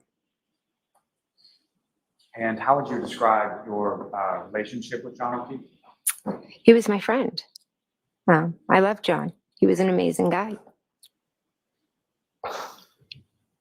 Now, with reference to Karen Reed, and just for clarity purposes, do you see Karen Reed in the courtroom today? Yes, I do. You identify just as to where she's seated or not? She's seated between her attorneys. John, just has a record reflect identification Yes. by the witness. Now, with respect to the defendant, Ms. Reed, when was it that you met her? John had reached out to me saying that he was dating a new girl and that she had MS and I also have MS. So he said he would like for me to meet her. And how long have you had MS? I believe it will be 10 years this October. And do you recall specifically when around that was, what year, what month, anything like that? That I met Miss Reed? Yes, they came over in July of 2020. And came over to your house, is that correct? Yes, they came over to the house. They brought the kids, swam. I have a pool. Now, over the course of, you were familiar, obviously, that Ms. Reed was dating Mr. O'Keefe, correct? Mm-hmm. Over the course of time. Yes. Sorry. Over the course of time from July of 2020, when you met her, to January of 2022, how often would you see Ms. Reed? It would vary. You know, there were times that we would bump into them, or depending on their sports, or, you know, for my daughter's birthday party, when it was time to pick up, they'd come over and hang out, or Halloween. It just varied. We have 4 kids, so we're always kind of in all different directions. Sometimes it depends on what sport month it is and what team we're with. And how would you describe your relationship with Ms. Reed? I enjoyed Miss Reed.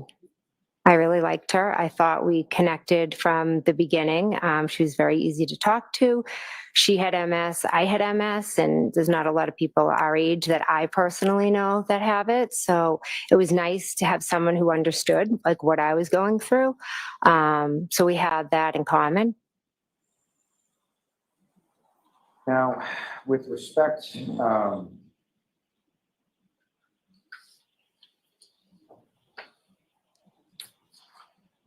to either, starting with Mr. O'Keefe, was your friendship the type where you would have any sort of discussions about his relationship with Ms. Reed or anything, or any girls that he dated at any point in time that you were friends with?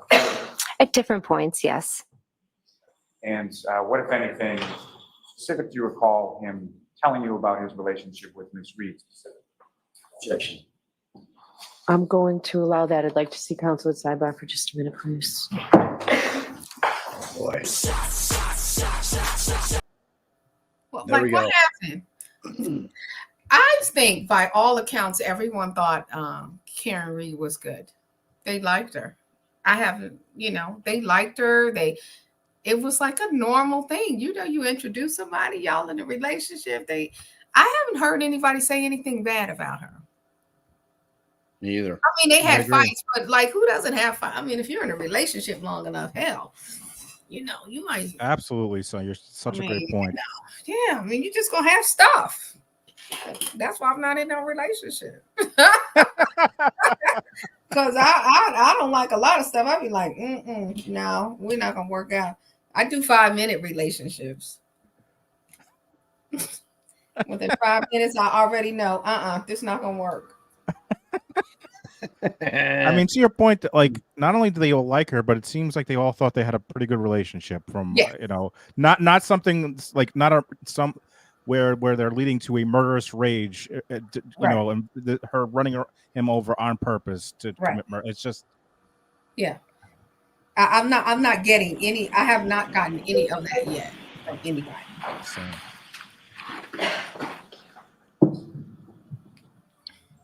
And the kids said that they had arguments. Well, arguments So, sound Mr. different. McCabe, with regard to Mr. O'Keefe and his relationship with Ms. Reed, is that something that you spend any real time talking about with Mr. O'Keefe?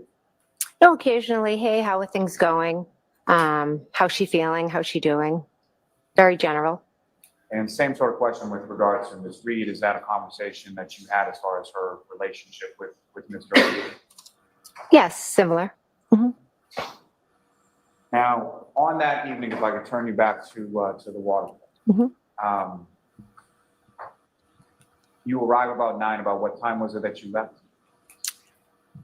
Approximately midnight, a little give or take. And so during the 3 hours or so that you were there, how would you describe sort of the mood or demeanor of the group that you were with during the time you were there? Fine, friendly, normal, typical night, just out having a drink, listening to music. And you mentioned about 11 o'clock or so it was that Mr. O'Keefe and Ms. Reed came into the bar? Correct. And when they came into the bar, where did they go in relation to where you were? They came right over and talked to the group that we were with. And when Mr. O'Keefe and the defendant came over, what, if anything, did you observe the defendant do or have with her when she came? Oh, she had brought a glass with her and kind of took it out of her coat and just kind of chuckled about it. What, if anything, did you observe about the glass?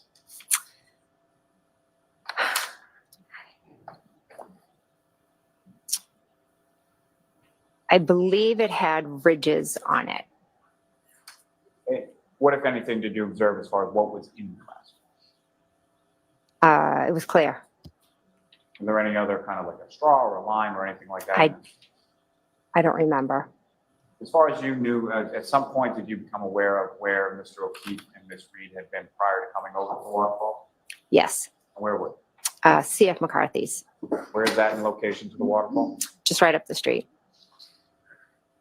Now, over the course of the evening, you were at a bar. Fair to say you were drinking, is that right? Yes. Do you recall specifically what you were drinking? I think beer. And same question with regard to Mr. O'Keefe. Do you recall him drinking? And if so, what, if anything? I can't be certain. Possibly a beer, but I can't be certain. And with respect to Ms. Reed, same question as far as recall her drinking, and if so, what, if anything, do you recall her? Again, I remember just a clear glass with clear liquid in it. Any different glass beyond the one that you've already testified about, or no? I don't remember, sorry.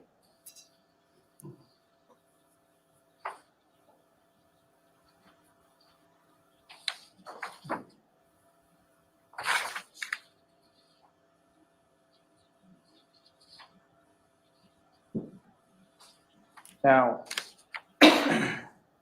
when you left the waterfall sometime around midnight, is that correct? Yes. And let me ask you this first. I'm sorry. So with respect to the time that you were at the waterfall, did you speak with Mr. O'Keefe? Yes, briefly at the bar. And do you recall just generally what it was that you talked about? Yes, his niece had just gotten into Bishop Fian, so he was very excited. And with respect to Ms. Reed, did you speak to her at the bar? Yes. And do you recall what, if anything, that you spoke about? Yes. And what was it? Karen had shared a little bit of frustration that morning, or one morning she had taken Kaylee to Dunkin' Donuts, and John, was frustrated, didn't, saying, don't take her. She's going to, make a habit of it, meaning like she's going to come to expect it every day. And then we just talked about how, challenging it is with kids.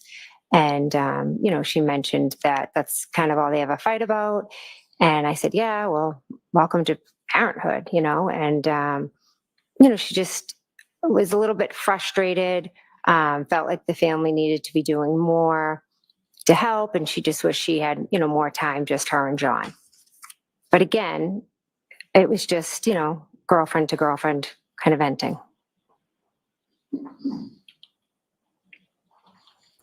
Nothing unusual about that. And who doesn't fuss about the kids? Right. Now, as far as Mr. O'Keefe And was needing more concerned, what time. any observations did you make as to how he was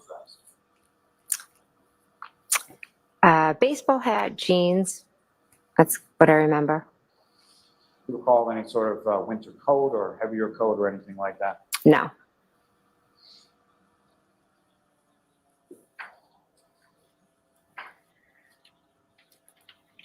Now, over the course of the evening at the waterfall, what, if any, discussion was there amongst the group as far as going somewhere next or what to do after the waterfall? Karen had asked Chris if we could go up to D&E. She wanted to go up to D&E and have him cook some food.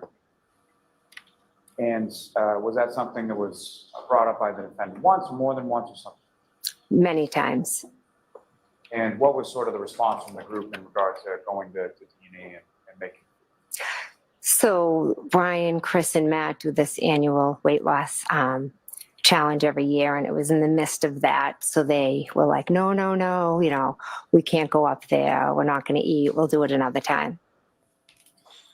Now, following that conversation, what, if any, other, let me ask you this, why did you go to the waterfall first? So I went to meet my sister, Nicole.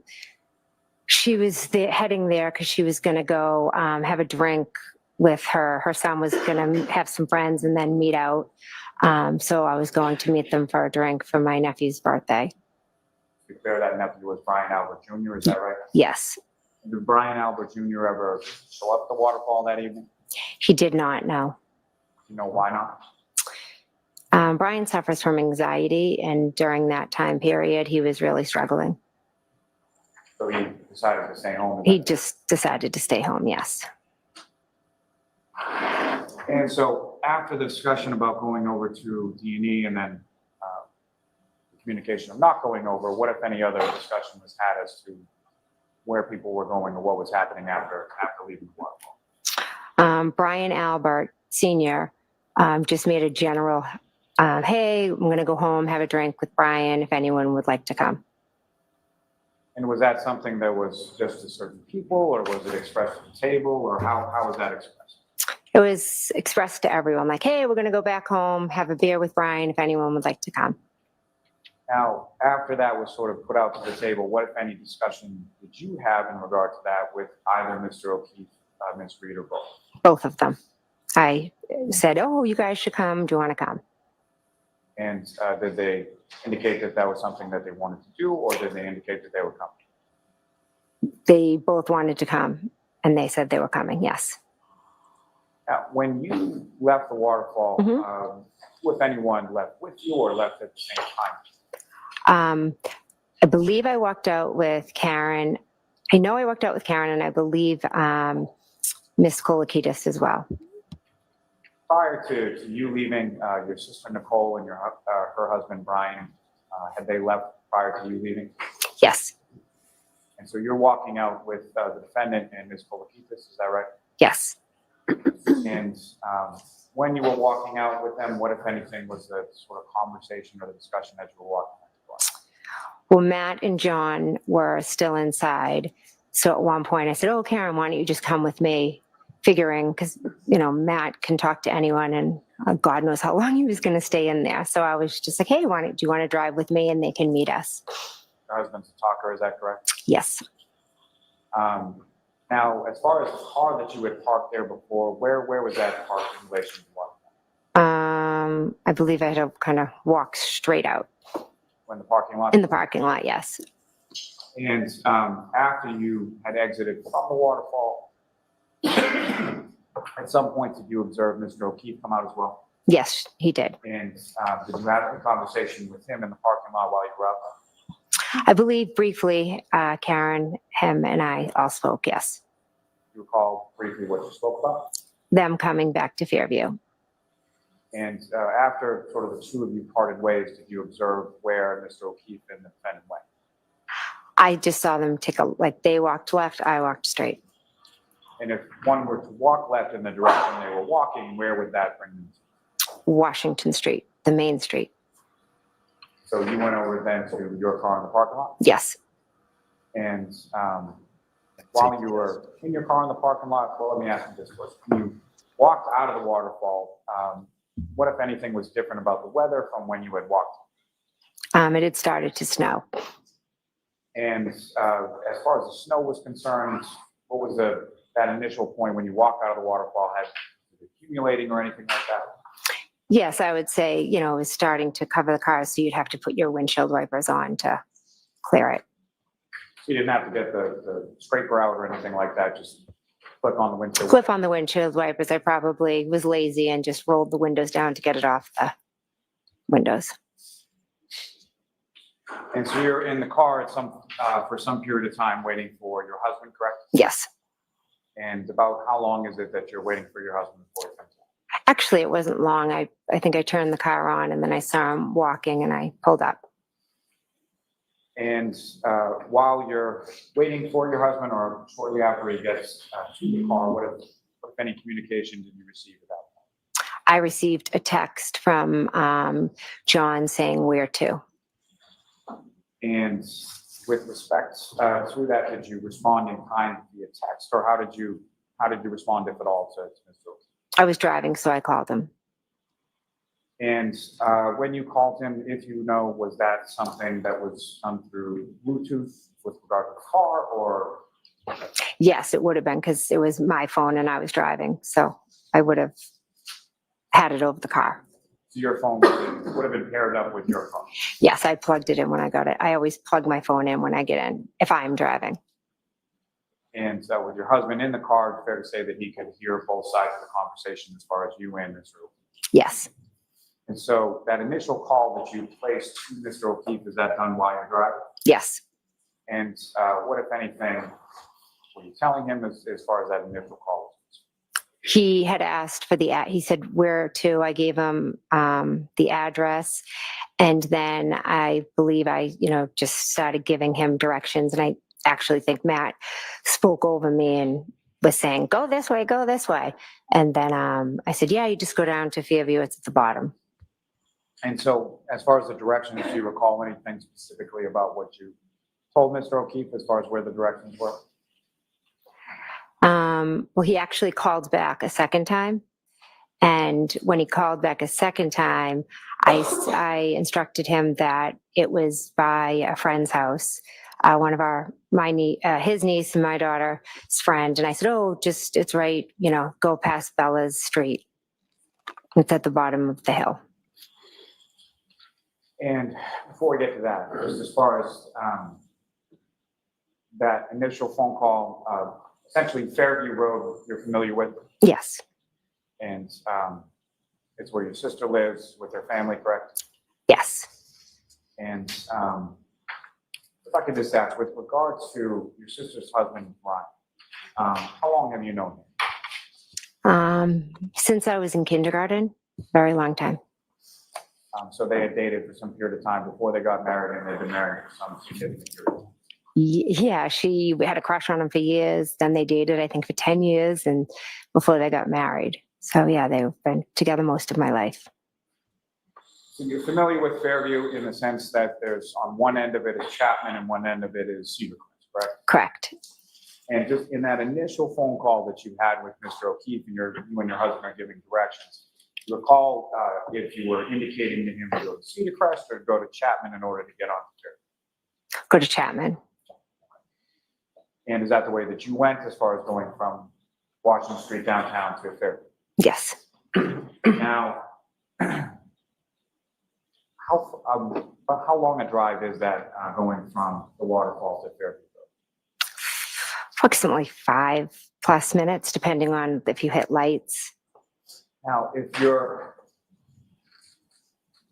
indicating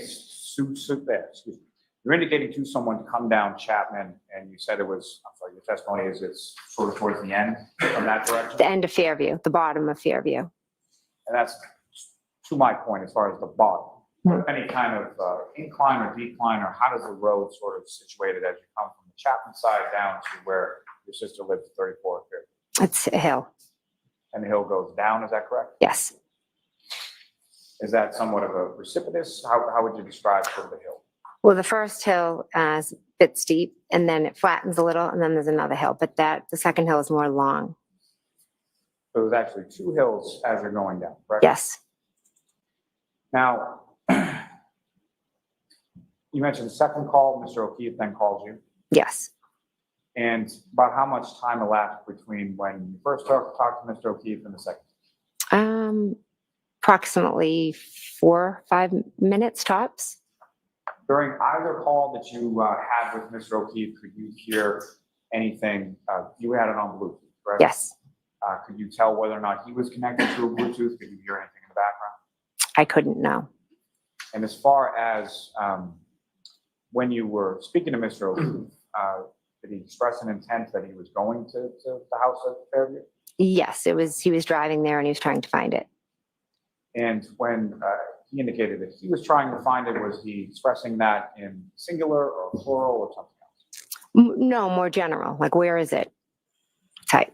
Did he make any reference during the time that you were talking to him to anyone he was with? No. And now, as far as this second call, Mhm. you indicated, what did you use exactly as sort of a geographic locator? My daughter and his niece's very close friend lives on a side street off of Fairview. So I just said, go past Bella Street, and that's at the bottom. And Bella is someone that's through his niece, John O'Keefe would have known, correct? Correct. Now, at this time, what if any relationship were you aware of between Bella's mother and John O'Keefe? They had dated No, I'm going to allow it. They had dated briefly years before.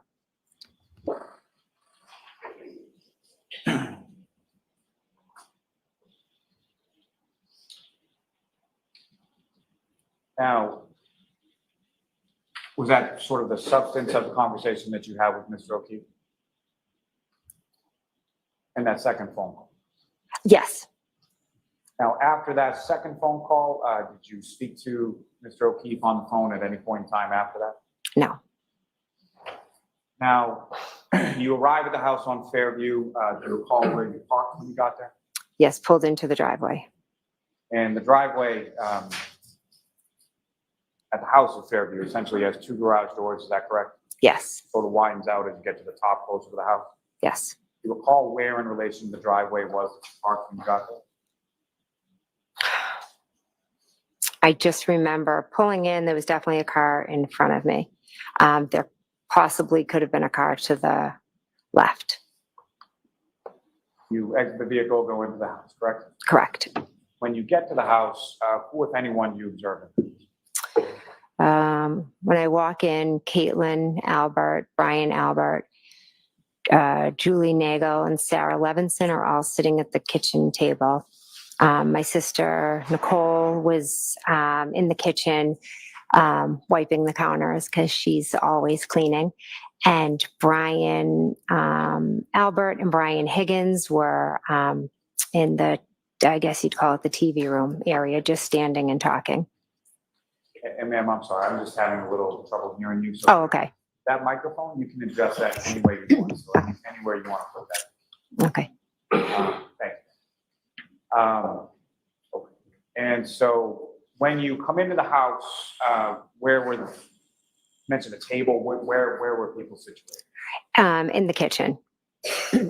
Now, with respect to what was going on at the house throughout the course of the evening. I sat at the table and I just spoke to Brian and Katie and the two girls most of the night. And just so we're clear, when you're talking about Brian, that's Brian Albert Jr. or Little Brian? Yeah, little Brian. Yeah, little Brian. Now, as far as at any point in time when you were at the house, you familiar with a gentleman named, someone named Colin Albert? I am, yes. How do you know? He is my friend's son and my sister's nephew. Your friend Julie's son, correct? Yeah, so my friend Julie's son. And your oldest daughter, Allie, was Colin friends, or is Colin friends with your oldest daughter, Allie? Yes, they're born a week or two apart, and we've kind of they've done everything together. They're very good friends. Now, at any point in time that you were there on that early morning, did you see Colin Albert at all? No. And when you arrived at the house, obviously you're familiar with your daughter and the car that she drives around that time. Did you see your daughter there, Allie, at any point in time? No.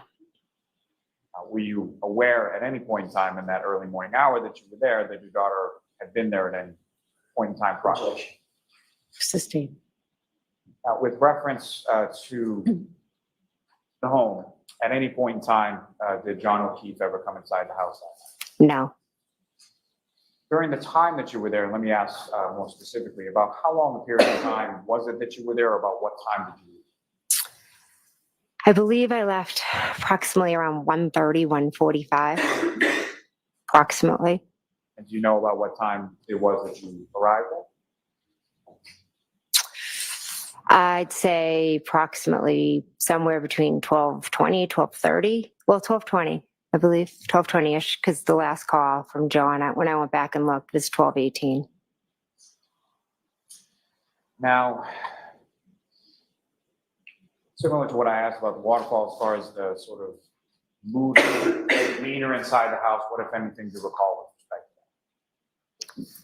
to that? Good. Everybody was in a good mood. There was no Brian and Brian were talking. My sister was cleaning. I was talking with the kids. Just a normal night.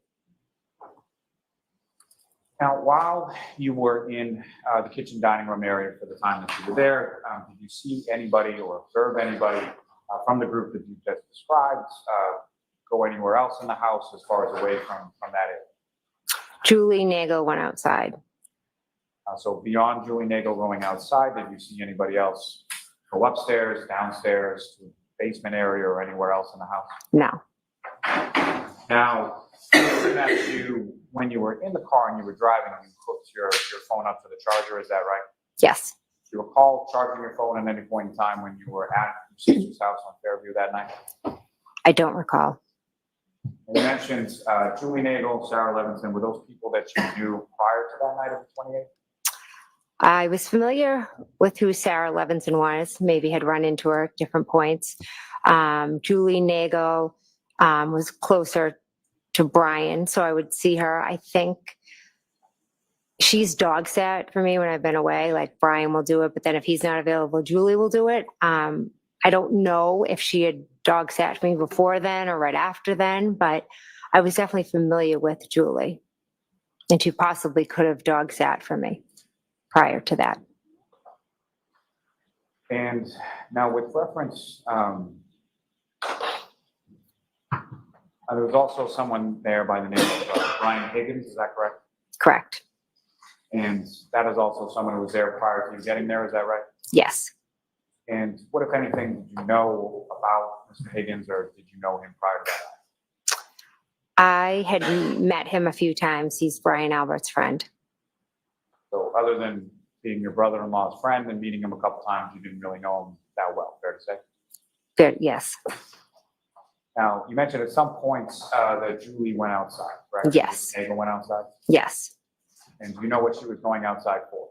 Yes, her brother had come to pick her up. And so she was going to go tell him, try to get him to come in.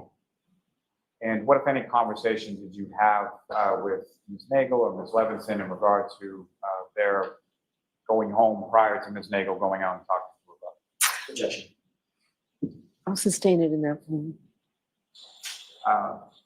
What, if anything, had you said to Ms. Nagel prior to her going out prior to her going outside? Sustained. Now, if you know, about how long was Ms. Nagel outside? I believe it was just a few minutes. And at any point in time while Ms. Nagel was outside, what, if anything, were you? Excuse me? So when Ms. Nagel went outside, what, Mhm. what were you?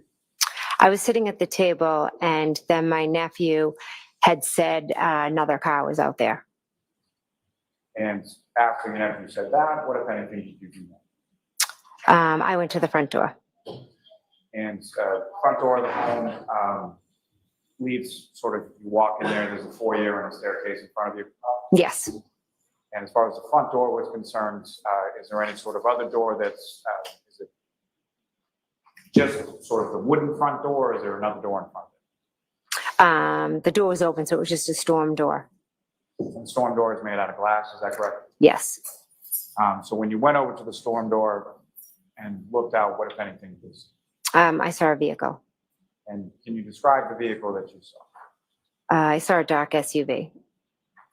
And as far as Ms. Nagel, did you make any observations of where she was when you looked outside? I kind of just looked at the vehicle, and then I saw lights kind of over to this side. But then once I saw the vehicle, I took out my phone and I texted John. And just so we're clear, as far as when you say this side, so you're standing at the storm door, Mhm. see the vehicle, and where's the vehicle in relation to you and where you're standing at the front? It was straight ahead. Now, the headlights that you were saying is sort of off to the side. From Mhm. your perspective, looking out at the street, is that to the left, to the right, or something else? Left. And as far as this dark SUV that you saw, could you tell anything else about it as far as the make, the model, or recognize it at all? No. Now, at this time on January 29th, 2022, were you familiar with any sort of vehicles that Mr. O'Keefe had? Yes. What kind of vehicles? Did he have? Gosh, I don't know the brand. It's, it was a small SUV type. Do you recall like what color it was?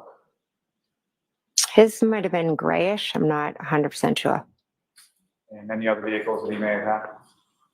Yes, he had this old fashioned car that he loved, but Kaylee is so embarrassed of it. But yeah, he had that as well. Now, as far as Ms. Reed was concerned, were you familiar with what kind of vehicle she had at that time? Yes. And what kind of vehicle were you generally aware of her driving? She had a Lexus. Was that a sedan or an SUV, or what kind of vehicle? I think it was like a small SUV. Now, the vehicle that you saw outside of the residence of Fairview when you looked out the storm door, was that consistent with what you knew Ms. Reed to be driving at that time? Yes.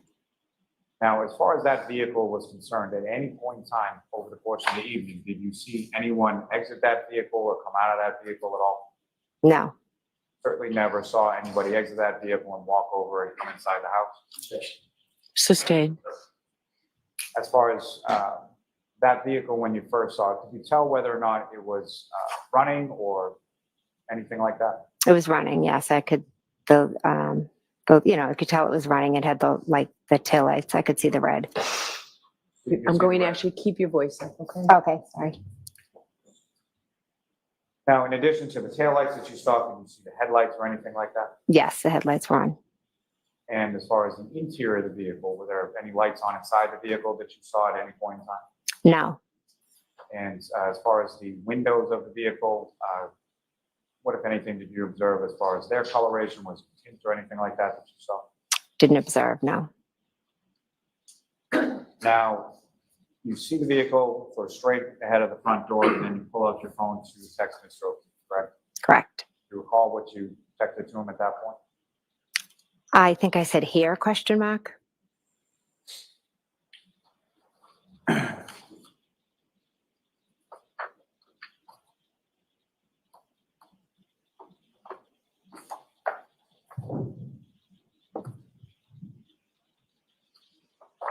Do you think you said here, is that correct? Yes. Karen, may I approach? Yes. Show Mr. Jackson, okay.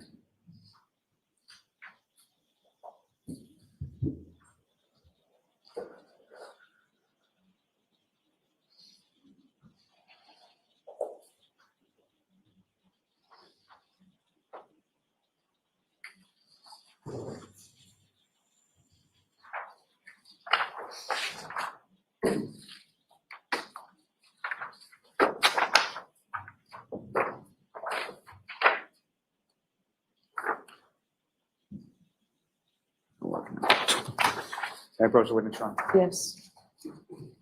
I'm showing you a 3-page document, just ask you to look at that. Okay.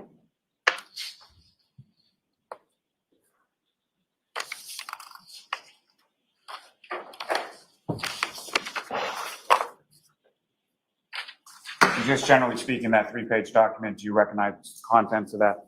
I do. What do you recognize it to be? It's my text messaging with John.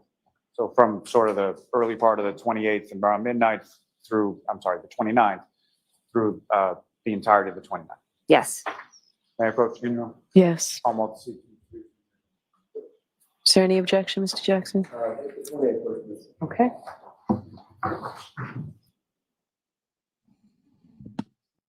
Bob, I don't know how far behind we are, but you could probably use the arrows. Use the old arrows.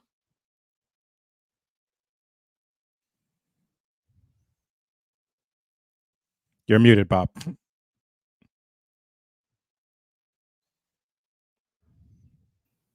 I was saying that this is amazing. The little arrows. That's when Dan told me that, it blew my mind. It's like magic. Boop, boop, boop, boop, boop. Boop, boop, boop, boop, boop, boop, boop, boop, boop, boop. Y'all a mess. Yes, that is accurate, son. It's a long sidebar. I wonder if they just decided to go to lunch. The jurors walk out first meeting. Here at 2:00, and Ms. McCabe, I'll just ask you to let the jurors walk out first meeting. Okay, so lunch break. Court, all rise. Oh, good. I just ordered some food. Goodbye. I was gonna be snacking while they were smacking. Yummy. So I mean, we're just getting to the meat of the matter with Jen. It's gonna start getting real interesting after lunch. I anticipate she'll probably take the rest of the day. Apps, I would think apps. I would. Oh yeah, yeah. So I mean, the elephant in the room is the Google search. Does it come up? Okay, on so we're direct? still in session? No, he's not going to. Just so the court has it, I have an extra copy of the court. That's what I was hoping for. Thank you. Yes. All right. Thank you. And then, Mr. Lally, you'll be able to make those redactions that are necessary over the luncheon break? Yes, Your Honor, I think what we can, and by we, I mean Ms. Gilman, because she's the one who can actually do these things. But no, I think we would be able to sort of take the whole numbers off of it and be able to print new copies without the numbers so that they can be So used. the same version? Exact same thing, Therefore, just with. authentication, redacted for purposes of admission and publication. Yes. All right. Great. I appreciate that. We'll see you at 2:00. Thank you very much. The judge said it got on her freaking nerves today. Shit. Yeah, They be progressively each day more and more getting on her nerves. Yeah. She's just like, I know when she's going in the back, she's telling her staff, "What the? Oh. Yeah. I think it's going to be. I don't know. I mean, I don't think Lally's going to go that much longer. To be honest with you, like I think I mean, he's like we're to the point where O'Keefe is supposed to have pulled up. I mean, he typically kind of goes through the same story with everybody. We've already got like what she observed in the house. I think he's probably got. I think we're definitely going to make cross today because I had seen somebody say they don't think we might make cross. I think we'll definitely make cross. So, all right, here's what I'm going to do. I'm going to get the timestamps during lunch because I do want to go back and there's a couple things. I want to go over Matt McCabe and the text messages, what those things were one more time real quick. So during lunch, I'm hoping Dizzy and Mandy can help get like the timestamps for those. Maybe we can go through those real quick before we start up with the afternoon sesh. Bob, I don't mean to be hyperbolic, but to me, that moment could be a moment that at least one juror is like, from that moment forward, I will not vote guilty. That moment where he's texting a group chat to say he's not in the house when they're trying to prove a conspiracy, to me, there could be jurors at that moment who made their mind that they're not going to vote guilty. Like, to me, that is like, whether there was a valid reason for it that had nothing to do with conspiracy or not, like his reason was there's a news crew, whatever it was, I don't care. To me, that message and that is like game over for at least one. I agree, and I think that the fact that he referred him to as the guy, was weird. You know, that it kind of like defies everything that they're saying about how fond they were of John O'Keefe. You know, when you get to see in the moment how Matt McCabe's referring him to as the guy as opposed to John, it's telling to me. Like, you can slice it any way you want, but in terms of it being that morning and him calling John O'Keefe the guy, I don't know, man. What do you think, Sonny? I see. I don't know. Do you think maybe he was a little jealous of the relationship between Jennifer and John? Maybe. Maybe. Could. I mean, you know, because Jennifer was actually closer to John than Matt was. Definitely. Because, you know, there was some parenting, they had support, and so maybe Matt was feeling a little angsty or, you know, about their relation, you know, their closeness. Because remember, it's Jennifer that's texting John, not Matt. Right. Exactly. Right. Great And, point. you know, we have. I'm not texting my sister's husband, you know, my friend's husband. Right. You know, I mean, unless my relationship is more with them, we're not doing that. And then when I'm close to the woman, but then, you know, Karen was driving, or do we know whether she was driving and John was the passenger? Well, we know after the fact when they're leaving the Albert house, it's definitely Matt that's driving. In terms of going there, I don't know. Now who's driving? Well, she said she was driving, so she called, right? No, I think Sonny's asking if Karen is. Are you asking if Karen was driving? Or yeah, Karen was driving. Okay, so Jennifer was driving. No, Matt was driving Jennifer. Right. But who was driving? Was Matt? Well, was John driving or was Karen driving the car? Well, the people who pass at least say they see Karen in the driver's seat that night, at least. I don't know if we have any testimony up to that point. That's that I'm not sure. But driving past, we have testimony from people saying that she was in the driver's seat. And Jennifer didn't. Well, Jennifer did text John to ask him, like, because it seemed like it was taking him a long time to get there to the house if he was asking for directions, right? Right. So what a day so far. I mean, this is big stuff. These are huge witnesses. I'm thinking Matt might be a little like, you know, they're friends, but you know. It's a great point, honestly. It really is. Well, it's like Sonny says, this is real life shit. You know what I mean? You have to look at everything through the lens of real life. You know, and that point about if Matt's feeling a little something not great about wife hitting up old boy, you know, why are you so concerned if John O'Keefe's coming? Like, really? You know, I mean, that's that goes through normal people's minds. And one of the reasons why he didn't feel the need to get out of the car, I mean, you know, to get up and go and look for him when Karen said, you know, Jennifer was going, but Matt, he said he called a few folks, but, you know, he wasn't leaving the house. Even though it was snow outside. Now, you know, usually a husband might say, hey, babe, I don't know if you need to be going out here in the snow. Let me go ahead and go with you, because it seemed like it's kind of bad outside. We were having a real storm. You know what I'm saying? Right. You know, it's like, wait a minute, you're going to go out there looking for somebody else's man. But then Karen felt good enough about their friendship that she called Jennifer. Great point. They had like a close enough relationship where who does she call? She calls Jennifer when she can't find Matt. I mean, when she can't find John. Great point. Yep. All right. So, Sonny, I will send you the invite because I got to start a new link for the afternoon sesh. Everybody get a little food in your bellies. Yeah. And, we will meet same bat time, same bat channel right after lunch. And everyone follow Sonny if you haven't already.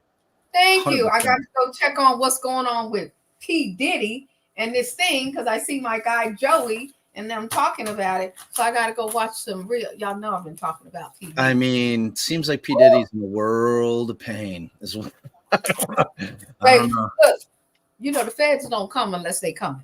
They Yep. come. Yeah, For sure. This ain't Copland. This is not Copland. Yeah, no, this is not Copland, baby. They're coming, and I'm like, I keep trying to get on that case. All right, send me the link. I shall. Lunch. Well, ciao, bellas. Hey, aloha. All right, y'all. We love you. We'll see you after the break. Check you in a minute. Bye. Bye.